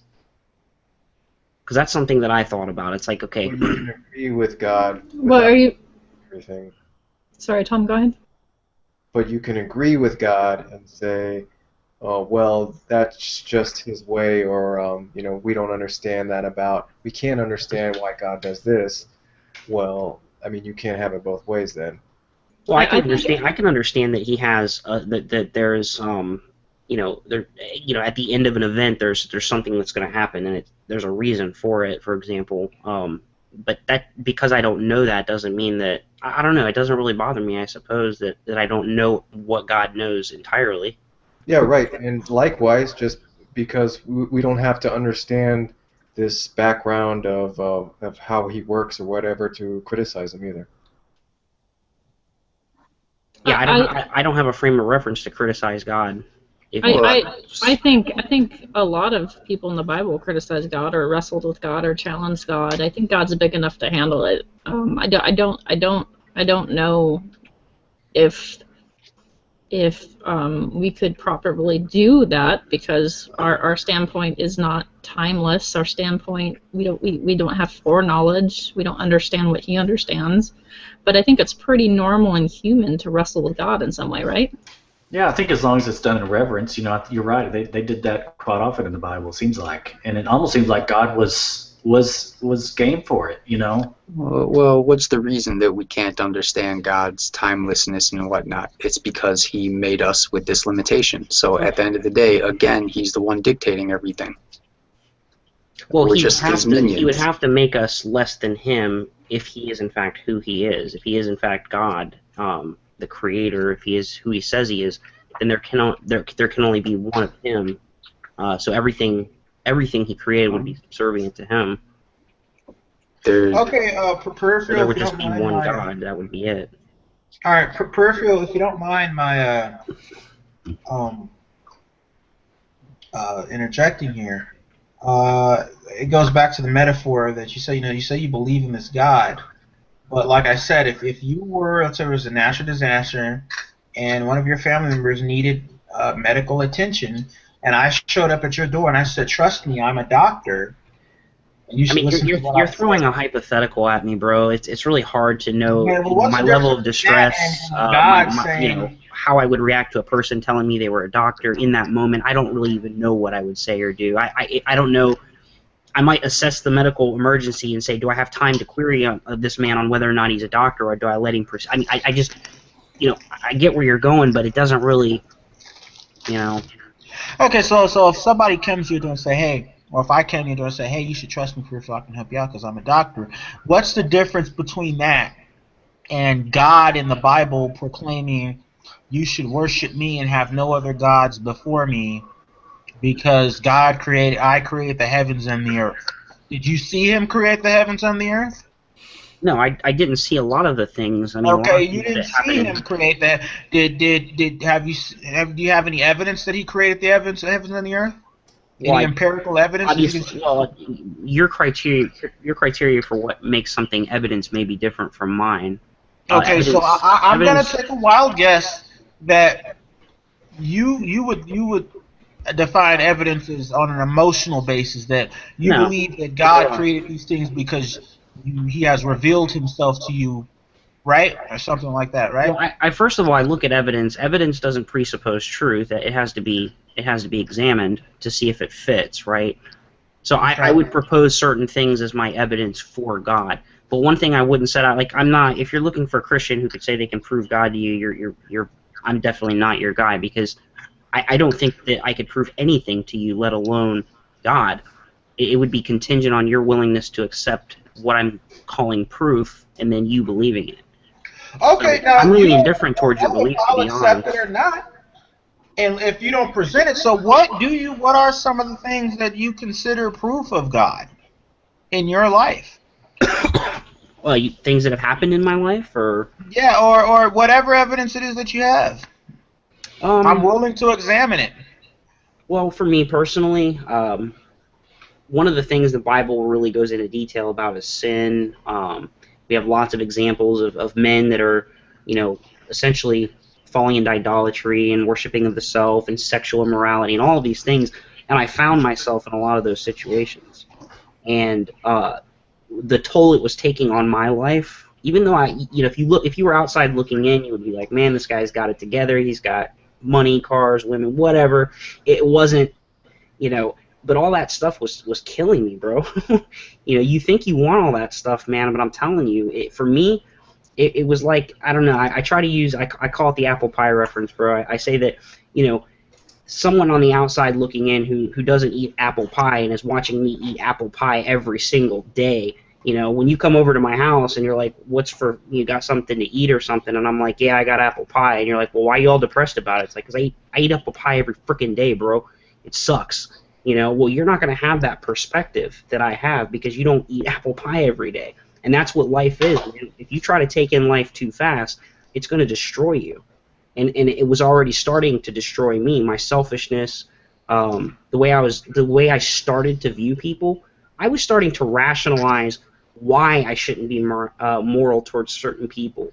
And I was starting to categorize people, or I would say that, oh, that guy's homeless. That's just the cards he got dealt. Screw him. But then I would help a homeless guy on the side of the road. I'd give him $5, but that was only to glorify myself. Look at me. I'm such a philanthropist. I'm such a kind-hearted person. I do my good deeds, and that's how I was viewing it. I mean, my life has a lot of stuff that kind of came to a head that ultimately led me to Christ. But when I came to Christ, and God gave me His Spirit, it was then I had my eyes open and I knew the truth. Now that's not something I can impart to you until you have that experience, and then we can talk about it. But a lot of Christians who have been given the Spirit of God, they know what it's like to look at the person that they were, and try to see themselves in the image of Christ and move towards that. Because I try to forget the person that I was every day. Some people might not have even said I was that bad of a guy. Okay. When I came to Christ, I lost all my friends, man. I would say, well, most of them, but because of the person that I was, they didn't understand that kind of change in me, I guess you could say. I don't know. Okay. So why did you need Jesus to stop being an asshole? Well, it's not that, like I said, you might not have even perceived me that way. You might have thought I was a really cool guy. I don't know, but it's what I saw going on inside of me, the person that it was what I saw happening to me and what I wanted in life. I started moving in this direction, screw everybody else. We're all just in this random rat race together. It's every man for himself. I might as well try to get my piece while I can and do it the best of my ability. And if I got to stomp on a few heads to do it, so be it. And that's really how I started looking at life, man. And I don't know, man. It made me a miserable person on the inside, and I couldn't figure out why. I had money, I had everything I wanted. The mindset of screw everyone else, I would consider an asshole. Now, why did you need God to stop being an asshole? Because I didn't know how to not be that person. I didn't know why. I didn't. First of all, I didn't understand why I was doing it. I had no. So it was completely because you didn't know how to be an asshole without God? So, I mean, I can do it. I could have taught you. No. Hear me out. I didn't say that, okay? Well, that's what you said, but I don't... I didn't know how to be, well, essentially what God has shown me how to be, or what I attribute to God showing me how to be. I didn't know how to do that on my own, I had to cry out for help, I said, I see these things. I see righteousness. I know what it is, but there's something about me ontologically that wants to reject this righteousness in favor of my own selfish desires. And I didn't understand how that could be. Like, what's going on? Why not choose what's right every single time? But there's this other me that I'm warring against. Yeah, and instead of you living life for you, now you're living life for God. And if you were alive in the Old Testament, you would be not killing people for yourself to take over territory, but you'd be killing people for God. I mean, if I was a Jewish person, maybe when God was commanding the Jews to do certain things, then I could say that's possible. But you do realize that Christians did the same thing. I mean, under Constantine, when they would have battles, they would say, this is in the name of God, or, this is for our God, or whatever, and they would go to war. Same thing with the Crusaders. They went to war. Yeah, I probably would have. I mean, if I was alive then, knowing Scripture, I would have challenged them. I would have said, "What are you guys doing?" Oh, no, that's not much different than a football team doing that. Asking God to be with them, during battle. Yeah, so see, that's there's my nothing thing. wrong with I think that your God or your religion, that's kind of like whatever your favorite NFL team is. Okay, it doesn't if you're is Muslim, if you're a Christian, if you're a Hindu, if you're a Raider fan, if you're a Cowboys fan, if you're a Jets fan, Giants fan, whatever. Okay, it's all the same thing. All football teams, they all play the same sport. You know, it's the same object. The same thing with religion. All religions have the same object. It's the same thing. Okay, it's just a different uniform. Incorporated. I wouldn't compare Constantine's Christianity to biblical Christianity, if you're familiar. I mean, there's definitely some disparity there. I'm not going to refute that, but I mean, okay. No matter the variation. I mean, it's just not really that good of an example. Like, you can cite maybe on 3 fingers really terrible things done in the name of. It doesn't matter if they were Christian or not. In the name of Christ, you know, pointing to the Crusades. Well, if we all, even Christians, atheists, if we all said, let's look at the Crusades, now let's all look in the Bible and see if that's consistent with what Jesus taught. And then you have to say, well, if it's not consistent with what Jesus taught, then okay, but is the I don't problem see how it with can't, the adherents, right? The adherents of the faith that are going against the faith. That should indicate a problem with those people and their understanding of Christ, right? Because if Christ teaches one thing and Christians are doing something contrary to what he taught, well, isn't that a problem in your eyes? Okay, but see, I don't see a contradiction there. I mean, the Philistines were condoned to go into. I mean, not the Philistines. The Hebrews were condoned to go conquer the Philistines. Yeah, but that was much the same way that the Crusaders conquered Jerusalem. I think you're conflating the Mosaic Law and ancient Israel with Christianity, which is. I can see where you're going with that. Yes, if I was supposed to follow Mosaic Law as a Christian, which is kind of contrary to me, but if I did do that, then I see what you're saying. But we're not. That's not what Christians are called to do. That all happened as a result to bring Christ into the picture. Yeah, but it's the same God.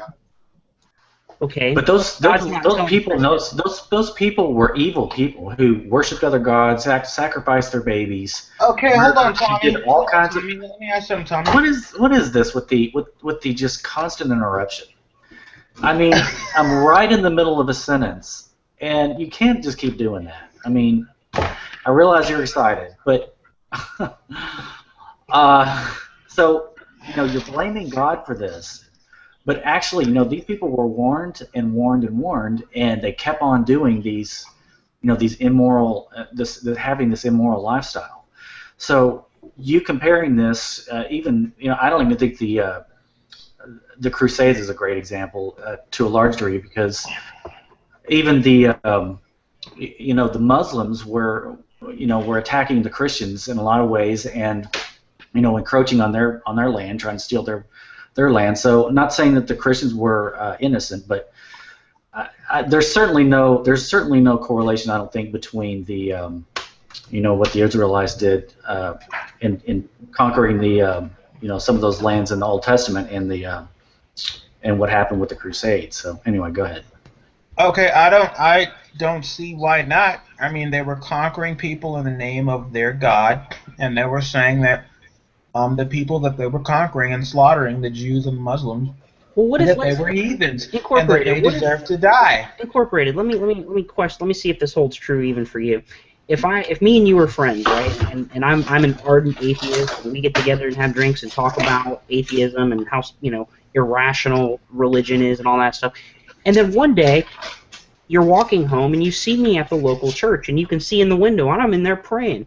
And you call me up later that night, and I'm like, hey, what's up, man? You're like, hey, man, I saw you in church, man. I thought you were an atheist. What's going on? I said, no, I'm an atheist, bro. I'm good. We're cool. I'm an atheist. I don't believe in God. I was just there talking to the preacher, but, I just happened to know. I could lie. I could say whatever I wanted. But wouldn't you, and then you come back the next day and you say, you see me in that church again. I'm down on my knees praying at the altar. Aren't you going to question my atheism at that point? I don't see the analogy you're trying to pull. Well, because Christians do things contrary to Christianity. Can we agree on that? Yeah, well, I agree. Hold on. I think every Christian would agree on that. That Christians do things contrary to Christianity. I don't see going to war and conquering someone in the name of in the name of a God as contrary to Christianity, because it's in Christianity. And hang on, hang on a second. It's not the image that Christ portrayed, not at all. Hang on, how do you love your enemies? Let me address what Deidre said. Hold on. Let me address what she said real quick. And kill your enemies at the same time. Love your enemies. In the New Testament, yes, he did say love your enemies, but he also said sell your robe and buy a sword. Mm-hmm. Okay, this was but not that a isn't man a call to war. That's not a call to war. He didn't say go out and kill people. Well, look, even if God wants people to love their enemies these days, back in the day, he wasn't exactly like that, and that's how he was then. So, well, that had to happen though. That was all necessarily a precursor to what Christ was coming to do. I mean, so I'm not going to argue against what happened in the Old Testament or try to get away from the conversation. I think all of that stuff happened, kind of like Deidre said. It was a result of the times. God was also operating within the times, the way that people were operating. You know, I was trying to think of something, I don't know, to the kind of akin to like, you know, what if God gave the Israelites like special powers, like to understand physics and all this stuff? They would be so light years ahead of everybody. It would create a real contrast between them and the rest of the world, and the rest of the world would be kind of, they would idolize the Jews at that point, or, you know. So God used the Jews from within that period of time, how you know, the way that everybody else understood everything. I don't see an issue with that. And I want to address the sell your sword or sell your cloak and buy a sword. Jesus is predicting that they're going to be fugitives, that they are going to be under persecution, and that it would align with that they would always be on the run. See, the disciples were the first Christians, and they were the first people, you know, within the Jewish society to break from the Jewish tradition. It also says, Jesus also says something else that gets cited by atheists, and I'm going to pair it together, where he says, "Do you think that I came to bring unity? I tell you, no. I came to divide houses, mother against son, you know, brother against brother, you know." And he talks about dividing the house. Well, he's not saying go be vindictive and evil to your family. Like we wouldn't apply that to today. You know, it says honor your father and mother, right? But what he's saying is, again, that be prepared. You are going to be persecuted. You are not going to be loved, and that would be the awkward transition of leaving the Jewish faith to Christianity.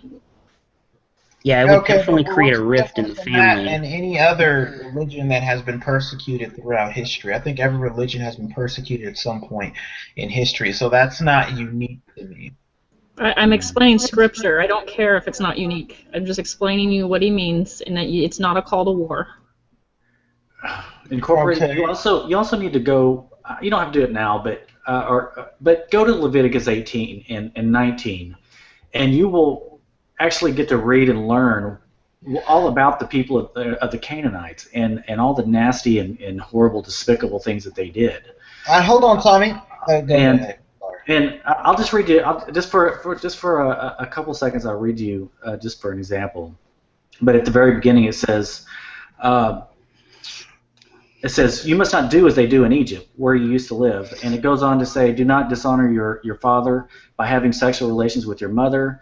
It goes through a whole litany of sexual sins. Do not have sexual relations with your son's daughter. Sexual relations with your father's sister. Do not dishonor your father and brother by approaching his wife. It goes on, and it lists, do not seek revenge or bear a grudge. It goes on to explain and describe all kinds of horrific things that they did in that society. So, you know, you've got a really evil society, and God is basically cleansing the land of those people. And it's not only not immoral, it's I think completely moral. And in fact, but God drove those people out first, I think in some cases with like bees or wasps or something to get the majority of those people out. And the people who were left over, you know, the Israelites came and conquered. I don't buy it. I don't buy it. And you know what?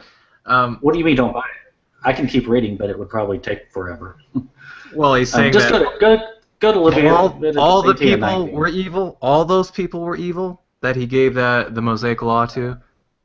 Yeah, evidently they were all worshiping false idols. They were all engaging in sexual sin. The children that's what it says. were evil. Were they also engaging in sexual sin? I don't know, but you don't know. The apple doesn't fall. You just said they're all from the evil. tree. You just said they were all evil, so that means I'm saying that you know that the children were evil. The Bible says they're evil. Yes, the Bible says they're evil. Okay, so now you are saying that the children were also evil. Well, no human has been born and not sinned other than Jesus. So that would make every child. I wouldn't. I mean, depending on how you're using the word evil, like does the kid's eyes glow and he run around trying to stab people? I don't know. I would say that. I think we know exactly what we're sins, using as evil, and that's why he had reservation in saying that the children were evil.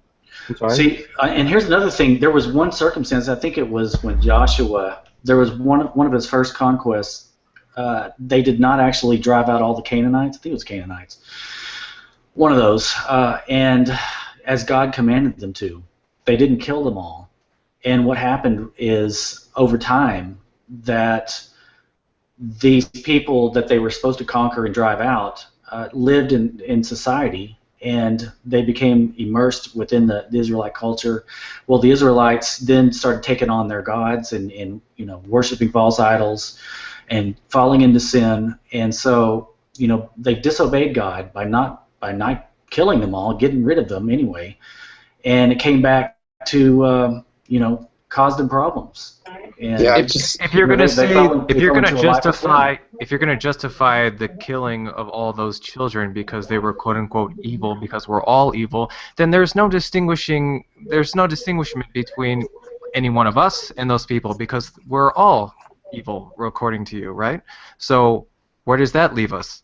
He killed the children because they were evil, and not in a way where we're all created with. Well, first of all, we don't know how many children were there. Like the Bible says, he did cause, I think it was wasps, anyway, a swarm of wasps to engulf basically the whole area and drive out the majority of those people before there was even a battle at all. So maybe, who knows? Maybe the women and children were chased out of town. Who knows? Oh, that would fit nicely.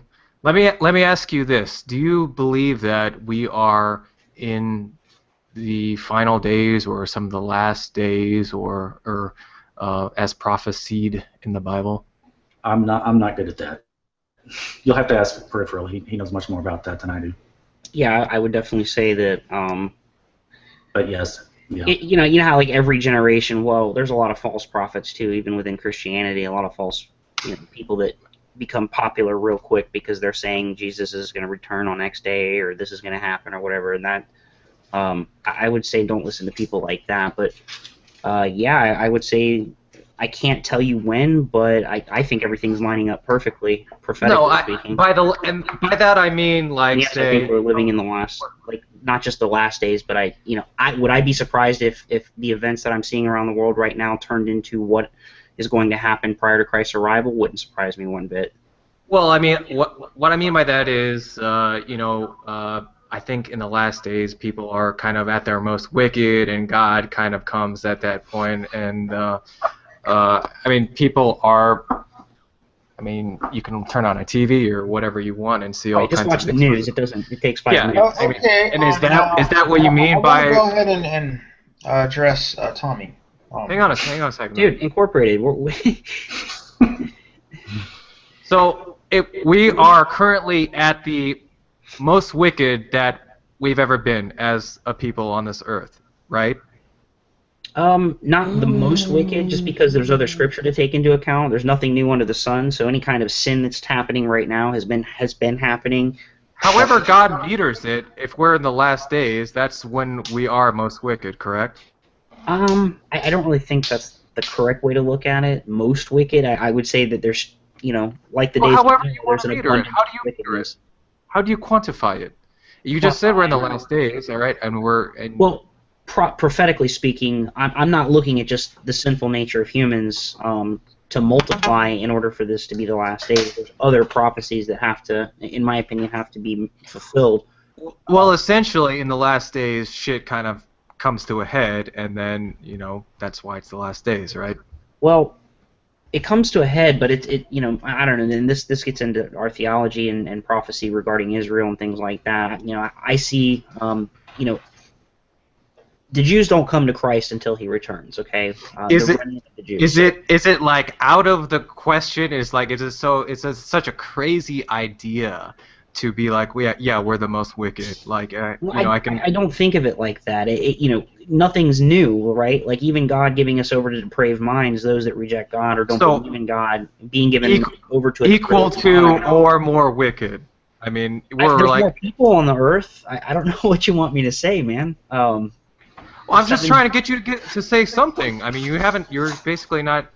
I don't really know what position I'm looking for. I guess I don't really look at wickedness like, yes, is it more wicked now? Well, yeah, compared to what 200 years ago, simply because there's more people doing wicked stuff. But as far as like have the proportions changed, I don't think so.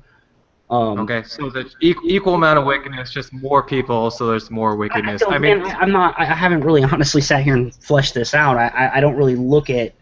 I would expect, based on what Scripture teaches to see an increase in homosexuality. I look at the general, a billion abortions in the last 100 years. That's 1/7 of our population that we've aborted for various reasons. That's probably not conducive to thriving, as some naturalists may say. I don't know, man. It's hard to say. I look at the events just in the last few hundred years. If it's not conducive to thriving, how is our population shooting up? I'm sorry? Like, I think that it not being conducive to thriving isn't really a good argument against abortion. Well, that's not my argument. That's not my. That's more. Well, that's what you said. So I'm holding you to your words here. Well, hold on. I'm not using that as my argument. I'm not saying that that would be how I would rationalize it if I didn't believe in God and I was a naturalist or something. I would say that aborting 1/7 of the world's population is probably not how you create a thriving environment for people, right? But that would be considered murder. I would just call that murder. I'm just saying that even without, I don't think it's a good argument in any sense because it doesn't reflect the facts. It's certainly not stopping us from thriving. Yeah, nothing's stopping us from what we're doing. I don't disagree with that. Anyway, I don't buy how people use these arguments of God exterminated the Amalekites. God killed everyone in the flood, the entire population of the world, right? Except for a couple of people. And then you yourself look at what happened in the past and how we are now, and we would probably all be deserving of a mass flood and all mass extermination. It wouldn't be out of the question, surely, wouldn't it? I mean, no. Well, the show's not over yet either, bro. I mean, this isn't it yet. We're still, God is patient and long-suffering, and there are prophetic events that need to take place with the Jews in Israel. I mean, they just got back in 48, so I mean, it's not over yet. Prophecies. It's not over yet, and so when people are having this same discussion X hundred years from now, would people be saying, yes, the babies in 2015 were evil? Would they be saying the same thing? I'd say that's a hypothetical. Well, it is a hypothetical, and I'm asking, do you have an answer, or can you? I don't know what the people in 200 years are going to be saying about children. Do you think the people now are evil? Do you think the babies are evil right now? I think that people choose good and evil. Okay. For various reasons. If I could go ahead and interject here. I, even as a child, as far back as I can remember, I remember reading I saw, The Prince of Egypt, the movie, in theaters. I read the picture Bible. And even as a child, I thought it was absolutely ridiculous that a God would murder, the firstborn child of every family just to prove a point. I thought that was so grotesque. It horrified me when I saw that in the movie theater. And not because he killed people. That's not the reason why he killed people. I've seen movies before where people are killed and all this and that. What bothers me about the Christian God is that he proclaims to be the very definition of righteousness. So you're not you're pro-life then, right? Incorporated? Am I pro-life? Absolutely. You sound very pro-life. You sound like, God forbid, someone strike a hair on a baby's head. He doesn't sound because you would be comparing yourself to the evil God of the Bible if that's the case. Am I pro-life? It's always about the baby. No, I don't think. No, I'm not one of those people that's. I don't make it my business to dictate what a woman does with her body. No. But as far as the Bible, hold on. As far as the Bible. So the babies are still dead, though. God, what horrified me is if you're gonna have a God that proclaims to be, this loving God, and the babies were evil though, so it's not that bad. Okay, let's just squash this real quick. What would an omniscient God do in that case? Let's say the whole world turns on God committing evil, and there's a few babies that are questionably not evil or good. Nobody really knows. You're a God who's omniscient. What would you do? Keep in mind, you can't possibly answer this question. How would you deal with that without all knowledge? Here's what I'm saying. You're looking at God and what He's done, and you're saying, okay, I have a problem with this. Where do you get your standard to have that problem? Do you have the omniscient wherewithal to counter God's judgment? Any answer doesn't really make sense. Any answer that we give, if we were God, would be a great answer, because we would be saying to our minions, I'm God, whatever I do is good. You guys aren't saying that you're God. You already know you're not God. You're not omniscient. So what I'm saying is, whatever God does, you think is good because you're a minion and He's God. So if you turn the tables and you turn into God, whatever you do becomes awesome according to your minions. That's not true.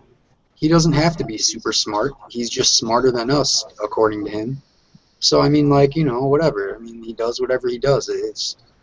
Anyone could do just as good as him. It's just that he happens to be God, so we have to listen to him. How would you? Let's say you're again. I can run the same scenario. You're saying anybody could do just as good as an omniscient God. You're willing to grant that He's an omniscient God, and anybody can do just as good as He can. Yeah, if I were an omniscient, possible from a limited non-omniscience. Because if I were an omniscient God, anything I do is good. Because but you can't even fathom. You're not omniscient to even fathom what. You don't even know what omniscience is to know how you would react, right?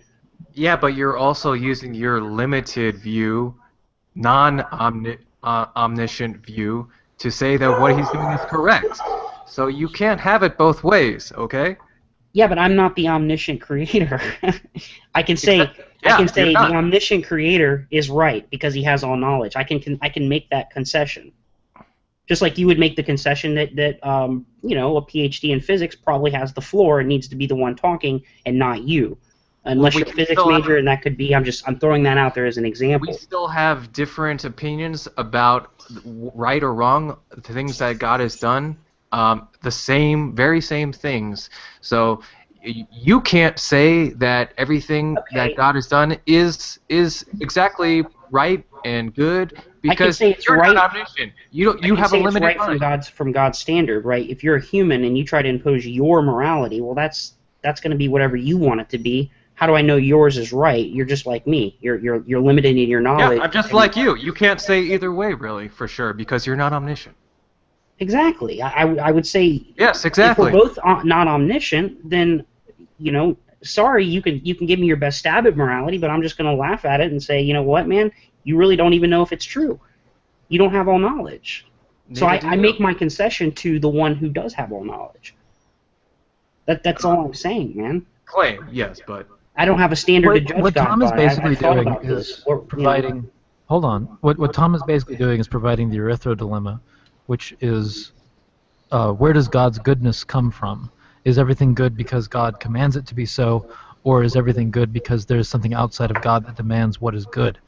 In either case, you have an issue with God's. In one case, you have an issue with God's omnipotence. In the other case, you have an issue with God just things being good because God says so, with no real reasoning other than. So if God's nature is good, so where is the problem with that? What is the issue? I think it's a cop-out. He's saying it's kind of like begging the question about where goodness actually comes from. Like God saying, why are things good? That is where they come from. So if God speaks or acts because His nature is good, what he does is good. Yeah, So it'd be the same are you thing. saying that there's something outside of God that defines what goodness is, and that is how we know His nature is good, or are things good simply because He commands them to be? No, I wouldn't say that. I'm just saying I think His nature is good, and what follows is going to be good.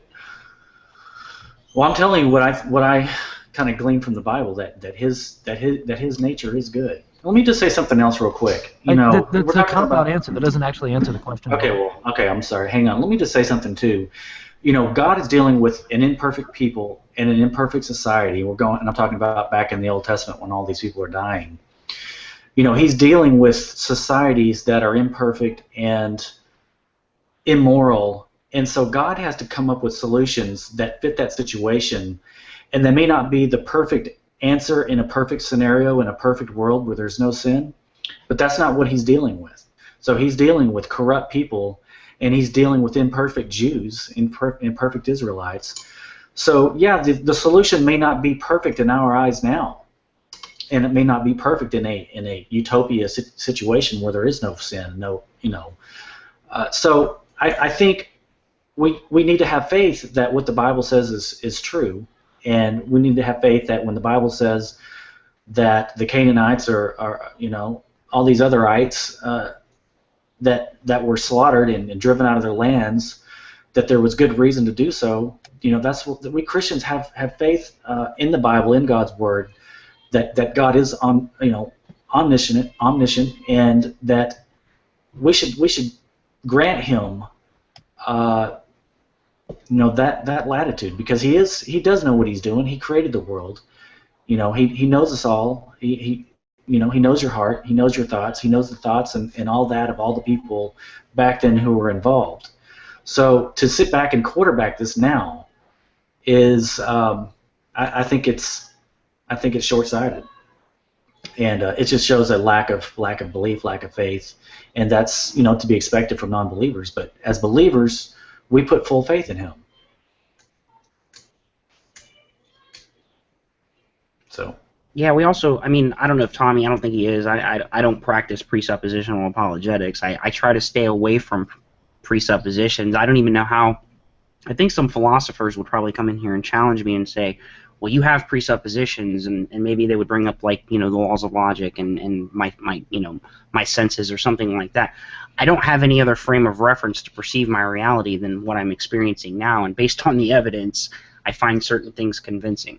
That's kind of the way I try to look at it. So I comparing the Bible to modern times and some of the things that it teaches, it's very difficult based on what I'm being told and what the Bible's telling me. There seems to be a clash there, but the experience I've had personally with Christ, there's nothing you could say to take that away. That's what convinced me. I could care less about all these. I could leave G+ tomorrow, and it wouldn't even affect me. It really wouldn't. So what? I'm not practicing apologetics anymore. Big deal. I'll go spend time with people who need help with something or whatever. Are you referring to your experience with Christ, or your coming to Him as the one you described earlier, which was basically you deciding to not be an asshole? Kind of. I guess I'm just. It's a very moving testimonial. Yeah, no one will ever be able to take that from you. Yeah, that was just my personal. Dude, if you, I should probably be able to find it, but I could be quoted 3 years ago saying Christianity should be destroyed. I was getting to that breaking point where I was really starting to question things, and I started looking into a lot of stuff, and I filled my cup up with it, and it sounds like you were looking for the truth. Well, yeah, I was looking for the truth, and I was looking for where our universe came from, and I always found these roadblocks in science, and I didn't discredit the science for getting us to that point and not having an answer for, well, where's the rest of the story? How do you get from I need to stop being an asshole to I need to know where the universe came from? Well, no, these are just questions that I had, and I think everybody at some point questions their existence, their reality. I was agnostic. So it wasn't necessarily even tied to that time where you were an asshole. It's just these questions that have always kind of been there. Well, some of them, yeah. I mean, for me, it was kind of like I had all of these different factors that led to my salvation, and they all kind of converged. I guess it's the way I would say it. You know? Yeah, people from, not to be a buzzkiller or killjoy, but people from other faith systems, belief systems, whatever religions, they also have personal testimonies where their lives got changed around and whatnot. Absolutely, I believe that. So I believe people who have the wrong religion have spiritual experiences too. I have no problem with that. Some people think they were abducted by aliens. So. Yeah, but I mean, what I'm saying is, you know, people, due to their, I guarantee you, there's people in Islam that gave up drinking, gave up cheating on their spouse, and all that because they got closer to their God. I'm sure they did. Yeah. Well, you know, I don't have an advanced alien mind and technology, so I can't really say whether or not, you know, what aliens abducting someone is right. So do you believe in aliens, though, in general? Do I believe in aliens? It's not really something that I think about it. I don't. Okay, I so don't. What about you, Incorporated? Do you believe in aliens? Maybe he's not there. It strikes me as weird that a lot of atheists do believe in aliens, which. What do you mean believe in aliens? Like I think they really think they exist. I think it's more probable than not that aliens exist. And Sure, not just yeah. on one planet in this universe, but probably on multiple planets and multiple solar So you'll take that with zero evidence. You'll believe that, or take that as evidence. Mathematically, you're making it sound like there's some kind of distinction, like there's some kind of difference. I mean, I acknowledge that the possibility that aliens exist, and I would also acknowledge the possibility that God exists. I mean, okay, that's fair. At least you're fair. At least you're I think he's consistent. Yeah. Okay, but I would make the argument that mathematically, it's very possible that I mean, we're not a mistake. Okay, the conditions that made us, they also exist in other sectors of the universe as well. So it is very it's not a far-fetched to believe that there could be life on other planets. And on top of that, if you're going to approach this with a theistic perspective, if you look at the Bible's full of you know, I mean, God Himself is an extraterrestrial being. He didn't come from Earth. Okay, he came from somewhere out there in the universe, and he created all these things. He so didn't come from anywhere. he actually qualifies as an extraterrestrial. He created the universe. Hold on, Jesus qualifies as an extraterrestrial because he wasn't human, right? He doesn't qualify as an born of an immaculate extraterrestrial. conception, right? You know, he supposedly, when he died, his body just an extraterrestrial would be a physical being that lives on another planet that is terrestrial. He's not an extraterrestrial. Huh? An extraterrestrial will be a physical being that lives on a planet that is terrestrial. Okay, and a theistic God. Hold on, a theistic God would be a terrestrial being. No, he wouldn't. Came created other terrestrial beings. If it's a creator of a universe, it's not terrestrial. All right, thank you. What about the multiverse? You don't believe in the multiverse? That he came from a terrestrial realm that we can't comprehend, so he's terrestrial. You're making a wild assumption by saying that the other realm is terrestrial. Actually, I think Incorporated might be right. Let me read the Merriam-Webster definition of terrestrial. It says, originating is existing or occurring outside the Earth in its extraterrestrial, right? Exactly. It doesn't have to be a terrestrial planet. It could just be anything outside of our planet could be an extraterrestrial. I can't believe Ocean tripped up on his words like that. Well, maybe there's multiple definitions. What was that, Ocean? I disagree with that definition. Sorry, again, what? I said I disagree with that definition. Oh, yeah. I mean, yeah, it comes down to definition, but... I mean, okay, fine. God is, you can call him an extraterrestrial, and then, like, you know, people want to call atheists or rocks atheists because, you know, they don't have a belief. So fine, whatever. It's just basically semantics. So where does our concept of aliens come from? This will be a fun topic. Okay, well, concept. Hold on. It actually, hold on. I'm talking like what we see in the movies, believe it or not, it actually comes from a lot of it comes from religion. If you look at or it's alluded to in religion, if you look at the Bible itself, I believe it was one of the prophets. He said he saw a wheel in the sky. Okay, and that it was in the shape of that's in the book of Ezekiel, and that's a prophecy. First of all, that's a vision. That's not talking about aliens. That's the throne vision of Christ. Okay, but nevertheless, it's also paralleled in Revelation chapter 4. What is it? What is this flying saucer? It looked like a wheel. It's not a flying saucer. First of all, you're looking at the throne of God, and he's trying to describe it in a way that he as cogently as he can. But there's just no way to understand what he's looking at. Okay, so if there's no way to understand what hold on. This is not like not a flying saucer. Mountain. Hold on. He's not sitting on top of a mountain and all of a sudden he's having this he's having this event happen in front of him, and no, it was a spiritual vision given to him, just like any other prophet would get. So it wasn't like an alien encounter. First of all, it was the throne vision of God. So Jesus is sitting on the throne. It wasn't an alien. It was God himself. That's just what the vision was about. I'm just telling you.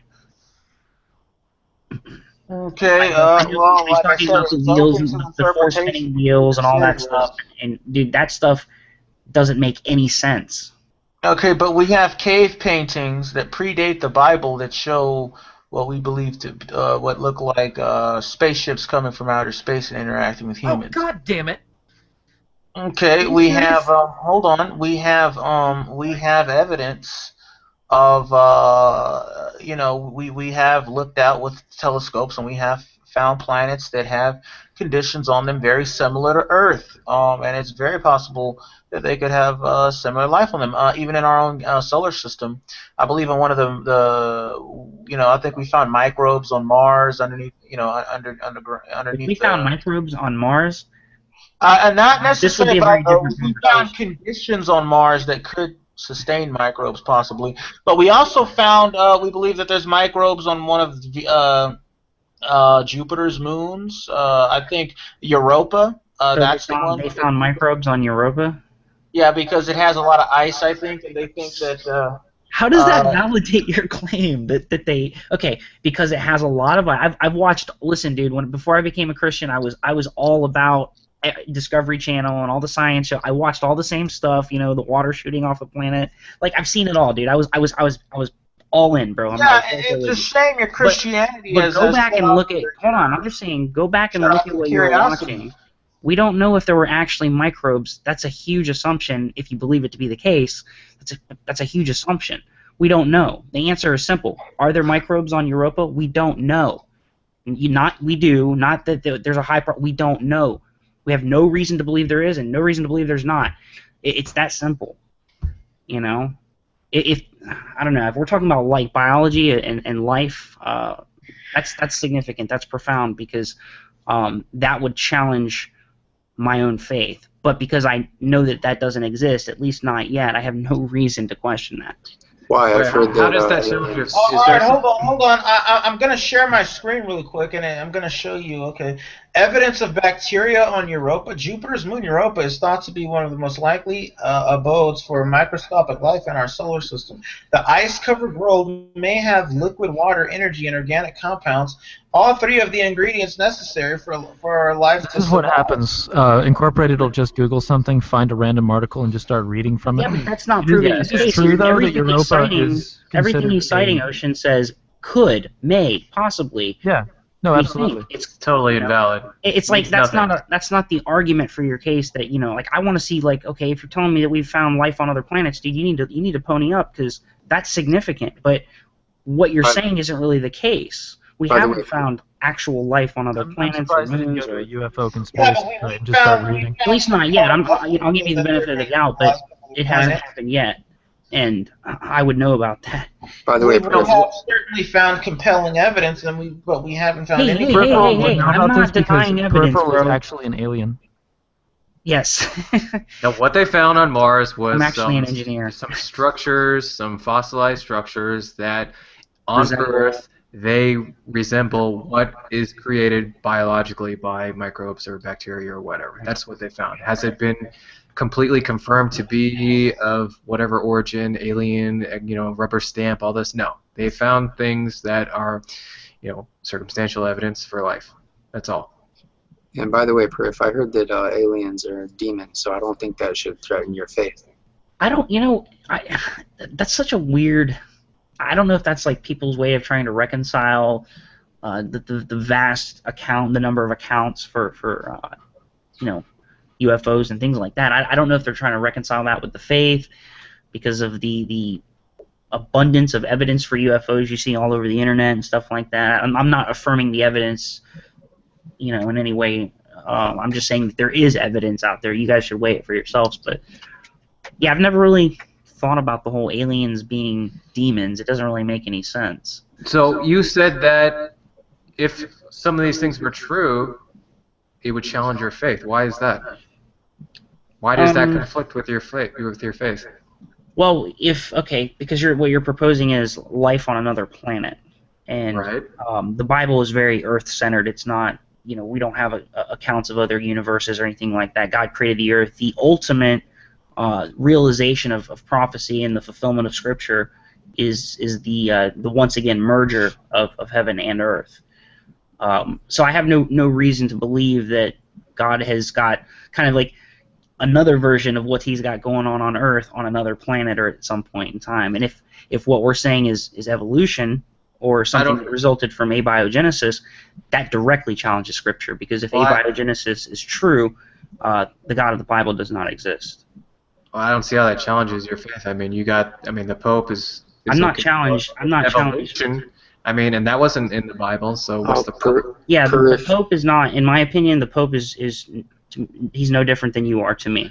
Okay, well, the point is that people can reconcile. There's plenty of Christians that are okay with evolution, and it doesn't necessarily conflict. So it doesn't. Yeah, why does it conflict for you? For them, it doesn't conflict because I believe Scripture teaches something different. So I obviously I hold to the view that I believe is more consistent. Yeah, but if abiogenesis came to be the widely accepted theory in science or whatever, I'm sure that there would be some apologetic that ties it into, well, yeah, the Bible does teach that, or like it's possible. There and Fiona, for example, who's I think she's a evolutionary biologist.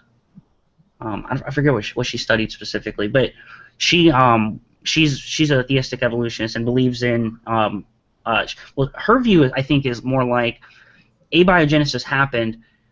God guided it. Ultimately was like, well, no, that kind of like the domino thing I think is more of the view she holds, where God essentially created the universe. That's where His involvement stopped as far as creating life. That kind of all happened on its own based on the initial creation event. It's basically, it's naturalism essentially, only that it attributes everything to a creator, and then everything after that just kind of is naturalistic, I guess. Yeah, deism, and then Fiona, if you're watching, I'm sorry if I'm butchering your position. Correct me later. Yeah, Fiona's more like most of the Christians I've actually met in person. It's like deism, except showing up for Moses and Jesus and all that. Right. Yeah. Actually, yeah. Yeah, it's just really strange to me that you can have all this faith in a God, but the idea of life on other planets would shake that faith. Why? Where in the Bible does it even say that? Hold on. It would shake my faith because I think that it's inconsistent with my theology. I would not celebrate it though if that turned out to be the case. Right. I mean, you would just reconcile it some way, and then you just go about. Oh damn! Genesis says that he also. Here's the thing. I'm sitting kind of from a privileged position, in that I can comfortably tell you that. Say that he created all the stars too. Yeah, it does. But hey, Prif, here's the question. Well, if he said that, it wouldn't be far-fetched that he could create life in other stars or in other solar systems.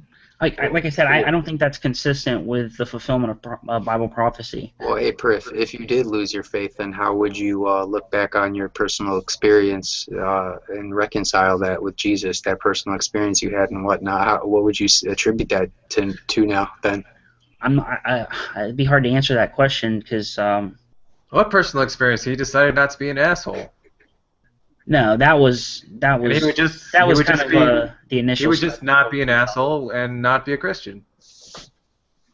No, that was, like I said, that was initially me looking and examining myself. I didn't come to Christ like in one day or something like that.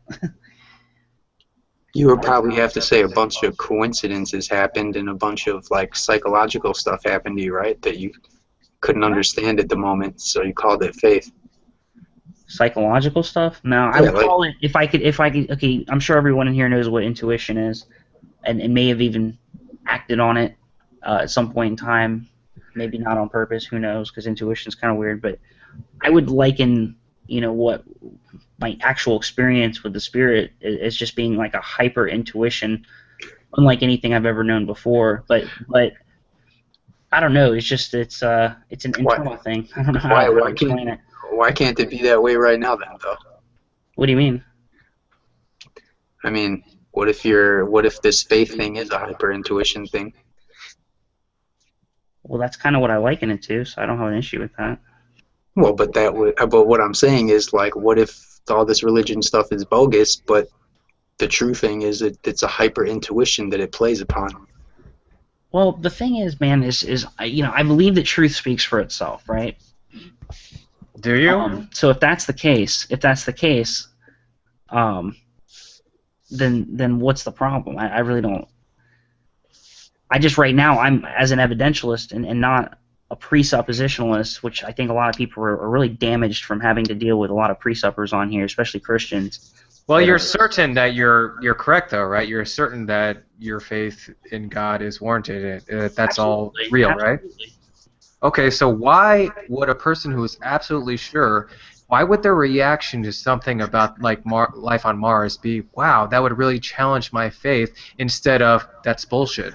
Wait, he said that he's certain that his belief is. I would have to look at the evidence first of all, and but I wouldn't say it was BS because I can't. If we actually did that, then that would be. If you profound. absolutely know that God is real and that would challenge your faith, it would have to be. No. What I'm saying is that I would. He said that he knows his belief is warranted, and that's the way that you put the question to him. I think I used a couple words, but warranted was one of them, and I said certain is the other one. If somebody believes his belief is warranted, and I said true, it's different from believing that it's absolutely. Like, I understand what you're saying. Warranted is not the only word that I used. I said true and certain. And he said absolutely. Right, and when you said that when you said that he's like absolutely certain that it's true, he's been trying to correct you and say no, that's not what he's saying. Was he? I didn't. Peripheral, you're not absolutely certain, correct? As far as what? Like my faith in God?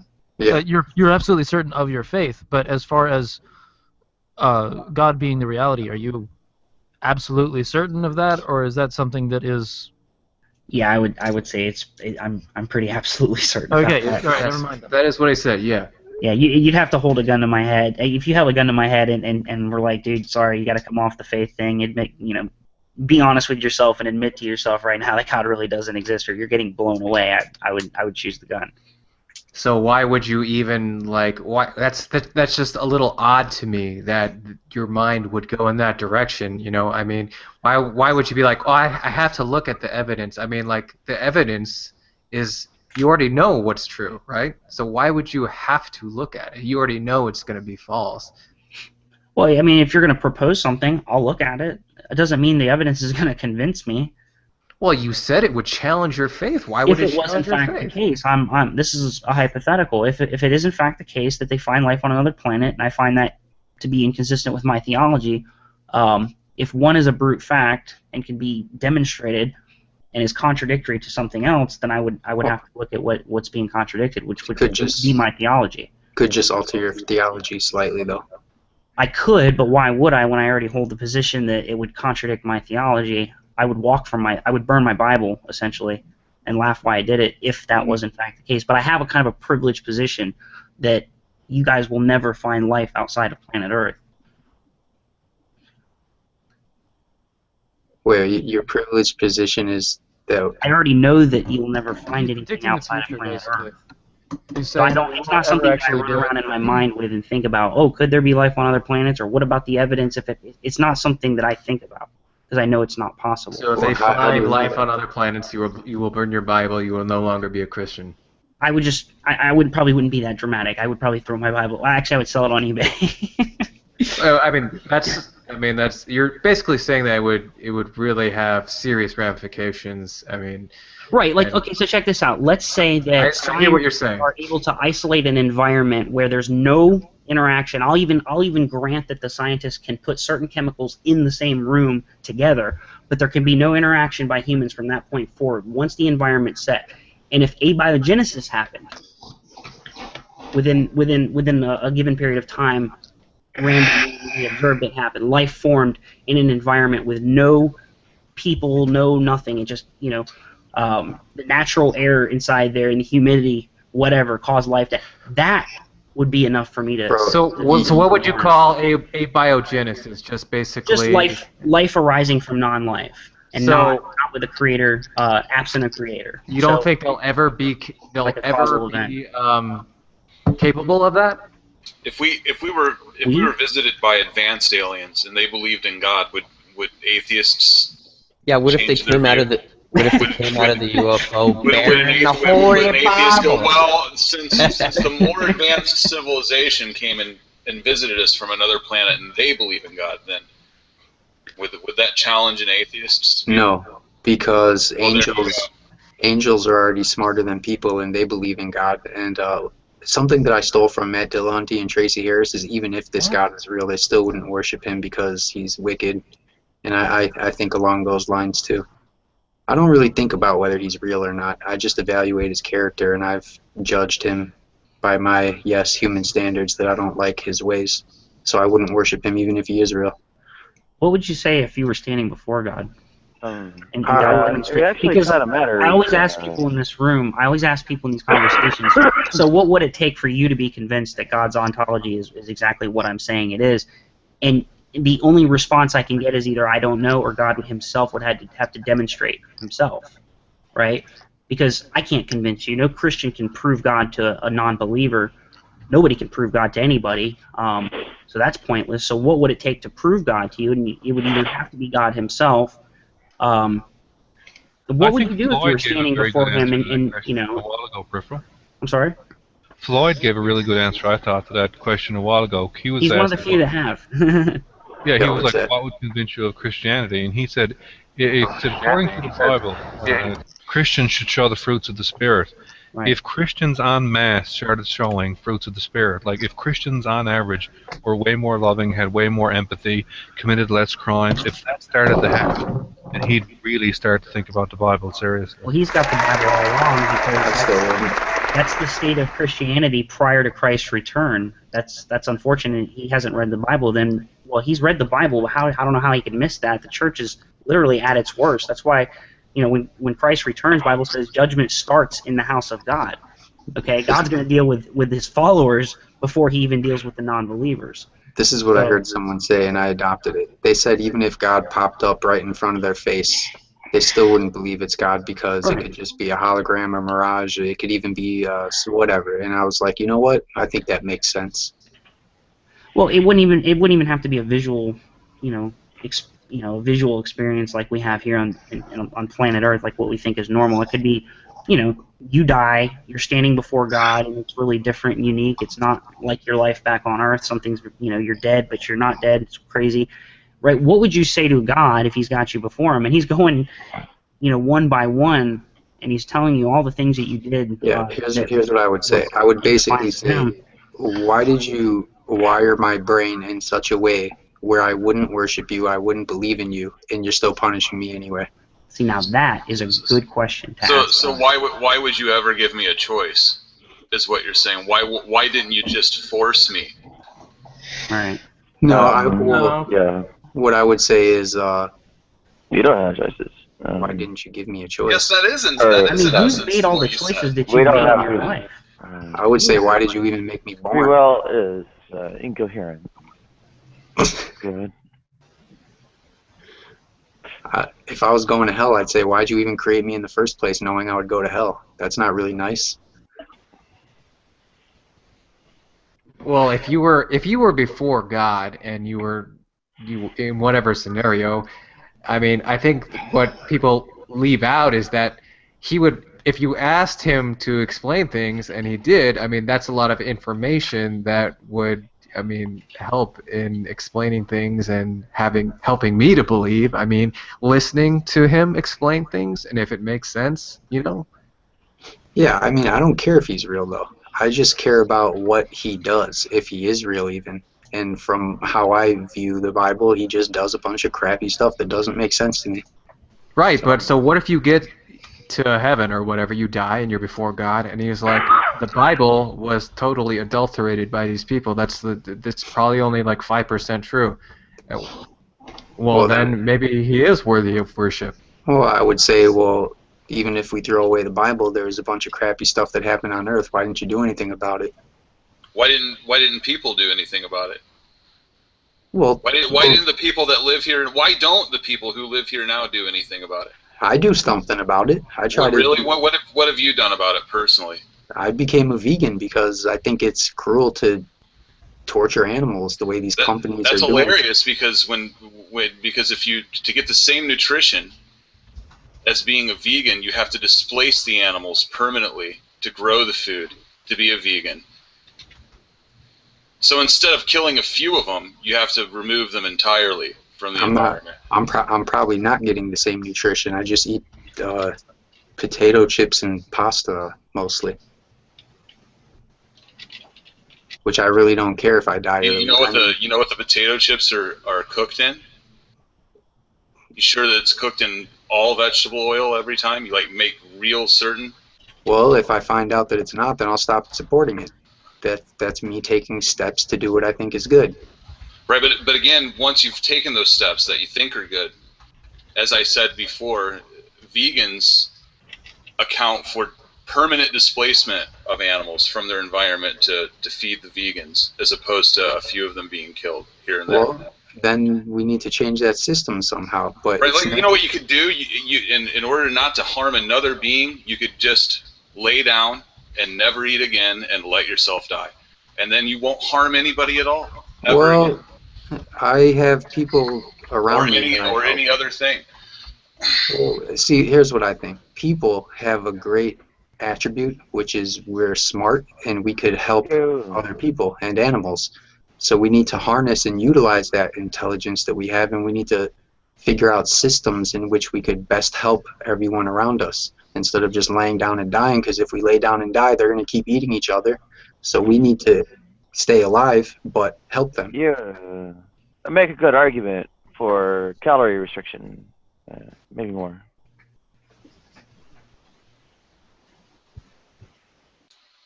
So yeah, that's the irony of it, is that vegans don't do the environment nor other animals any favors. At the end of the day, they don't do that. They do not do anything for animals in the wild. I am aware that it, well, has more to do with doing as opposed to allowing. Right. So it's a matter of direct participation, not the prevention overall. Right. So you just rely on other people to do the bad deeds. And then artificially feel good about it. No, I would work towards prevention as well. No.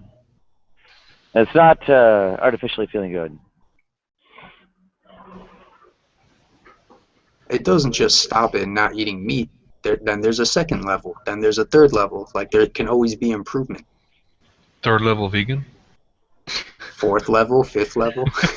Third level feeding? Is that what you said? Eventually you just start living off air.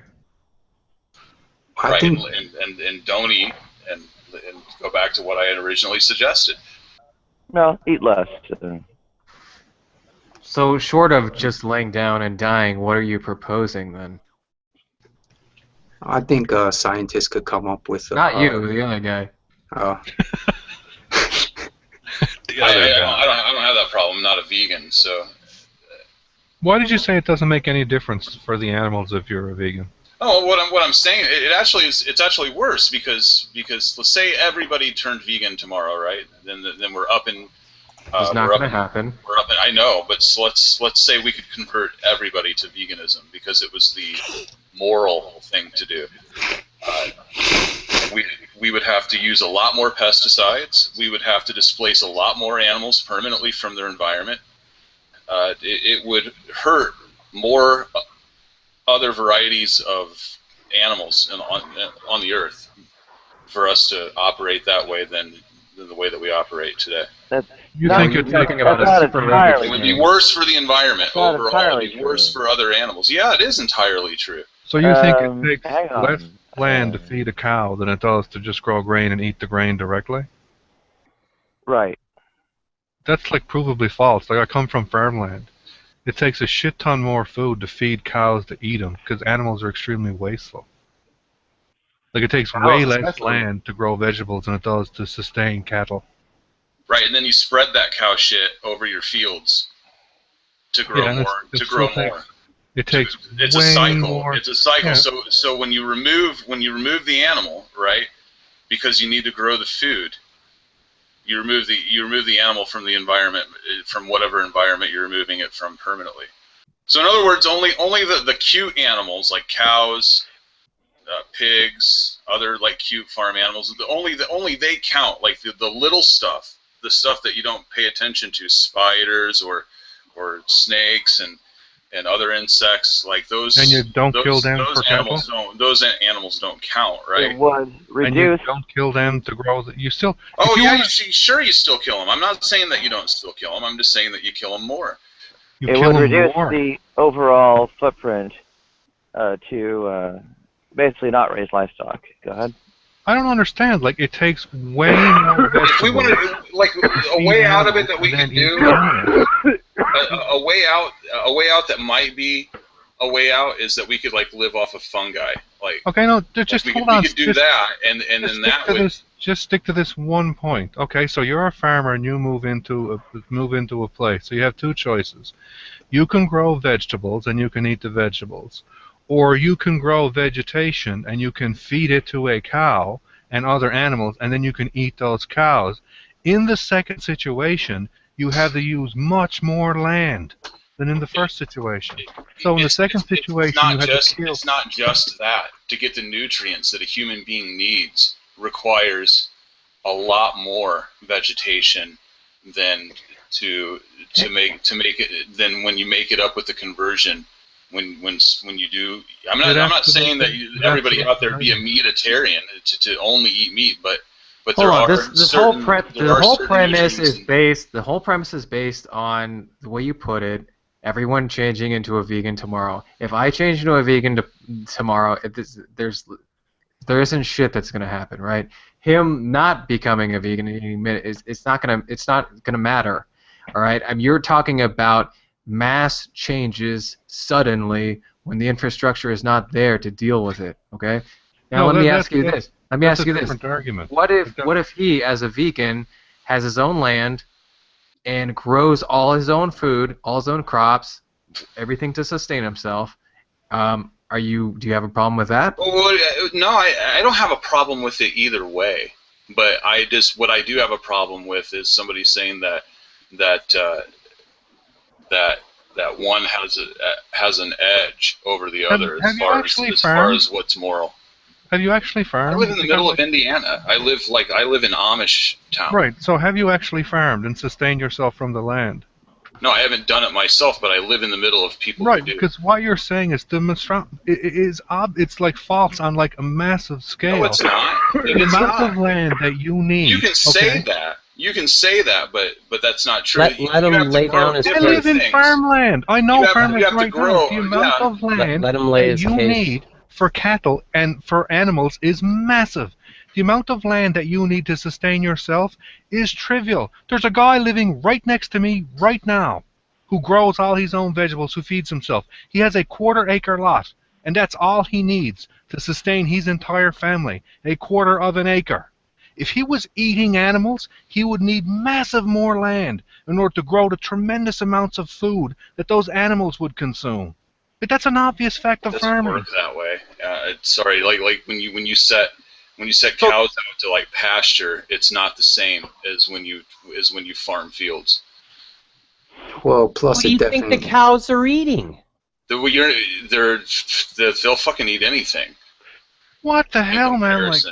You're not just eat okay. Well, you're not growing the same foods for cows as you are for human beings, right? I'm not saying you're going to same food. I'm saying the amount of land, the footprint that you need to sustain yourself from vegetables is tiny. So you're saying the footprint that you need to sustain yourself from animals is massive. Even just two cows, takes a massive amount of land to sustain them, as in acres to sustain just 2 cows. Because maybe they eat a lot of grass or something. Down here, you're required to have 1 acre per cow or horse. It's massive. You can sustain yourself on 1/4 of an acre. You can easily grow all the vegetables, and you don't even need. You can rotate vegetables. But the controversial point here is, I do believe. I don't know how you could sustain yourself on 1/4 of an acre. I live on an acre. I do, because there's a person who lives right next to me that does it. I live on an acre, and I don't know how I could feed myself year-round, even on an acre. Start farming. I live in a farm town. There's a guy right next to me who does it. We have a big garden that's probably, it's not, maybe not 1/4 of an acre, but it's probably... Do you know how many potatoes that you can get from a ton? Do you know how many potatoes grow on a stalk? You can grow potatoes in your garage. Yeah, do you know how much potatoes grow? Like, do you know what the density growth of potatoes is? It's huge. The amount of potatoes you can get... Right, you're going to live off of potatoes? There's your main caloric intake. Okay, so you'll be really healthy, live a long time. Right? So what the hell, caloric intake. Then you supplement that with green leafy vegetables, carrots, turnips, but the amount of them that you actually have is minor. Any farmer will have a cellar. That cellar will be massively just potatoes. Then there will be a tiny amount of other vegetables, like lettuce, like cabbage, like carrots, like turnip. They're tiny. Absolutely tiny, because you only need them for the vitamins and minerals. The potatoes are your main caloric intake. And yes, that's what people eat. You sit down, you would eat 4 to 6 potatoes, you'd have probably half a carrot, you'd have a slice of turnip. That's what you would eat for fruits and vegetables. Historically, humans would generally only eat meat once a week, kind of deal. But anyway, with that being said, what did they do to Tesla before when we didn't have grocery stores? I mean, this is a new thing. This meat all the time in grocery stores, right? Like, you're talking about commercialized farming in general. Yeah, and that's totally immoral to support that. The way they treat those animals it's barbaric, man. What about dumping chemicals into the environment? Well, that's bad too, but like I said, the more I learn, the more I'll adjust myself. But there's that's lots of farms that are self-sustaining, that don't use pesticides, that do crop rotation. There's lots of farms that you can choose to support like that. There might be some, but even the Amish where I live use pesticides. So, I don't know. It's not in my world. People that grow on big scales, that grow food on big scales, use pesticides. And they use herbicides as well. They don't all do. And the same people. Of course they don't, because there's a market for people who grow actual animals use even more, because they have to grow way more for the animals. They're not. Again, they're not growing the same things. They're growing something that's like tantamount of a weed in comparison to what you'd feed human beings with. The kind of vegetables. Still a land. It still has to be harvested. It still has to use fertilizer. It still has to use massive amounts brought in to cultivate the environment. The footprint is massively larger. Like grazelands are not harvested. They're not like plowed, and they're not harvested.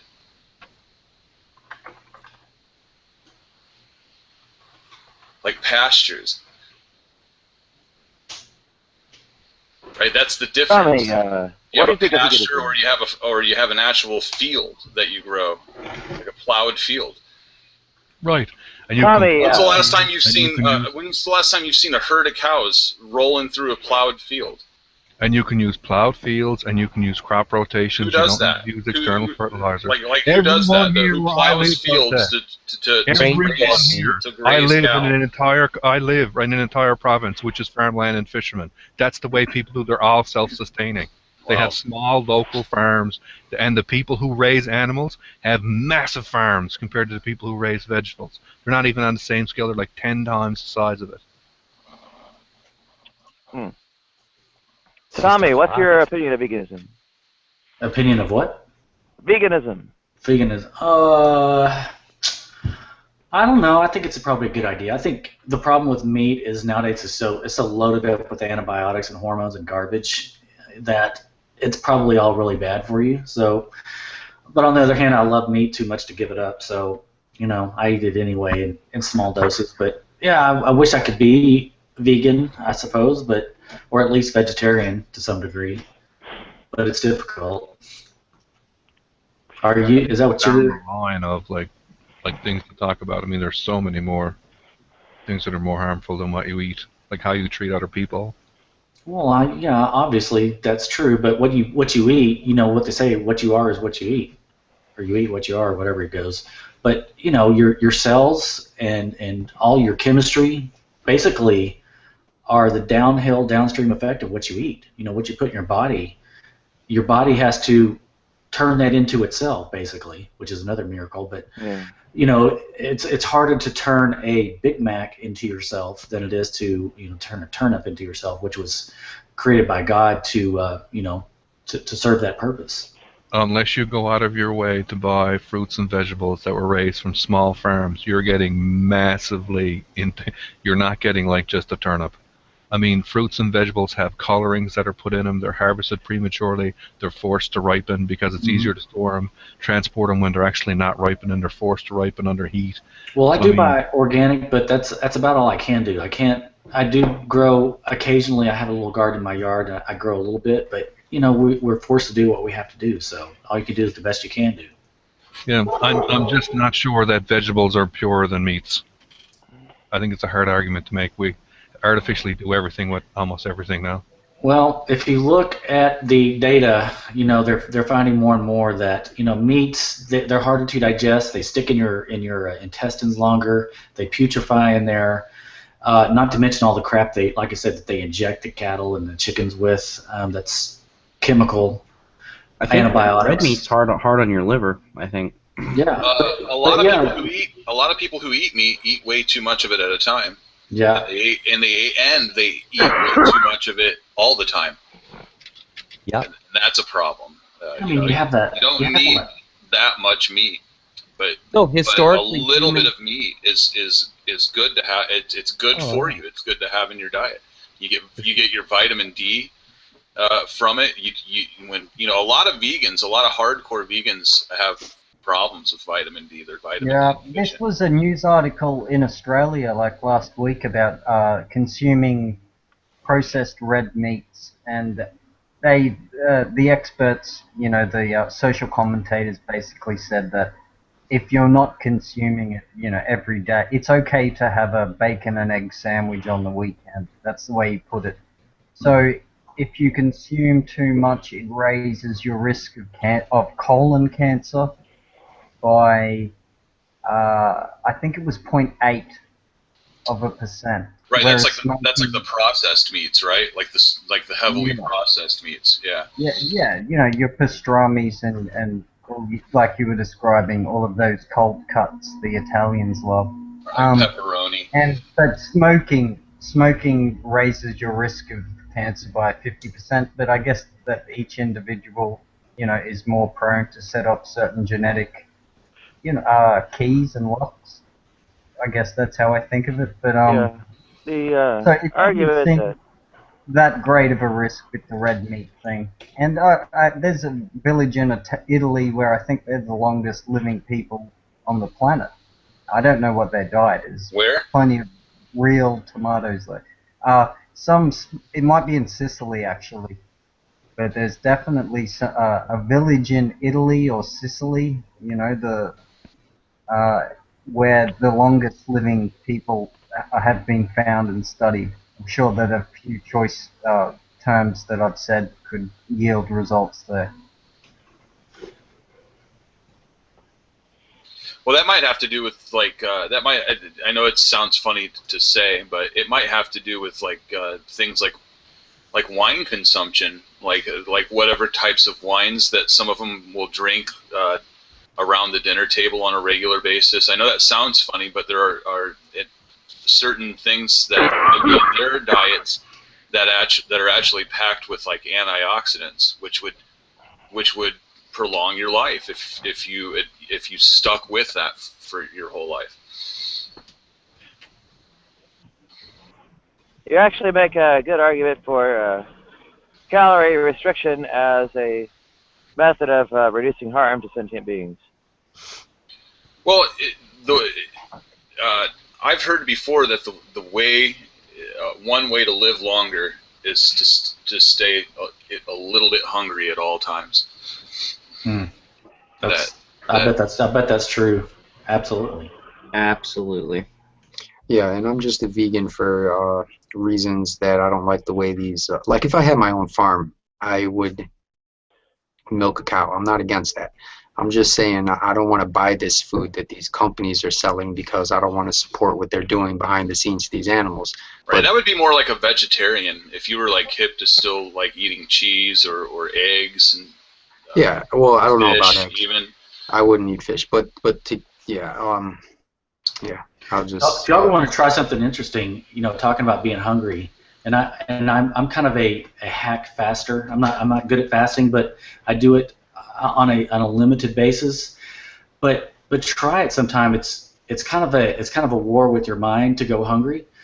But the interesting thing about going hungry is that, at least with me, if you do it long enough during the day and you go enough hours, and like I'm talking 24 hours, you'll actually start to feel, or I feel, a sense of empowerment and a sense of joy and a sense of like I can do anything.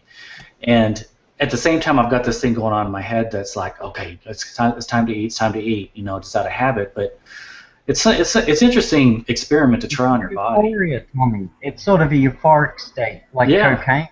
Like, yeah, exactly right. A dopamine response, Yeah, I think it's it's sort of like a healthy, sort of peaceful, empowering, sort of kind of, it is, there's, I think the people in the Bible, God, looking at this from a Christian perspective, they knew about this a long time ago and used that to increase their prayer life, and I've also noticed that it's like Well, the Buddha tried to take it to the extreme, and he said, screw this, I'm gonna go the middle path. He tried that as well, Siddhartha Gautama. He was down to, just a little bit of rice per day, and then his little nymphet friends who were watching over him came and said, you've got to eat, because he fell over in a lake, through exhaustion, trying to find enlightenment, whatever that meant to him, that particular unhistoric figure, as Nadia would say. I think that once you, I think that when you're fasting, though, like what Tommy was talking about, like there's this period where it does hurt, and then after, because I've fasted before, and then after you reach it, for everybody it's different. After you reach so many days or so, I find long, about after you feel better. You start to actually feel a little bit better, like better than you did before you started fasting. Yeah, it's the hunger pangs. They leave you, like, if you're on a regular diet where you're eating every 8 hours, you're going to get hunger pangs to let you know that you're hungry. Whereas you go 3-4 days and that effect sort of fades and you just sleep a lot. Right, but more so than the hunger pains, though, I think that like what he was talking about, like how you feel good after like a couple, 2, 3, 4 days of, I think a lot of that is that you're flushing the toxins out of your system that you're regularly taking in when you do eat. Something too to keep in your back pocket is I've got kind of a little bit of an anxiety issue, and especially if I'm going to be in big groups or have to speak in front of a group or something like that, I'll get anxiety. And so when something like that, an event is coming up that I know I'm going to have an anxiety issue, I will go on a fast for that very reason, because when I get to that event, it's amazing. When you have nothing in your stomach, you or me develop a courage that's not normally there. And So I've never seen that really mentioned anywhere on the web. It's like, is this just freaking me or what? But it happens every time. And so for me personally, if I have a big event that I'm nervous about, or even if I've got anxiety in general, I know it's time to stop cutting down on my food. The longest I went without food or water was like between 2 and 3 days. I didn't make it a full 3 days. That was my goal. How long have you been But maybe just like a week. Hey,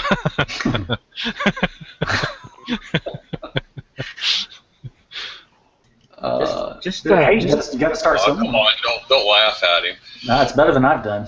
Just keep your keep an eye on your urine if you're gonna go vegan real quick like this, and just you know, I don't really know what nutrient deficiencies, how they manifest necessarily in humans, but you know, plants, it happens relatively quickly, and we can spot it, and we know there's a problem. So just be cognizant that your body, you know, has certain needs. Vitamin D is a big one.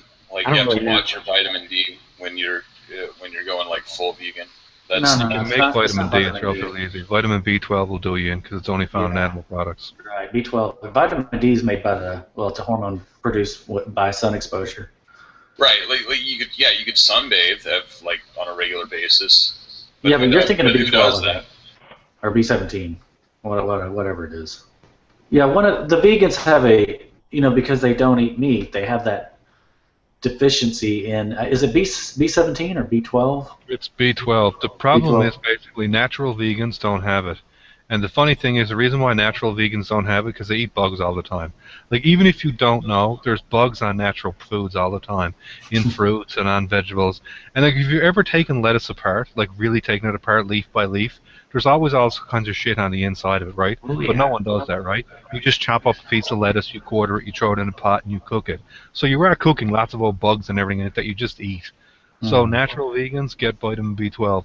But if you buy sanitized food, like if you go to small farms and buy your vegetables, they don't wash stuff. I mean, when you get your vegetables, it's dirty. You rinse them off. But if you try to go vegan and you buy fruits and vegetables from mass grocery stores, it's very likely in a short period of time you'll develop a vitamin B12 deficiency. But natural vegans don't because they eat just bugs all the time. Interesting. So farm or organic small farm produced vegetables will have more bugs in them. That's what you're saying?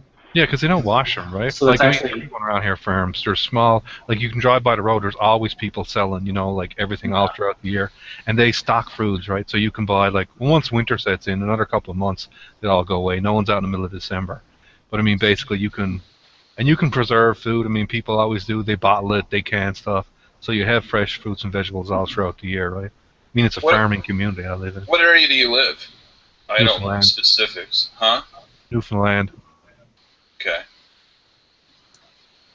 Yeah, so nobody here has issues with vitamin deficiencies or any kind of deficiencies. It's all small farming. I do. You need to come here, man. Like, you definitely wouldn't. We got shit tons of land too, right? I can give you a piece of land, build a little house on. You can start farming. Yeah, homelessness and similar have gotten me nasty vitamin deficiencies that even brief good times haven't really resolved.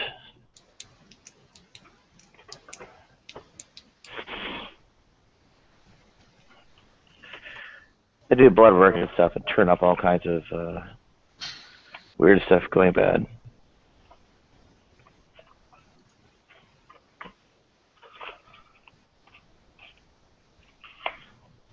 Oh yeah, if you have to buy it from large sales stores, you can get into trouble. The other thing, Em, is you're going to watch is where are you getting your protein from now? I'm not really making a conscious effort to get protein, so I don't even know. Yeah, you'll probably run into trouble. Right? His body will tell him when he wants protein. But most people try to get it from soy, right? Because there's like fake hot dogs, like any kind of meat product you can buy a vegan, vegetarian product, but they're mainly full of soy, and soy products are really high in phytoestrogens, which will raise your estrogen levels massively if you consume mass quantities. kind of sort of know about this because some people try to use them as substitutes for real hormones, and they're not that powerful. No, they're not that powerful. No.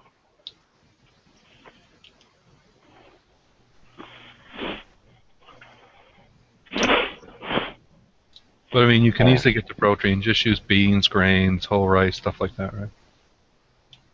You'll just get really gassy the first couple of weeks you switch over. Yeah, but man, he'll never have to use toilet paper again. Definitely won't. Might have to get a new toilet. With like a really powerful amount of water moving through it. Yeah, my big thing was canned, like Amy's organic chili, but I don't have a really good way to get a hold of it here. I probably need to order online or something. I don't know, man. Immaculate bowel movements, that's a huge plus for veganism. I'm going to tell you right now. That's something else. Because I feel like a victor, like a champion when I come off the toilet and I don't have to wipe. Well, you obviously wipe to know you didn't have to wipe, you know, because it was so... You get where I'm going with this. But, man, that's the best. Did you guys see that that product where, like, the unicorn is, like, pooping and, like... It's an advertisement for this thing you install under your toilet where you like put your feet up on it so it like creates an angle at which the bowel movement comes out in a more natural way. It's supposedly better for you or something. Is this a dream or like a real product? No. I'll try to find out. Unicorns are pooping into commercials? This sounds No, cool. it's just like it's more of a squatting position like Asians do or like Eastern countries do. I mean that's Is this an Apple product? It's the eye toilet. It's the eye I toilet. didn't know that Asians were world renowned for their squatting. I didn't know it involved unicorns. I've never seen one of them. I've been to Asia. I've never seen one of them in a toilet. Yeah, I mean in India, like they have toilets that are just like a hole in the ground. It's like there's a device there, but it's like there is no thing that you sit on. Oh man, the first time when I went to India and I got off the plane and I went into Chennai airport, and Chennai is huge, right? It's the capital of Tamil Nadu, so Chennai is a massive city. Like the population is more than the population of Canada, which don't say a lot, but I mean still, the city is more than the population of the entire country. And I go into the bathroom in this massive airport, and I look down, and there's a hole in the floor, and there's a bucket of water hanging on the wall. And I'm like...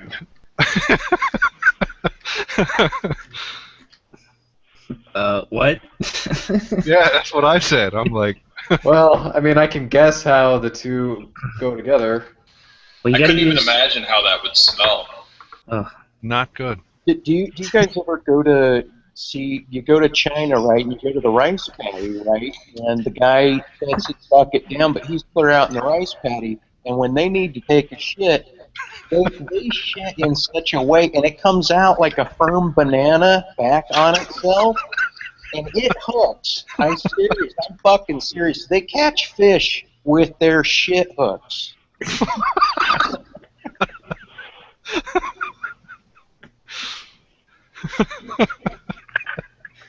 That's a banana eating. Oh, but hey, I was gonna say this, Cliff, about when I was vegan, right? I was just like and you're asking everybody, hey, where'd you get your protein? Where'd you get your protein?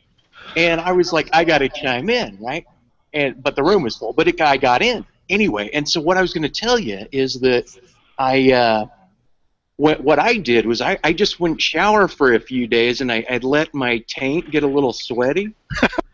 And I figured there's enough bacteria and fucking organics in that thing dead, in about 5 days that I just kind of swipe it, right, and then just lick my hands, like a real fucking Sasquatch. That'll do it, man.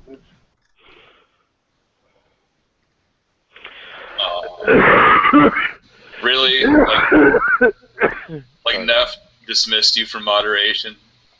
Yeah, this was set up like, man, a month ago. Joe wanted to have a debate with Neff, and I was like, man, you got to have me moderate this because otherwise it'll go out of control. And I was going to score it like a formal debate, right, point by point. And I said, don't tell him that though, but just tell him that I'll moderate it, and I'll score it point by point, and I'll do up like a write-up after it. And so Joe sets it all up with Nephilim. It was supposed to be like 9:30 tonight, And I messaged Joe when I got home from work, and I said, so everything's on the go? And he's like, no, the time has changed. He's already got another moderator. Everything is on the go. Like, he changes it all last minute. Oh, fuck. Have you ever seen that video from Quaila Soup called Internet Games? It's relevant here. No. But I'll watch the debate after on anyway. I'll probably score it anyway. It'd be kind of interesting. When is the debate? I think it's going on now. Nephilim and who? Joe. I predict that neither of them are going to leave without, or they're not going to leave changing their positions. They're going to both walk away. Who's Joe? In a nutshell, does he go by some other name or? No, just Joe. Just Joe. Good old Joe. So what are they debating about? Did the flood actually happen or what? Yep. Oh, that again? How is he? Well, I guess that is next. Joe has an interesting take on it, though. Like, most people attack the flood by trying to bring in some aspect of modern science and showing that the flood couldn't have happened. That's a hard thing to do against Neff because he will attack like modern science with like 50 different reasons why you can't do anything. And it's very difficult to make headway because he just spams out 50 arguments. But what Joe does is he goes and he looks at like the creation account of 6,000 years, and then he looks at other historical events that happens and says like, well, if the flood was at point A and we know something else happened in point B, that means in like 50 years the population had to move from 6 people to 50,000 and they had to spread out this amount. How do you explain that? That's the argument Joe will run, something similar to that. Yeah, but they just think that God plot people down like a real-time strategy game, like they're putting pieces on a chessboard, man. No, I don't think not so. even in the Bible is it taken that way. Everybody has a relation, and there's strands of heredity in which everybody is accounted for. Yeah, I'm pretty much sure, like, after the flood, everybody came from Noah's family. Like, he didn't mystically start, creating clumps of people. Like, everybody's traced back. Like, Noah's all of our dad. Right, Or we're all traceable. Oh, right. Noah, I'm confusing creation, right? Sorry. Hey, so check this out. When God sent the animals into the ark, this idea just came to me the other day where I was hearing people talking on a hangout. And while these animals were walking into the ark, once they crossed the door frame and they entered, God could have like miraculously reduced them into microscopic size, each one of them, as they crossed the door frame. That way you could fit all of them in. And then I like that story. Gets better every time I hear it.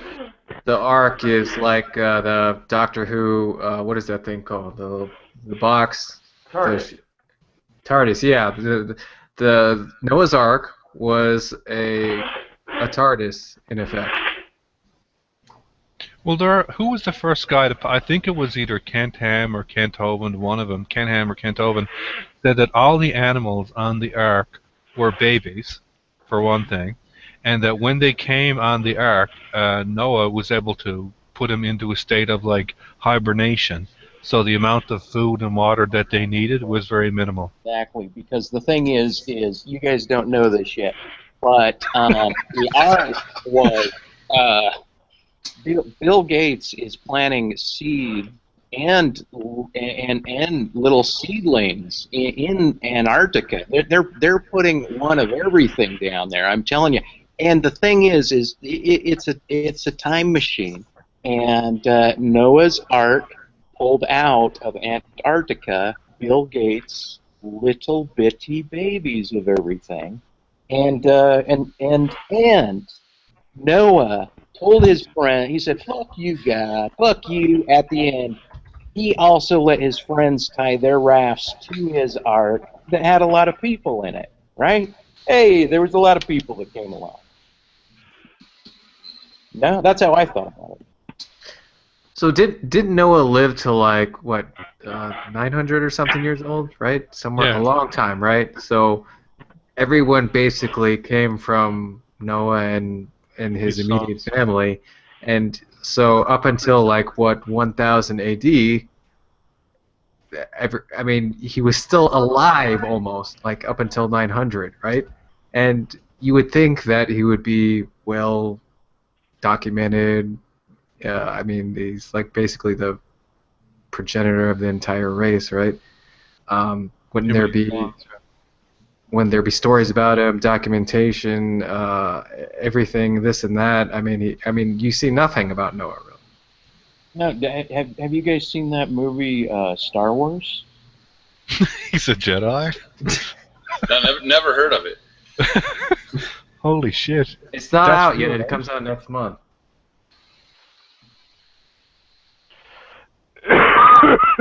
But after the flood was when God put the corruption into man, so that's when, like, very rapidly because Noah was old at the time of the flood, right? Like, he was old then. I don't remember the exact dates, but he wasn't, like, he was hundreds of years old then, I believe. 600. Yeah. So he only lived, like, for another 300 years. And that's the point. That's Yoda. He's Yoda, right? So figure out the metaphor. Who's Darth Vader? No, he's Yoda, man. Yeah, but who's Darth Vader? Well, technically, Darth Vader was born of a virgin, so he was supposed to be the Messiah, but something was wrong. Jesus, yeah. He was supposed to be like the savior of the Force. But hey, the one thing you guys never saw, right? They don't even have a clip of this part of it. But Luke Skywalker's mom, there's no proof that she actually gave birth out her vagina, right? There's no proof of that. So, and it's not evidenced anywhere. Why did you specify vagina? Why did you have to put that? Why did you have to specify that part of it? Like, I've always believed that Watto was the father of Anakin. And then the Force is basically the Chi repackaged. Right. And then this discussion becomes my new campaign platform to say, you guys need to get in line, go to my campaign page. You guys are all going to become my little slave bitches for a while and run my campaign to become president and push Bernie Sanders somewhere and take polls.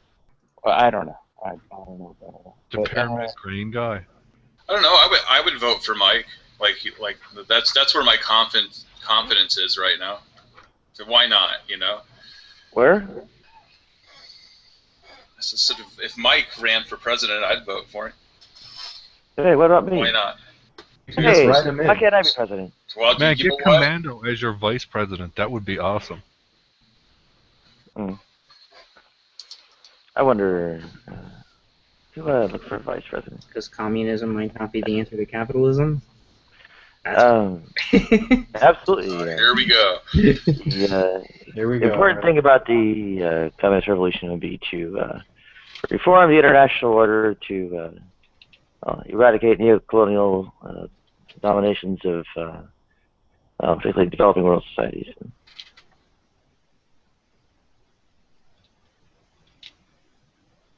To do what? Say that again. To eliminate neo-colonial domination of developing world societies. So a lot of work would need to be done with the IMF, World Bank, and WTO and all that. Yeah, good luck with that. Well, that would be easy. And it'd actually be within the scope of presidential power as well, given the head of state's responsibilities regarding international treaty negotiation, all that. And I'm running. The campaign's linked to the side, right?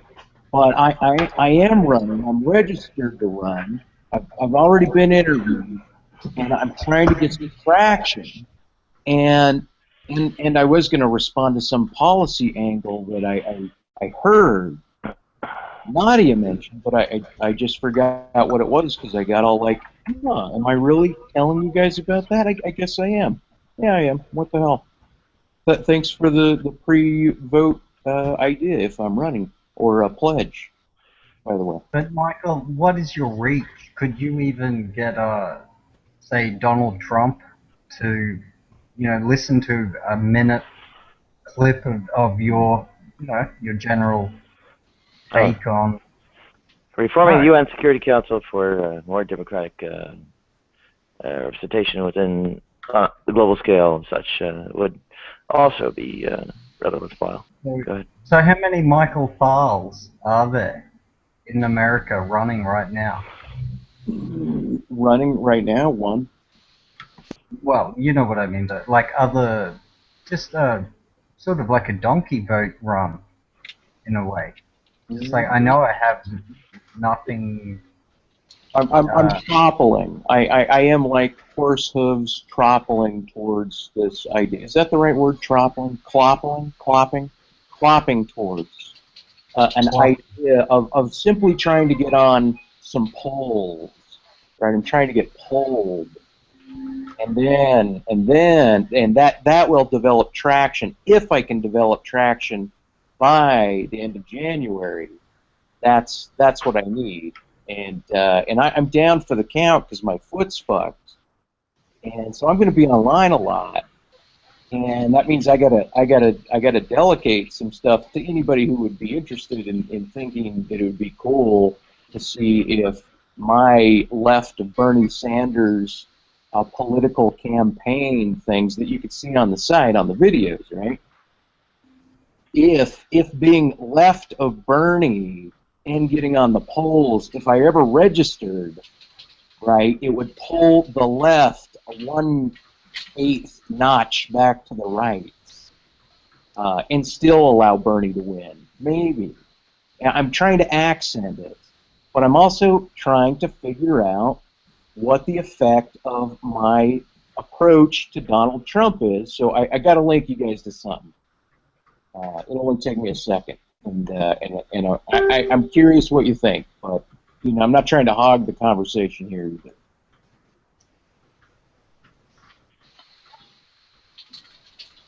Well, you've obviously put a fair deal of time and energy into it, so.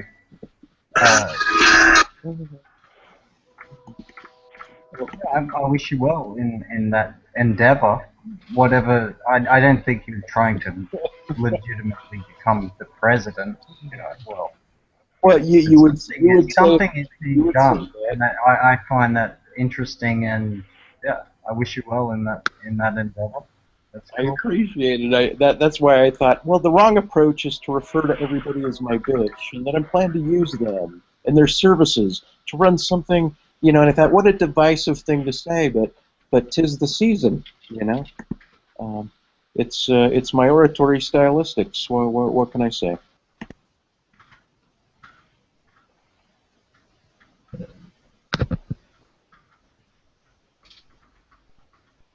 If you don't think that I'm really running, right, or you don't think that a guy like me could ever win or even be polled, right, and I'm not saying I can, but if you think that and you're an American, then you've got an issue. If you think that and you're not an American, it's an interesting speculation. Well, no, I just more see it as your own personal project, and you're going to achieve, things in all sorts of domains: creative, artistic, intellectual, and so on and so forth. So I think that's a fine endeavor. That's fine. I think and it's not something I would do, is my point. I see it so far. It sort of seems over the top in a way. I haven't met or known anyone in Australia who would do that, except for one person I cited who legally changed his name to Nigel Marijuana and just ran a campaign based on legalizing marijuana. So actually, I have met one person with some.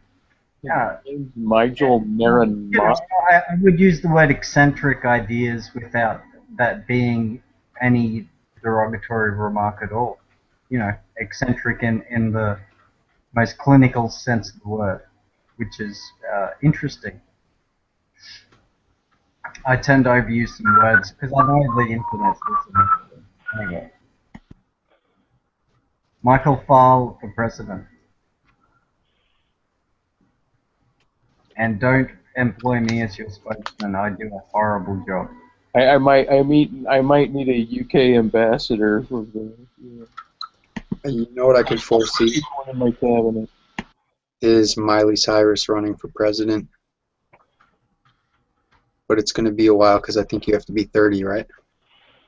You have to be 24. No, you have to be a 16. I think a 17-year-old. In my administration, I will get it down to 17-year-olds. So Miley Cyrus, his new daughter in 14 years or whatever, will be able to run. I'm bullshitting them. Oh, do you have to be 40 or 30? I thought you had to be 35. 35, yeah. Oh yeah, then there will probably be. How many chances are there for a female president before she turns 35? 0. I don't know, as many years as she's going to live beyond 35, I guess. You know, once every 4 years after 35, so, 35, 39. So she's probably like 25 right now, or maybe 21 or something. Because I'm thinking she could be the first female president. Who? Miley Cyrus. Oh, totally. Why not? She's actually very good socially. Like, she makes a good impression in interviews and just getting along with people. Like, the stuff she does is controversial, but a lot of people, like, she's personable. I know, like, you've been on the internet, right? She's loved by all. Oh, no, if personal translates to a good president. Oh, good Democratic candidate. Maybe Bieber could be the vice. You mean the police? No, the VP. They could run on the same ticket. I am Canadian ticket. It'd be like Paul Schaefer and Justin Bieber running on the Canadian ticket.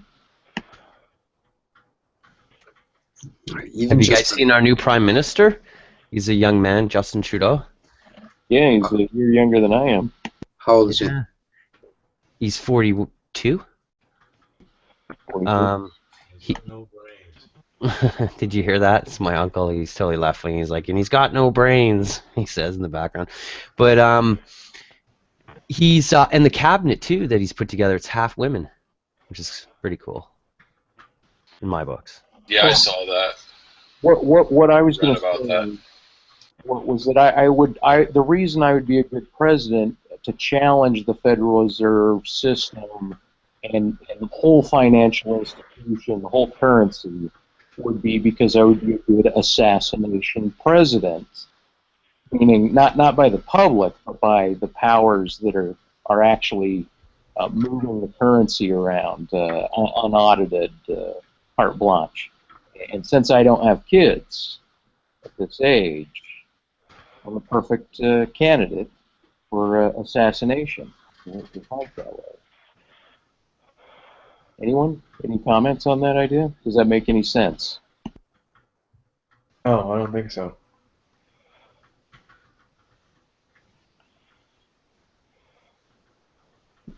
Anyone else think that makes any sense?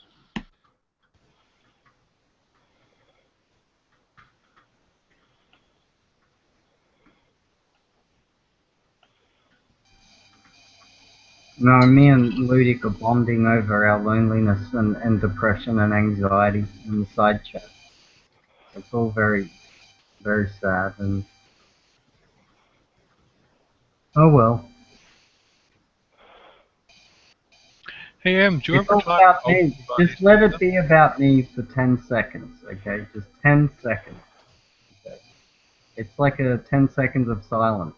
Let's all play whatever national song you play at your war memorials. What do we play? We play what's it called? The oh no, I can't remember now. It's played on a bugle. I know that much. The last post. The last post. That's it. Okay, and I've exceeded my 10 seconds, so it's not about me anymore.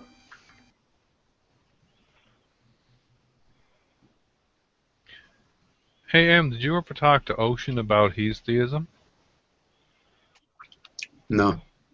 You should. It's kind of interesting, right? Like, he's a pagan. Yeah, and I heard that, I don't know if he was joking, but he admitted that the gods that he believed in were, like, kind of, he didn't say evil, but You know, something along those lines. Well, maybe he did even say evil. Yeah, they're not omnimax benevolent, right?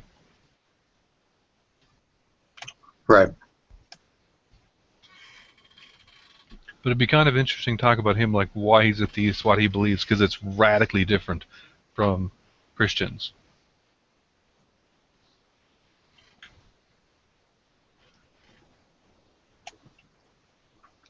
Yeah, next time I'm in a room with him, I will probe him on that. Yeah, and he's cool to talk to too, right? Yeah, he wouldn't hold back or get offended or anything.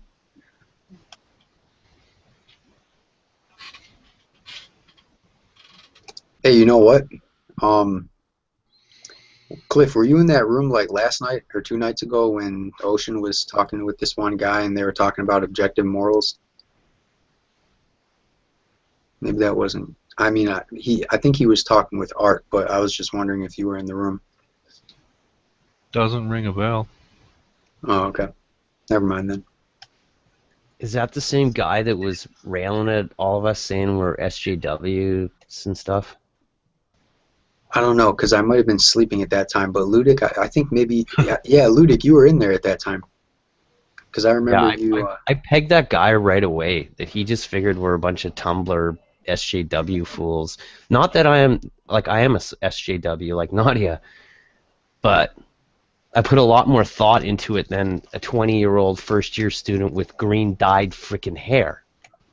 What's SJW? Social justice warrior. He kept saying that over and over and over again. I think it was code for like suck Jehovah Witness. I think.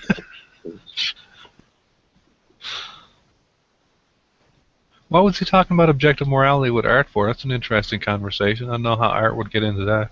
And Ocean. Oh, the guy himself, I think, is atheist, but he believed in objective morality. And Ocean said, "Wow." I mean, I could be wrong about this, but I think that's how it went down. And I think Ocean said, "Wow, that doesn't happen a lot, where you come across an atheist who believes in objective morality." And then, you know, conversation continued from there. I just don't see how anybody could find that to be a consistent viewpoint.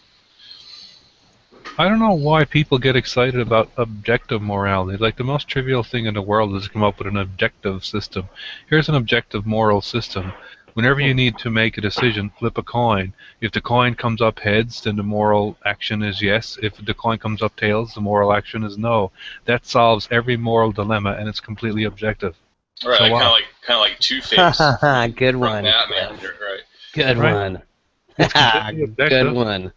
Oh, that's true. A good one. I gotta use that. No, because the person is flipping the coin, so it's somewhat subjective.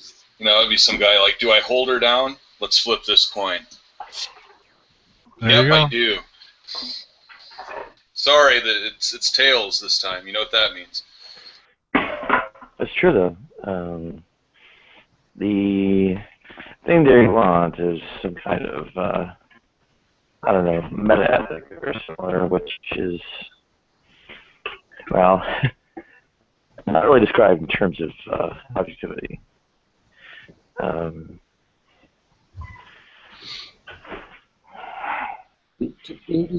Jay. Oh, sorry. Go ahead. I got him. H8. Yeah, I just don't know why people get so excited about subjective versus objective, as if subjective means useless for some reason. Like, lots of things are subjective. Like, does something need to be objective in order for it to be valuable? Well, we also have the idea the independence from something's mind is actually well, entirely proper. Right? I mean, the better kinds of statements are, you know, moral, you know, our moral truths, extramental facts, or you know, they exist somehow outside our mind, and that's a different consideration from the objectivity or some such the ethic, and basically is it moral realist, right? Yeah, those are interesting questions. Like, I don't know how anyone argues that if God existed, his commands are not objective. Well, they are objective. But are those commands obligatory? That's an interesting question. Like, I don't find the objective-subjective part anyway at all interesting. It's completely meaningless. What are interesting questions, though, is, are they obligatory? And why, for example, is flipping a coin not a good moral system? It's completely objective, but why is it not a good moral system? Well, because it could land on the head, and head says yes, and yes means it's okay to rape a kid or something. Right, but now you notice you just used another moral system. Right. Welcome, Joe. How'd you do in the debate? I don't think I did okay. I always felt bad about the nature how I do. Like I didn't feel like I felt okay after the other kind of formally debate I did, and then I don't know. I think that I definitely brought the better argument and made the more forceful argument, but I said it too fast, and I didn't address explicitly the stuff that Neff brought up. Hey Joe, I was going to watch that tomorrow and score it. If I do a little write-up and send it to you, would you put it up on your site? Sure, yeah, actually, yeah. I think what you need to do, Joe, is explain to him how rocks can bend under pressure under the earth, because this seems to be one of the hinges, his argument hinges on this idea that rocks can't bend. Did you watch it? I watched parts of it between here and there. I was trying to mix the two audios and... That was the issue. Like, I felt like I did, but very, very unclearly. The other thing was, like, in the chat, like, a couple people were invited, and, like, in the middle of my debate, they're, like, going, he needs to find Jesus. He needs to... Just in the chat? Yeah, in the chat, Joe needs to find Jesus. Wrong again, or he didn't answer it, and like at the very end, even Neff was saying stuff, and it's like, guys, I'm in the middle of doing this, and I didn't know that there would be people in here. I guess. Heckling you while you're... Yeah, I came into and I commented, and the moment I did so, I thought that it might distract you, Joe. That's why I dropped off right away. I thought, oh no, I hope he's not looking at the comments there. But what I wanted to do is give Remy shit, because the focus was just on Neff in the stream, so you can only see his, when you broadcast one person. Yeah. Is it the same guy calling you the Antichrist the other night? No, it wasn't. Remy's an alright guy. No, I mean the guys in the chat. No, it was NeoCloud came in, and so did Gary D. And NeoCloud's all over the place. Gary D's, he's an older guy, he's nice, but I've never actually gotten into it with him on geology. What's up, hey, thanks for letting me cut in there. I'm surprised that you heard me slightly go, hey. Nephilim, I just saw that he posted, or I think he posted a post-debate discussion. Yeah. Oh man, what's that? If anyone wants, I don't feel like if anyone wants to go in with me, please do, because it's usually me in there with 50 other people, and Neff. That Remy dude gave me the creeps the first time I came across him, because he was sitting in the background with people arguing, and he had this knife, this like a Rambo knife, and he was sitting there going, like thrusting it. He kept thrusting it, and it correlated with the discussion. When the theists would talk, he'd start thrusting this knife, and I thought, I always have a knife in my hand when I'm in these forums. That's right. The clip is. Have you seen Cliff's videos on YouTube? Yeah, but he's into the physics of it, and material science is his thing. So, Cliff, what do you think of the Leatherman Micra? I have a Micra. I have almost all of the Leatherman tools. Oh, really? Because I have a Micra. Did you look up that guy Cliff around here who makes Schofield or whatever? Yeah. Yeah, he's listed in some book that as one of the real. I found some book and it talked about this type of thing. He's quite well known.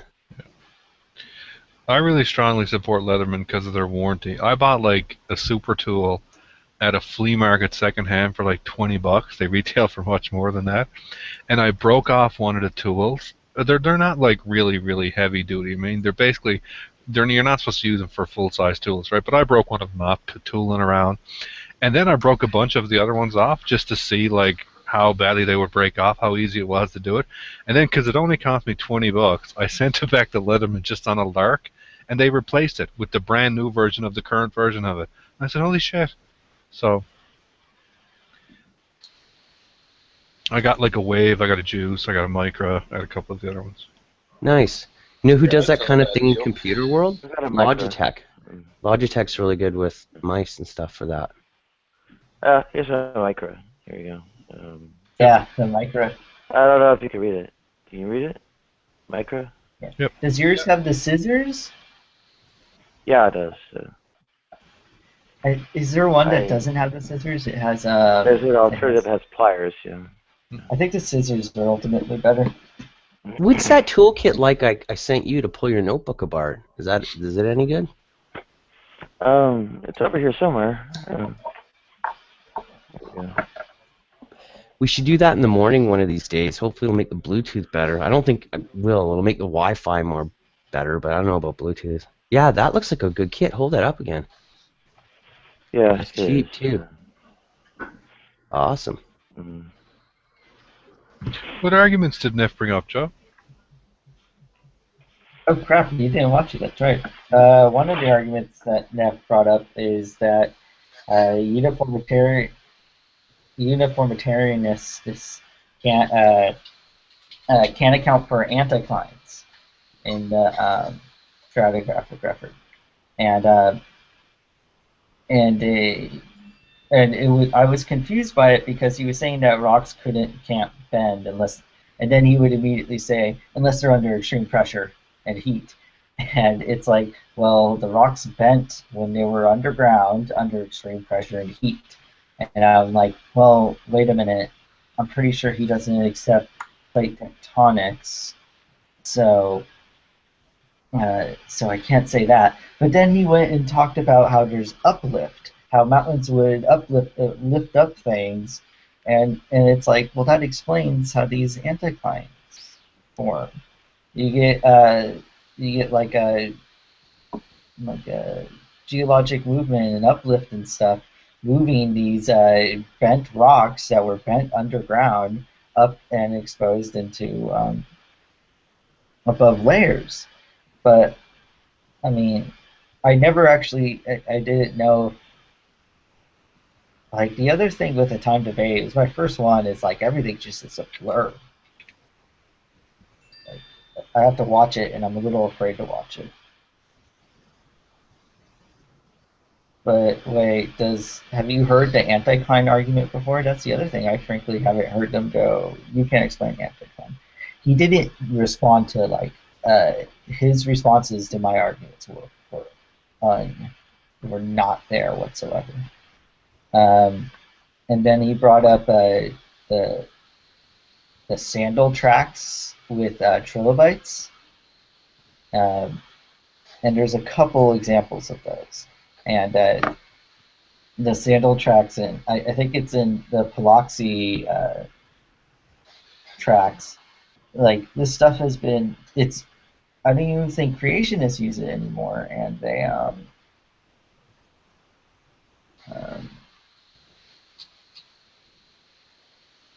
what about ethical arguments? I don't know if I want to bring up ethical arguments. Oh, it had to do with, I guess, the impact of even vegan humans on animal suffering by, of course, land area and animal displacement and such. Yeah. Poisoning. Like in the United States, we're like down. I can't remember what it is. It's like either close to or at around 200 species of frogs are extinct now because of chemicals that we use. We think that some people think that we're doing the same thing to birds. Some birds are going that route. It's having a ill effect on birds and other animals like alligators or crocodiles. That sounds like it would be a wild, especially. Like pesticides and herbicides that we use. You guys are talking the about chemicals that we use to mass farm produce. Joe, do you need someone to go into a room with you now and argue some points? Is that what you were getting at earlier? Not if it's not serious. The only person I would force to go in is Neff. Not Neff, I'm sorry, it's Cliff. Because it's going to be geology. I don't know how much you guys know about geology. I know that Saul, is he here? Did he leave? Yeah, I'm here. I worked like, and that's what I was trying to tell Farhan the other day. I don't know if he saw me, but the geologist that I worked for was a Muslim. He was from Jordan. Well, you were answering a bunch of questions about inland seas that someone else brought up when I brought up. No, I wasn't answering them. I was just agreeing with you. I understood what you were talking about when you were talking. But there's definitely some gaps that I didn't realize I probably should have filled if I bring it up again. What I don't understand about the geology argument that Neff is posing is that it still doesn't prove that the whole Earth was covered with water all at one time. Like I would accept that the whole Earth has been covered with water, but not at one time, not all at one time. Is that even physically possible? But see, all he's going to say is that the water shot from underneath the Earth in some hidden cavity. I don't know. I don't know if he's. They haven't answered everything, these guys. But his videos basically would, like the old videos that he did, and it's been years. I mean years, like 4 or 5 years since I've seen anything or heard anything of Neff. But in his old videos, he used to propose that the water came in from outer space and then flooded the planet, flooded the entire planet, and then after everything was flooded and most everything had died. Of course, sea life may or may not have died. Then the water was sucked back off of the planet. Like that was what his claim was, and that some of that water hit the moon on its way back. Yeah, that's right.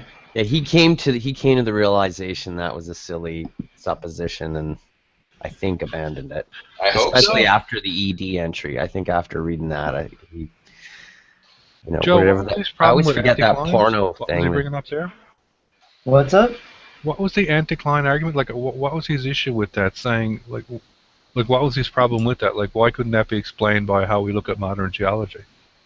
He's saying that the only reason why these anticlines are in the curves that they are is because they were. Let me find it. But he says it had to be when they were soft. They were still like soft sediments for these curves to occur, and then for the catastrophic flood to take care of it. But that's demonstrably false. Like I just looked up a few pictures of these, and they're full of fracture cracks.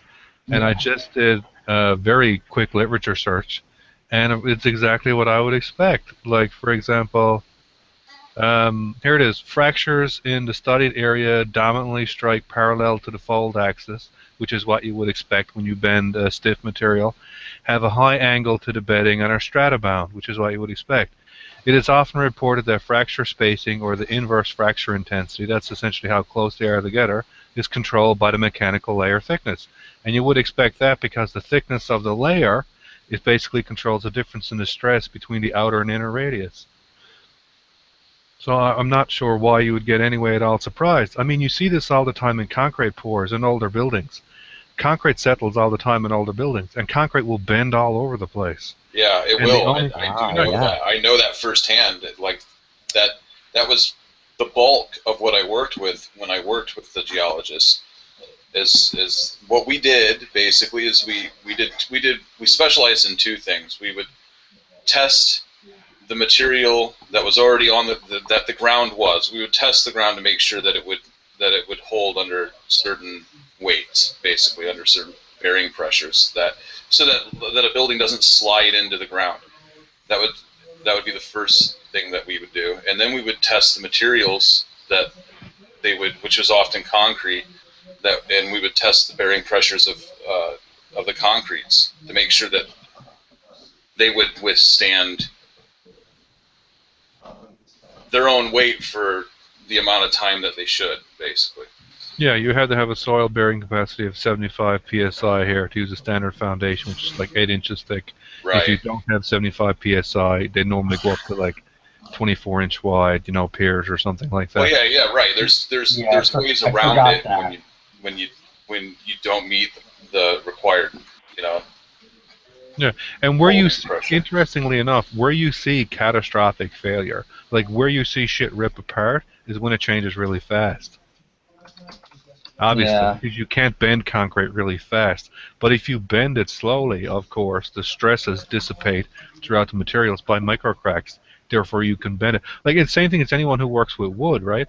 You can bend wood in a really big circle if you bend it really, really, really frigging slowly. Yeah, like the thing, and I mentioned that, well, these kinds of bends happened underground and with pressure and heat, high heat, that would form things like slick insides. Hey, Michael, I'm gonna. Same-sex couples with baptism and Mormon missions until they are. That would form things like slick insides, where we would see bends in rock, and then uplift would bring such layers up, and we would see them like anticlines and everything. And I don't know, I felt like that was a perfectly cromulent answer. Yeah, and if the beds were still in a fluidic state, like if they hadn't actually dried out and hadn't become cementous, you wouldn't see fracture patterns in it at all. It could be completely smooth. You would just see a nice smooth arc with no fractures in it whatsoever. Well, it'd still fracture over time. You'd still, just like concrete fractures. No, he's claiming that it bent when it was fluidic. That's what Nephilim claims. Like, if you took concrete, poured it while it was still because concrete dries really fast. Like within 24 hours, a normal concrete pour of say 4 inches will be solid enough to walk on. But in the first hour, if you took your form and started bending it, the concrete wouldn't fracture in the first hour. Nephilim is saying that the beds only bend when they're in that fluidic state. Well, if that's the case, you wouldn't see fractures in it. They would just bend it. I mean, you can pour concrete around a round form if you want. It won't fracture when it's liquid. It's like pouring Jello pudding around something. You can mix it up with a stick.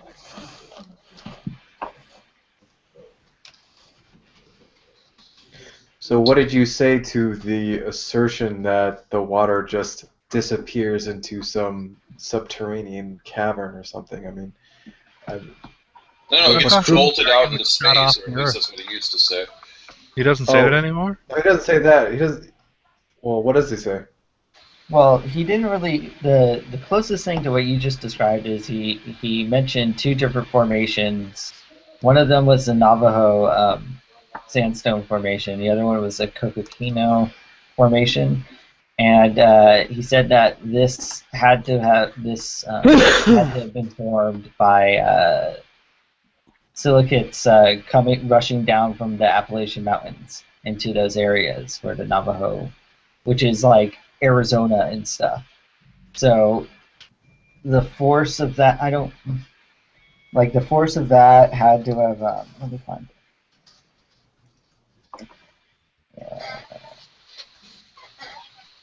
it. He spoke very fast for now. Well, the other thing you have to remember is, he's run these arguments show, literally, many. It's like William Lane Craig. I mean, he comes off so slick because he's so well prepared. Like, if you were to have this debate with Nephilim again tomorrow, you'd see a dramatic improvement. You know what I mean? Like, you'd be much whippier, right, for me. Well, he sounded very rushed, too. He sounded also kind of angry. I don't know if that worked.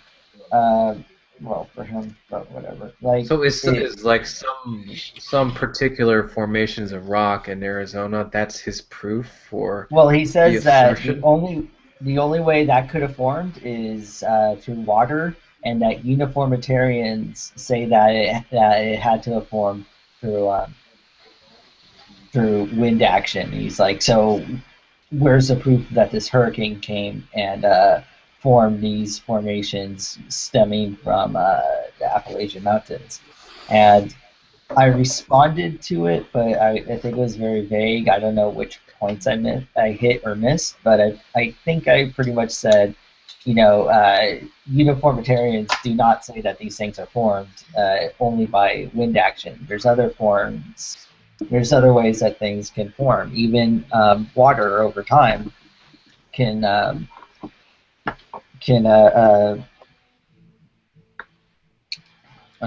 can result can cause the formations that he saw. And like at the beginning, I was responding to some of the things that Neff said, and like people were like, "Wow, Joe should have prepared better." And it's like,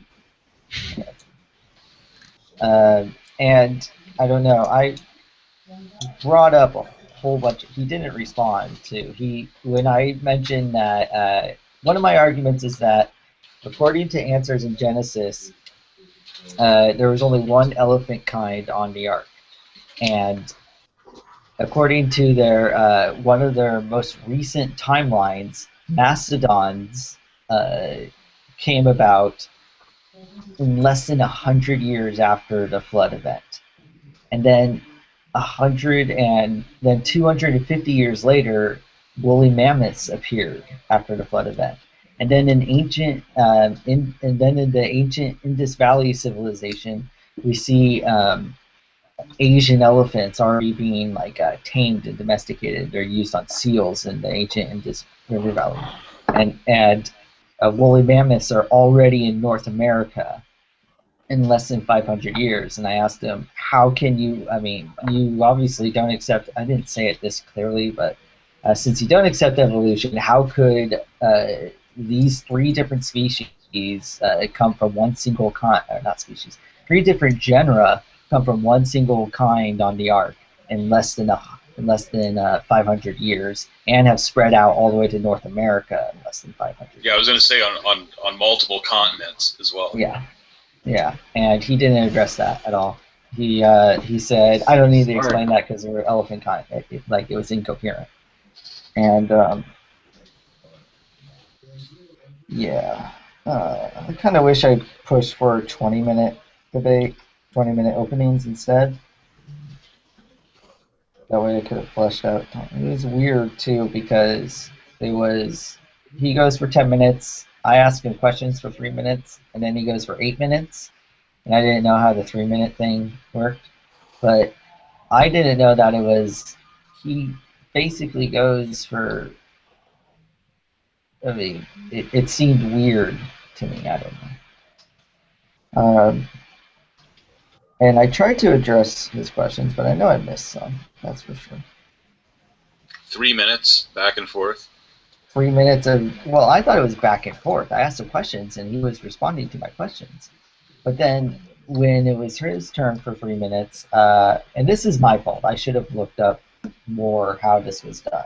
I thought it was just asking questions to set up yourself for your rebuttal, and I thought my rebuttal was going to be immediately after his opening, but it's not.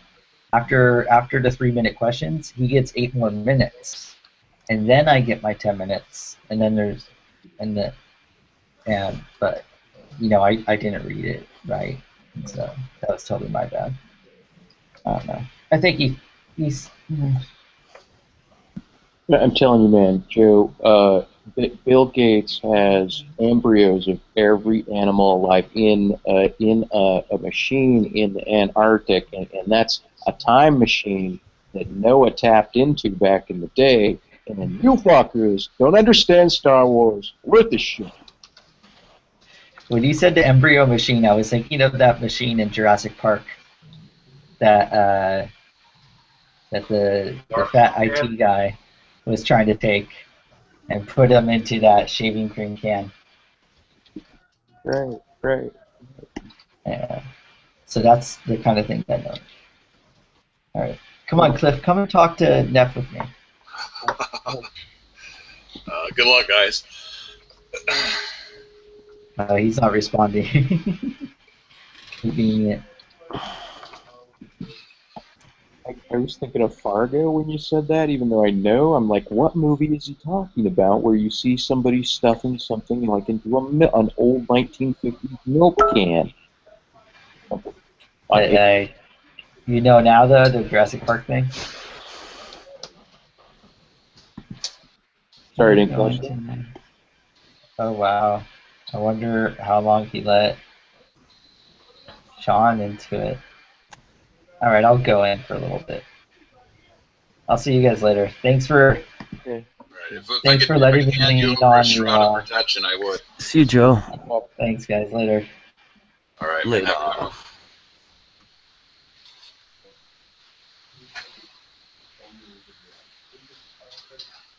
Look who's in the room, it's Saul. What's going on? Me and Mike had a nice, lengthy, windy chat last night.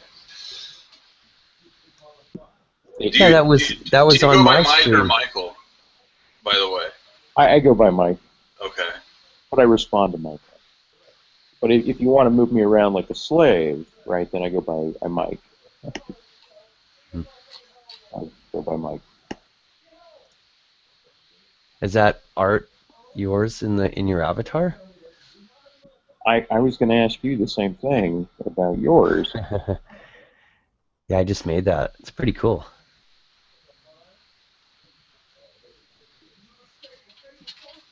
Yeah, is that Minecraft? Minecraft? Oh, it's 2001: A Space Odyssey, man. The monolith. No, I know that. I meant the program that you used to make it. Oh, I ripped it off a website and then I had to change the way it worked because it was having issues with rendering, like with Google or something. Oh, okay. I had to put it into GIMP and mess with it. Is that piece of art on the wall beside you yours? Well, hey, I man, take it is, considering the brushes and the sitting next to it.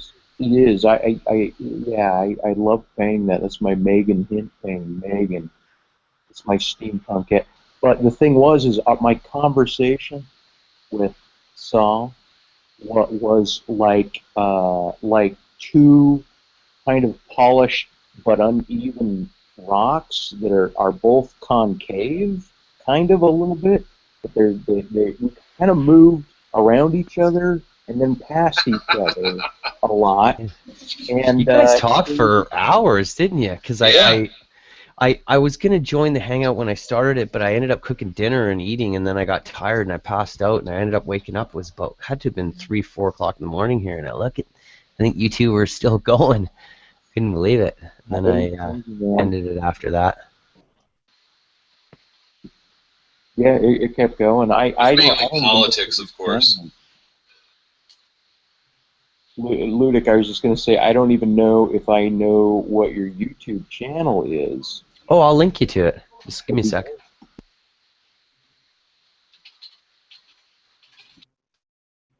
I mean, I kind of wish everybody that wanted to would just dox their social medias sometimes, but I'm trying to get mine all hubbed. Not that you guys want it, it's that I want other people to want it sometimes. Sometimes. Well, I got my Google Plus account dedicated to any and all forms of naughtiness within my whoever I choose to socialize with online. But when it comes to something like Facebook, like I've got one of those mothers that I don't want to upset.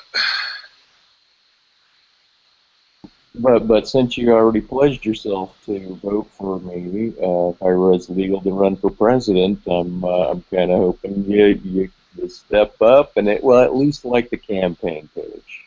Oh yeah. Think that. Don't want to disappoint your mom. Which way is your mom voting anyway? I don't know. Which way are you voting? think my mom's like contemplating not even showing up to this next one. I don't know yet. What do you think, Nadia, about what's happening with the U.S. elections? It looks like a disaster in the making. On the Republican side, I hope. Seems they got some pretty crazy candidates. I think they're all crazy candidates. The trouble is, head-to-head, they pull a bit too strongly against the same end of the field. I mean, head-to-head polls of Trump and Carson versus Sanders and Clinton shows, oh wow, they actually beat them in that 1-1. And Joe Biden, the one who actually beat them, pulled out. Right. Right. I don't think Biden was polled to beat Hillary, Carson, and I don't think he was polled to Sanders. No. Carson and Trump. Oh. Yeah. That's exactly what I had in my mind, even though the mistake. That's funny. Yeah, I can't imagine that Donald Trump would even have a chance, but who knows? I mean, look at how Obama came to the scene. He was rather obscure. Trump's not obscure though. No. He doesn't. But he's not going to come up and take everybody by surprise. Really, I don't know. Should it? And he's been populated. He's a polarizing figure in the public. People either like him or they really don't like him. Okay. Yeah. So a lot of Americans feel he's sorry, Nadia. Oh yeah, Trump doesn't have a good way to kind of bring undecideds over. Everyone's already decided. Right. I'll fully agree with that. But is it enough? Is the Tea Party loons and all that enough for him? Is he actually even wooing the Tea Party? And I haven't heard much about the Tea Party lately. Okay, and do you guys trust? Because there was an AstroTurf movement. AstroTurfers actually, I think, has stopped bothering putting money into it.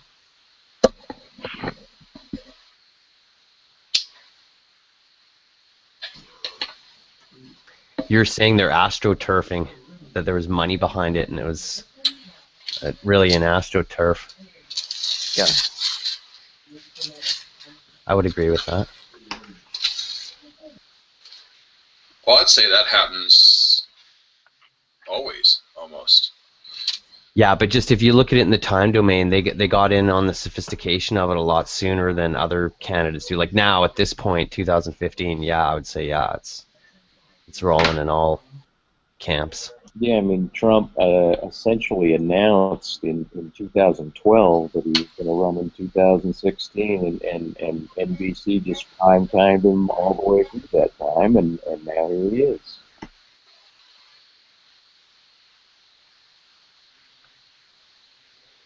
But who knows? Hillary's fucking devilishly established. Who did you say? Hillary. Yeah, she's also a polarizing figure, though. She's like. But what's Sanders? What's Bernie Sanders to you if he's not? I think like even if I liked Sanders, and I don't, I'm gonna go ahead and admit that I don't like Sanders. I don't like the way that he views a lot of things. But there's like a couple of moments that I've loved Sanders, that I've seen him on tape. I think what earned the most respect out of me with Sanders is that he is when he was going. It was years ago when he was going after Bernanke. It was when he was going after Bernanke. Like that footage, like I loved that shit. Because he was having moments of clarity, like you could see it.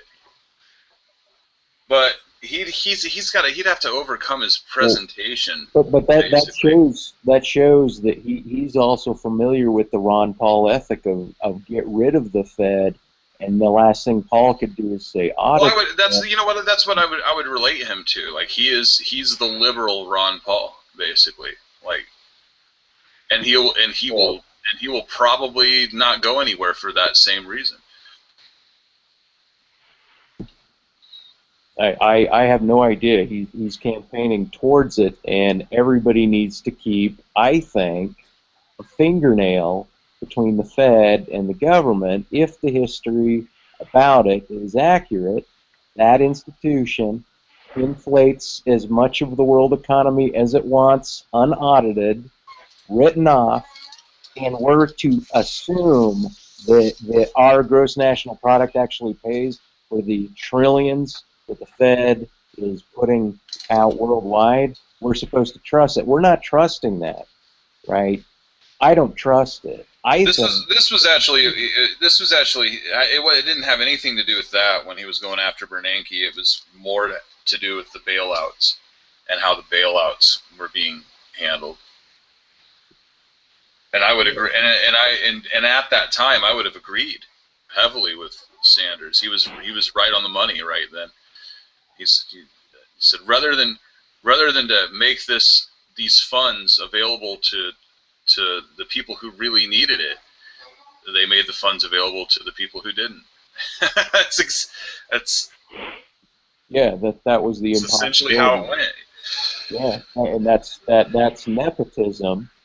If you look at the Fed's relationship, the New York Fed, that subsidiary of the Fed, right? Paulson's, I think, involved in that. Not certain. I read this article a bit ago, but some banker. Anyway, they give to a company called TALF, right? Now, this is another instituted sub-company of the government to distribute money, right? Instead of just distributing the money themselves, they contract it out, and then TALF has 5 sub-umbrella companies, each bankrupting the one underneath it 5 times deep, and then it changes names on the 6th sub-company. If you know anything about nesting companies, right? Okay, and so this whole string eventually goes bankrupt, and then what happens is the wives of the bankers, of Paulson or Stanley Morgan,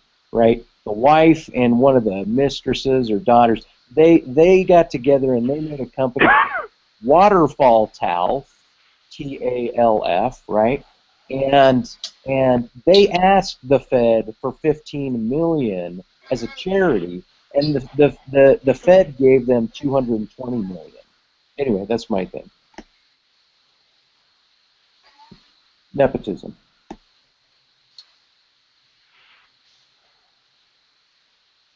I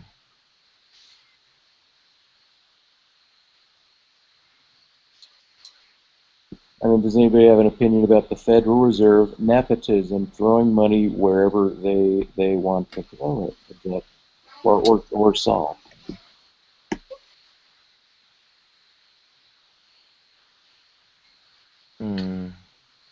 That's the Sanders clip, like my favorite Sanders clip right there.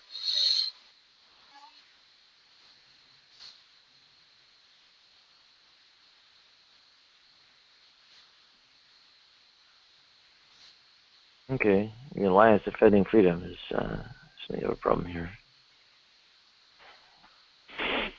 Well, I better put that up in my next hangout.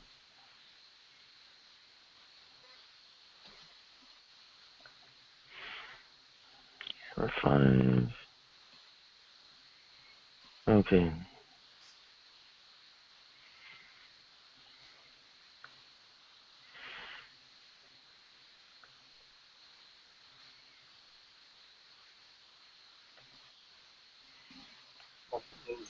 Yeah, I've seen this one before. It's great.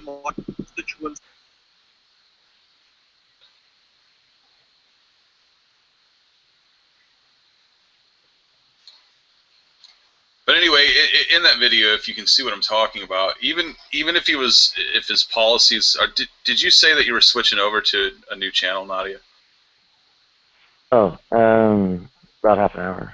Okay, but like even if I agreed with everything, which I don't, even if I agreed with his philosophy, you know, all of his political philosophies,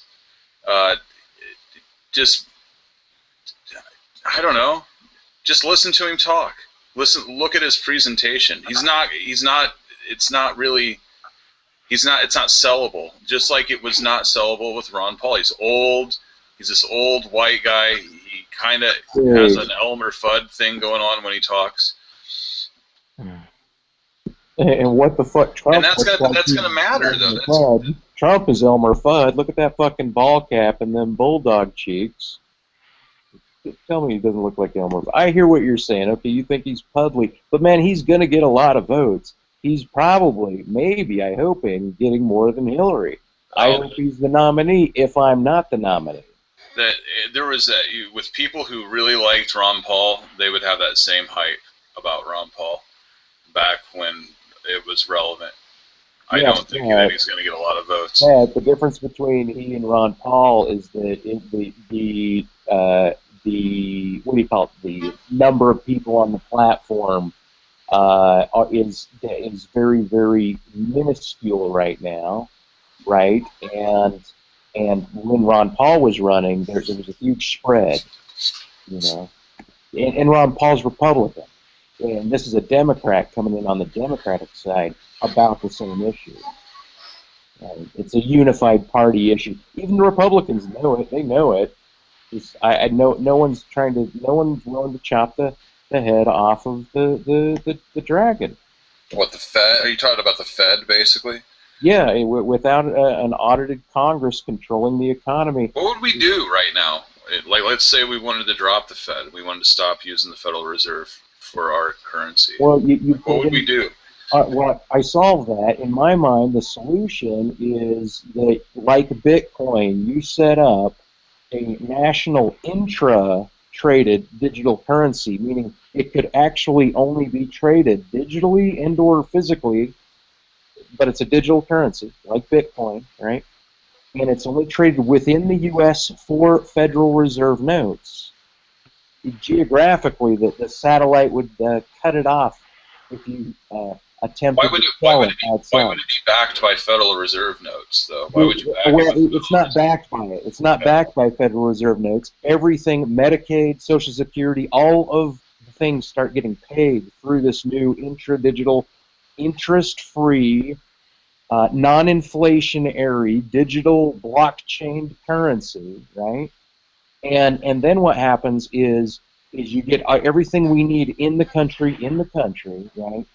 And then you get all the money and all the bankers in there, everything we need, and you let the world know what's going on, right? Maybe you guys want to get ready and build your own intra-digital currency, because we're going to shuck off the Fed, we're going to default on the debt, and we're going to do everything brand spanking new.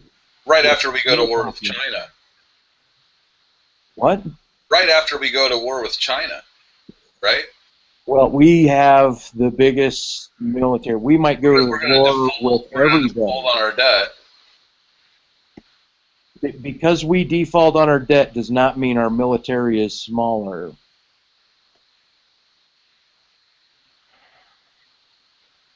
I don't want to go to war with China.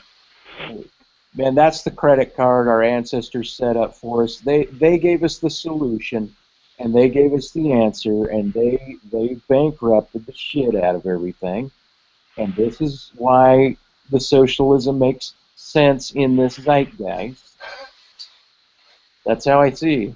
That's how I see it. The way I see it is that we have to have a balance of the two.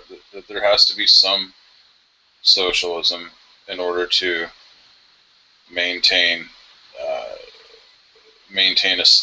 not necessarily maintain a standard for everybody, but to as a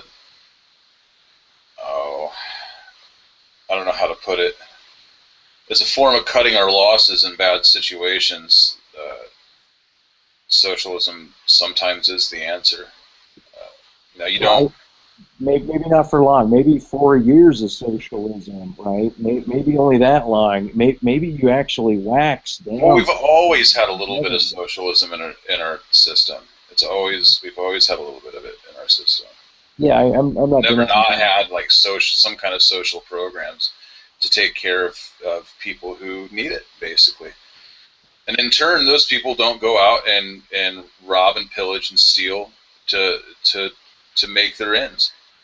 Like that's, you have to do that to maintain any kind of order and not be just totally brutal about it. I mean, you could maintain the order by just being totally brutal about it. No. I mean, I'm total. The reason why I'm like move Medicare and all the funded, you trade the digital currency with just Federal Reserve notes, because you're helping to bankrupt the federal. Like, take as much of all of this cash and trade it into this this volume, a finite volume currency that is known, where everyone can see exactly the amount of currency, so it doesn't inflate. Finite volume currency would not be a good idea. Yeah, and you move Medicaid in there. You move every system of welfare in there.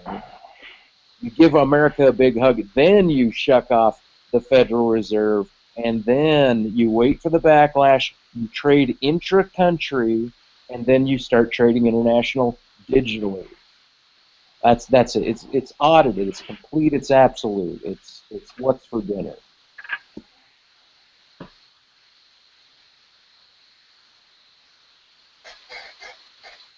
Mike Fall, 2016. All right. Yeah, hey, that's right. I don't know what the answer is. I've thought about it, but I don't know what the answer is. I think I have it all figured out, but I won't press it on you because I want you to steer the boat. To have our currency be controlled by like 5 offshore banks kind of offends me. I don't know how we ever got into that.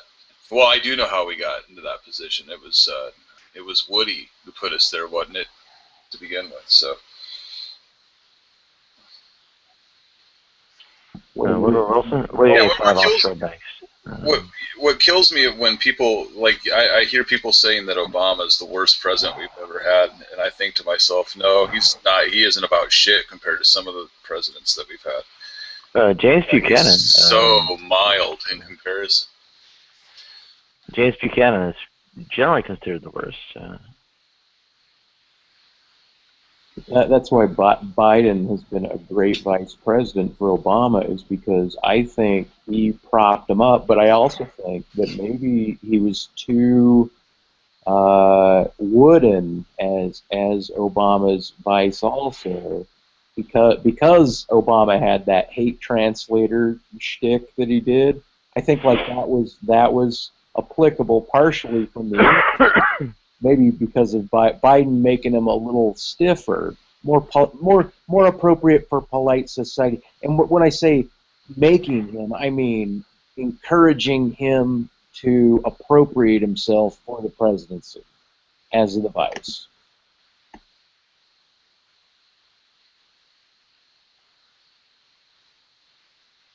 I mean, what do you guys think the vice does?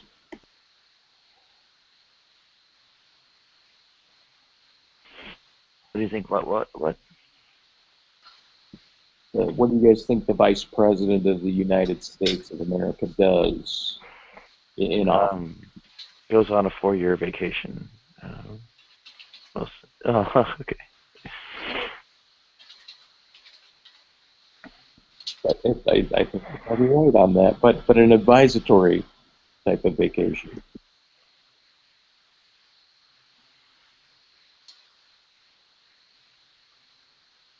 So, if I can't become president, I want to become Sanders' vice. So give me a hand. Oh yeah, everyone listen. Come on. Back to you guys.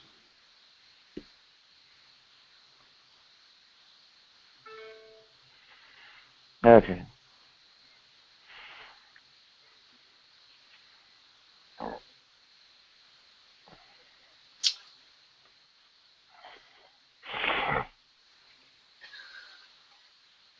I guess under the Constitution, the only requirement of the vice is to serve as backup. It's the only thing required. Yeah, the vice president doesn't do shit until the president's dead. Right.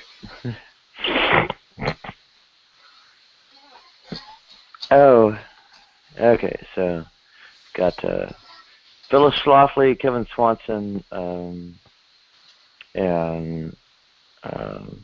what is it? Newt Gingrich, the ADF, Alliance for Defending Freedom, and the entire city of Houston.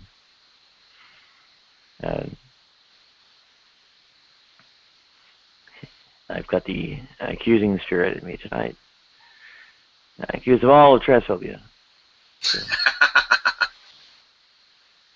You betcha.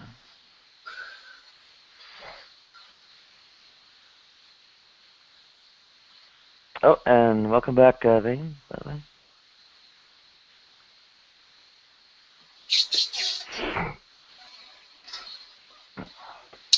Did you see the picture that the trans woman shot of herself in the men's bathroom with the caption, "Do you really want me in your husband's bathroom?" or something like that? I can't remember exactly the wording. Man, I got kicked in like 2 minutes. Yeah, she passes. I don't. I mean, yeah, passing privileges. Honestly, yeah.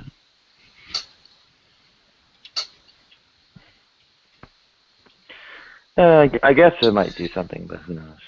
Did you guys know that you make me feel like this song that I just linked to the right? It's an interesting thing. What's interesting to you? The sensation I got of this song that reminded me of this chat room.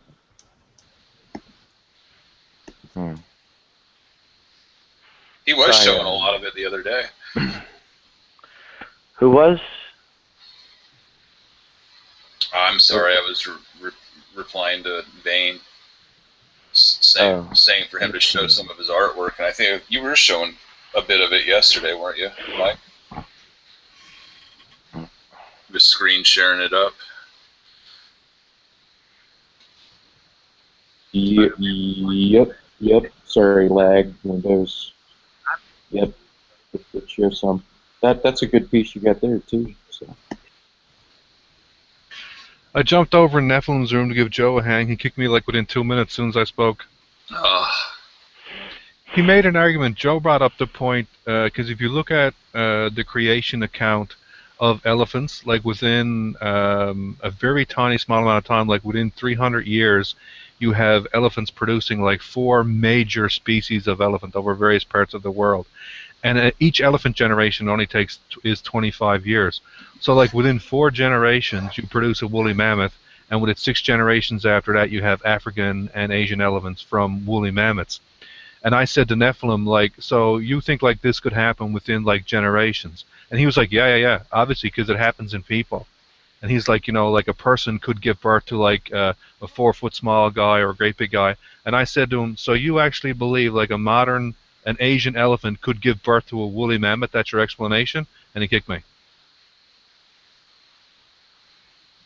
Well, were you wearing that Chewbacca outfit?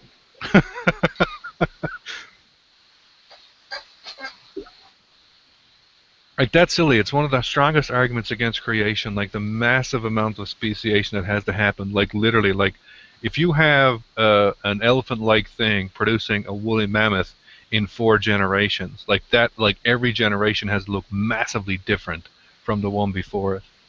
He also said, like, you could take a wolf and make a chihuahua in 50 years.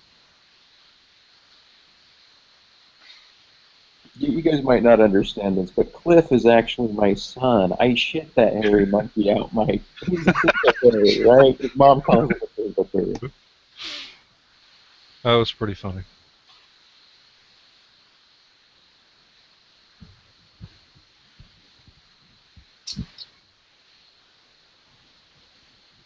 $50 years. Yeah, you can take. I'm Yeah, like I know guys who are dog breeders. by that. You can't. I know guys who are professional dog breeders, and they breed dogs for show and sport and a bunch of other things. And they do protection training and stuff. And like you select like the largest dogs, the most aggressive dogs, or when you take an aggressive dog species and you try to breed it into a pet. Like these are doing selective breeding. Like they're specifically picking traits, and then they don't breed the other ones. They just have them neutered. So this takes place way faster than it would in nature, where it's all just a basic big random chaotic jumble, right? Right. Like we have 3 Chihuahuas, and they're from they are like from show breeders, but what they are the show breeders' rejects, basically, the ones that the show breeders aren't going to use to show. For whatever reason, one was 2-barrel chested. The other one didn't have the right personality to be shown. And then one was an absolute runt, was tiny, like smaller than they're supposed to be. But Chihuahuas are they're thousands of, the breed itself is probably thousands of years old. So it took thousands of years. There's a bunch of, they don't know exactly where it is. Like there's some Mexican dogs and older dogs that go back for 1,000 or so years. But even 1,000 years ago, they were small little dogs, right? They were bigger. They were bigger actually than they are today. The last time I looked it up, they were still kind of like that. We're talking what's the terrier called? I can't. Your standard frisbee dog, that's the small terrier. They were probably about that size, 1,000 years ago. They were a little bit bigger than they are now, but it's not some huge leap. And like from a wolf to a Chihuahua in 50 years. The dog is a domesticated animal. It's an abomination of nature. It doesn't exist in the wild. It couldn't exist in the wild. So I don't even know why, why that'd be even relevant. He was trying to explain how you get the massive amount of species. You take something like foxes and you breed, and they've done that recently, where you breed them down, and what they did is they took the fox, they take the fox that have the best temperament, that are the most mild natured, and they breed those, and then they've done that I think they've done that for about 50 years. And what they got out of that is basically dogs like that. I mean, they're not actually dogs, but you get what I'm they're pretty close to dogs. They even had a curl in their tail, kind of husky-ish looking, but not as big, because it was some breed of fox. I can't remember what it was. You can do some pretty powerful things with selective breeding. But they mutated really hard. There were things that we kind of figured out, or at least they think they kind of figured out why dogs are so much different now than wolves. That with that selective breeding, that weird shit went along with that. Weird things happened. Yeah, well, selective breeding is very powerful because what you have, you can exert extreme influences over the population. What you just do is you just breed a massive amount, and you cull it massively, down to a very tiny amount of breeding pairs. Right? That doesn't happen in nature. The most extreme event of that, have you ever seen those pictures of the bulls that look like they're roided out all together? The bulls are just massively muscular. Oh yeah, those the cows or the cattle that you're talking about. I've seen those, yeah. They did that in a relatively short period of time by basically taking really aggressively muscular bulls and just breeding them, and they just culled populations massively, right? But I mean, still, you won't get to that. Still is very similar to just a normal cow. But to take something like a wolf and turn it into a Chihuahua, even with the most aggressive breeding that you got, you're not going to do it in 50 years. No. You're not going to come close to that, right? No, There's just way too big of a difference, right? It'd probably be Cool. Nadia just cloned herself. It'd probably be I don't know, thousands of years to be able to get it down to that size. Yeah, you'd need some luck, right? What you would need to get is progressive runs. Human selective breeding of other animals is only good for the human. It's not good for the animal. It doesn't do the animal any favor. Yeah, it would take a bit of luck. Like you A start off with a wolf wolf, is right? still a far superior animal than to a dog. For being a wolf, yeah. For this world. For this world. For wild, yeah. Right. Right. Well, yeah, for wild, you could say that, but just overall, it's still better. It's as an animal, it's better off than any dog could ever be. In terms of general health, you're talking about, sort of? Well, maybe health and not only health, but it being an independent animal that can take care of itself. Well, what are we a different race from mermaids? Have you guys heard that mermaids are real? People say there's mermaids, right? And I know that there's mermen and mermen out there. I know it. There's evidence. Man, if somebody can prove there's mermaids, I'm building a pool like right now, because that would be cool. Well, it'd be kind of like fucking a carp, but there's evolutionary reasons why they developed, and if you look it up, it's there now. It's just really now. The thing is have you guys heard about not just epigenetics? That's almost old news now, but this idea of lateral drifting genetics, that you can get genetics just by contact, by sharing things, by interacting with you, and it's actually affecting your genetic code internally. No, I've never heard of anything of the sort. No, it's like a lateral genetic transfer, right? And I think during punctuated equilibrium times, like Gould suggested, that our pores open, perhaps, or something. A generation has more openings that allow more genetic code in. Perhaps. Who knows about this? Cliff? Lateral gene transfer, yeah, I mean, that's been around for a long period of time, right? Like, for example, I can get, like, say, the flu or something, right? And I can develop a resistance to that. You can come in contact with me, get exposure to me, and gain the resistance from that. That's essentially like what they're talking about when they talk about lateral gene transfer or horizontal gene transfer. Well, but that may be refractionary and functioning on the DNA chromosomal level. Yes. Yes. Yeah. Yes. Okay. Yeah. Yeah, and it's not reproductive, right? Like me and you don't need to reproduce for that to happen.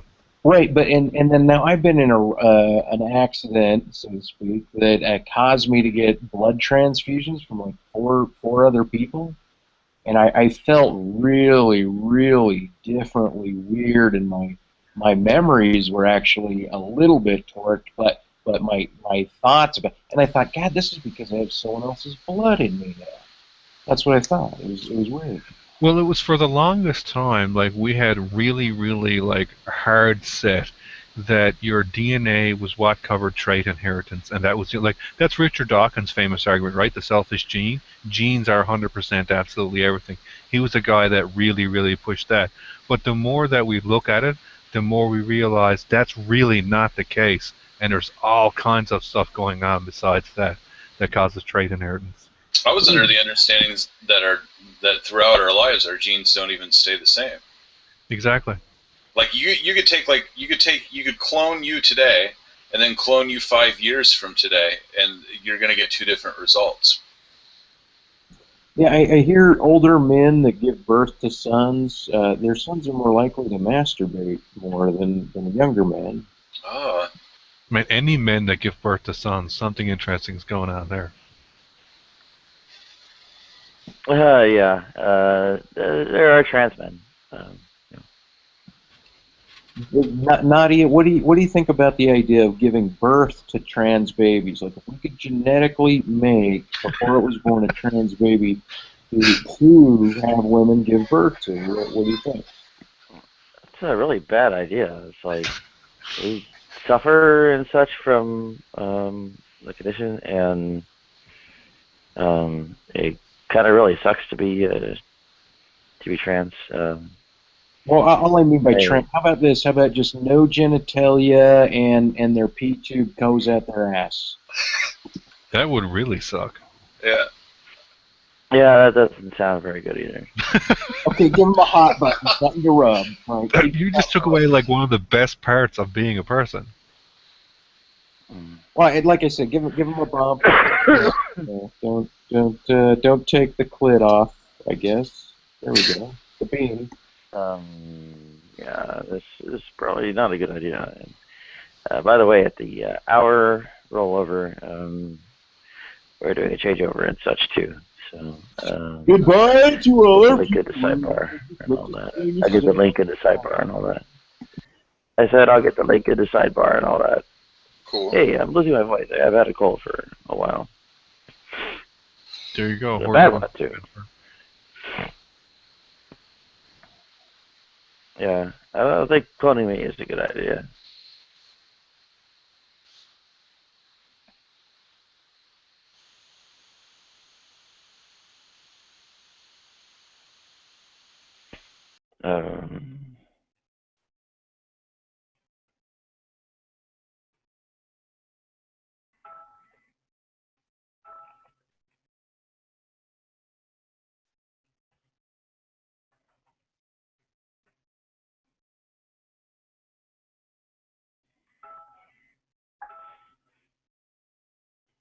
Okay, here we go.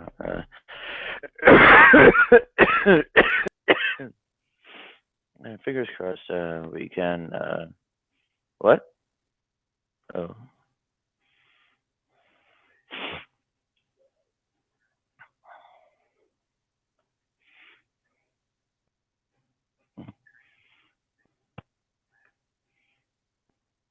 Oh. Hang on, Bobby. I'll give you the link to external chat, whatever. Actually, yeah. Well, I'll do it both ways.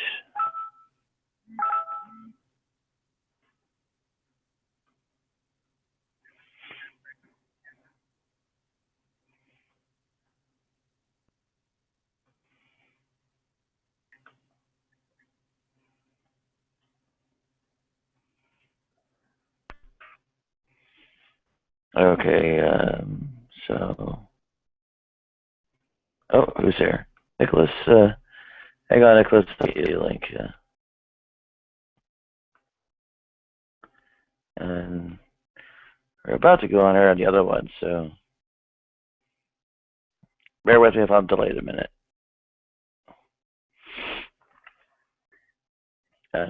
Hovering the pointer over the button, so you get the idea. Oh, Nicholas is still the other one. Bear with me.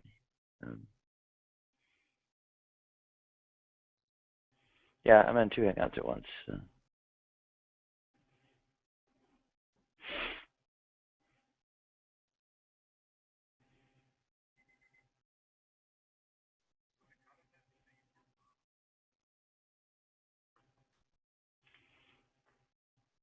Okay, bear with me. And oh well, I have like a gaggle of news stories, but I don't think I don't think anybody pays attention to them.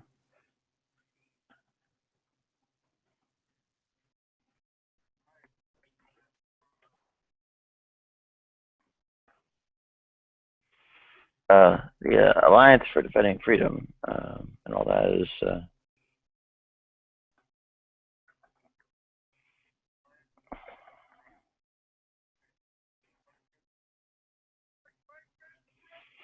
they are a legal team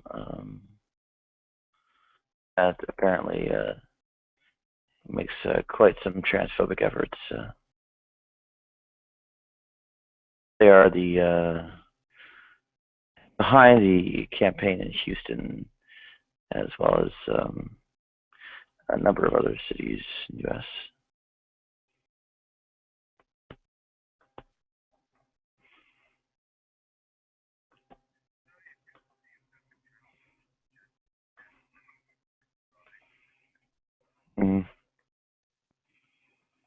I don't think it's. I don't think it's. You can just like make away in that way. I'm not the gender abolitionist. I think if well we.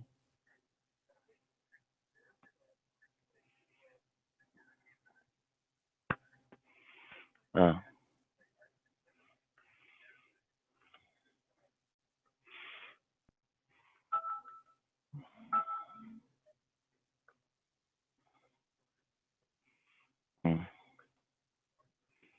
yeah, yeah.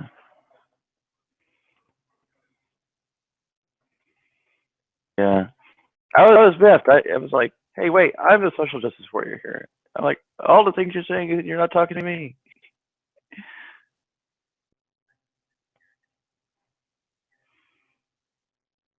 Yeah, seems so. Yeah.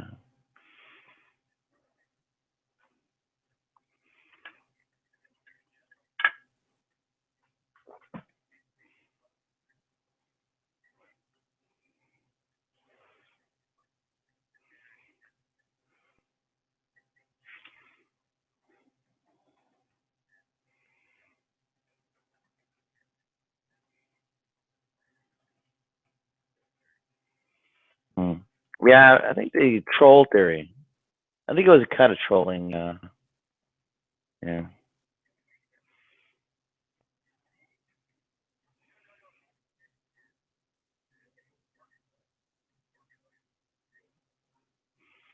Mark's a troll.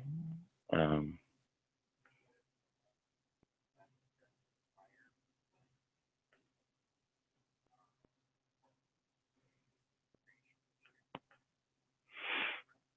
yeah.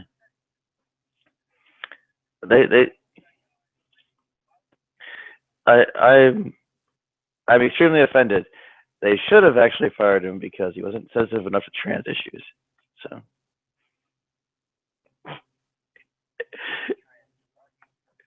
There we go.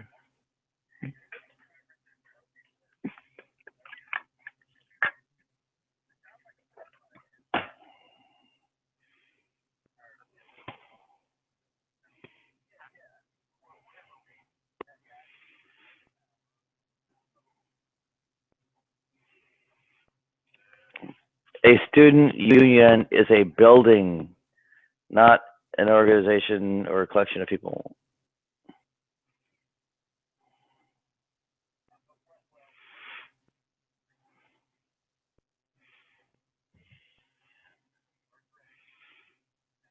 Yeah. Yeah.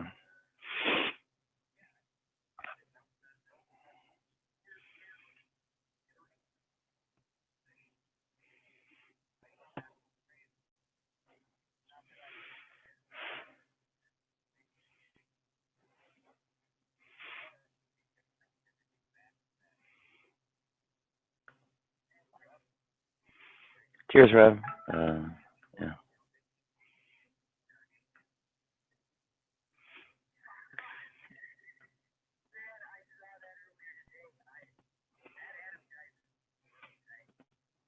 Yeah.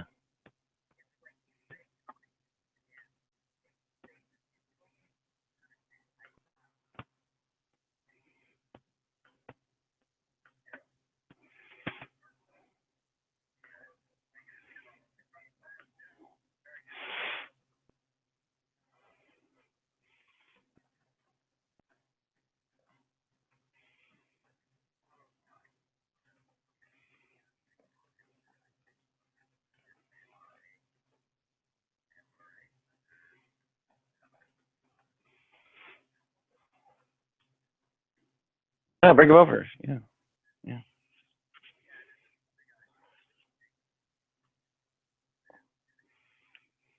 Mm. Yeah. Yeah. I don't either. Yeah.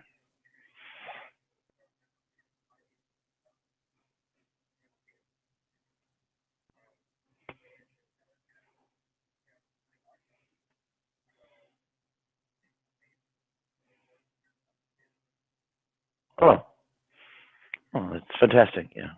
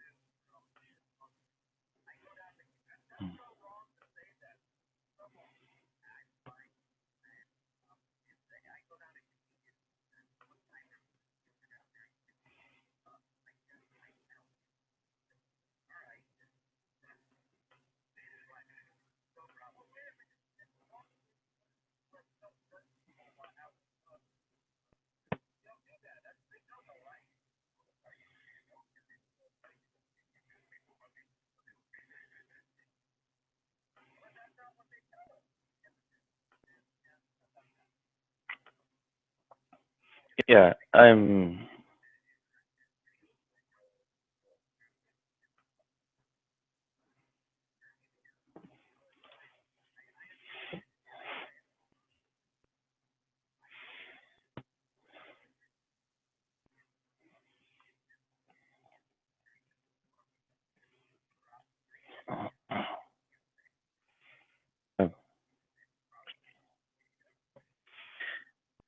Hey, everybody on the old broadcast, head over to the new one. We've already done a changeover. And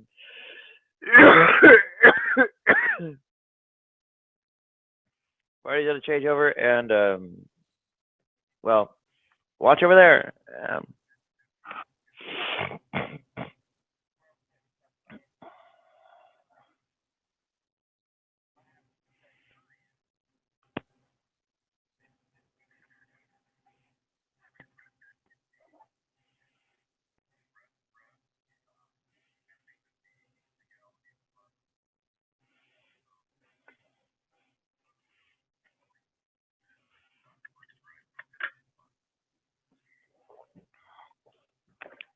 Oh.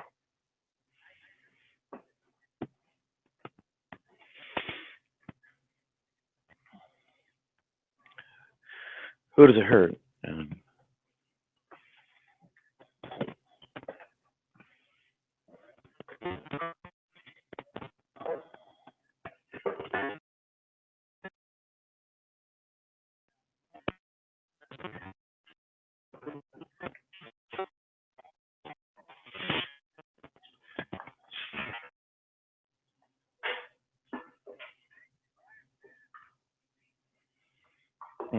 Well, the thing is, it's the other way around.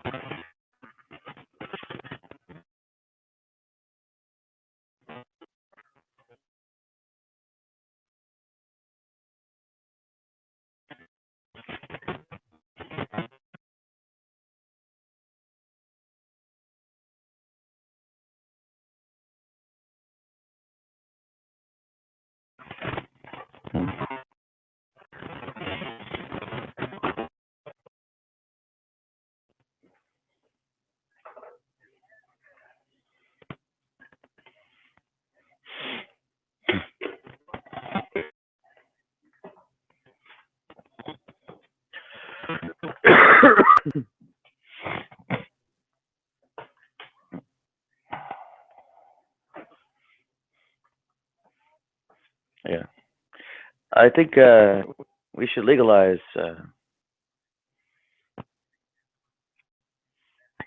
Yeah.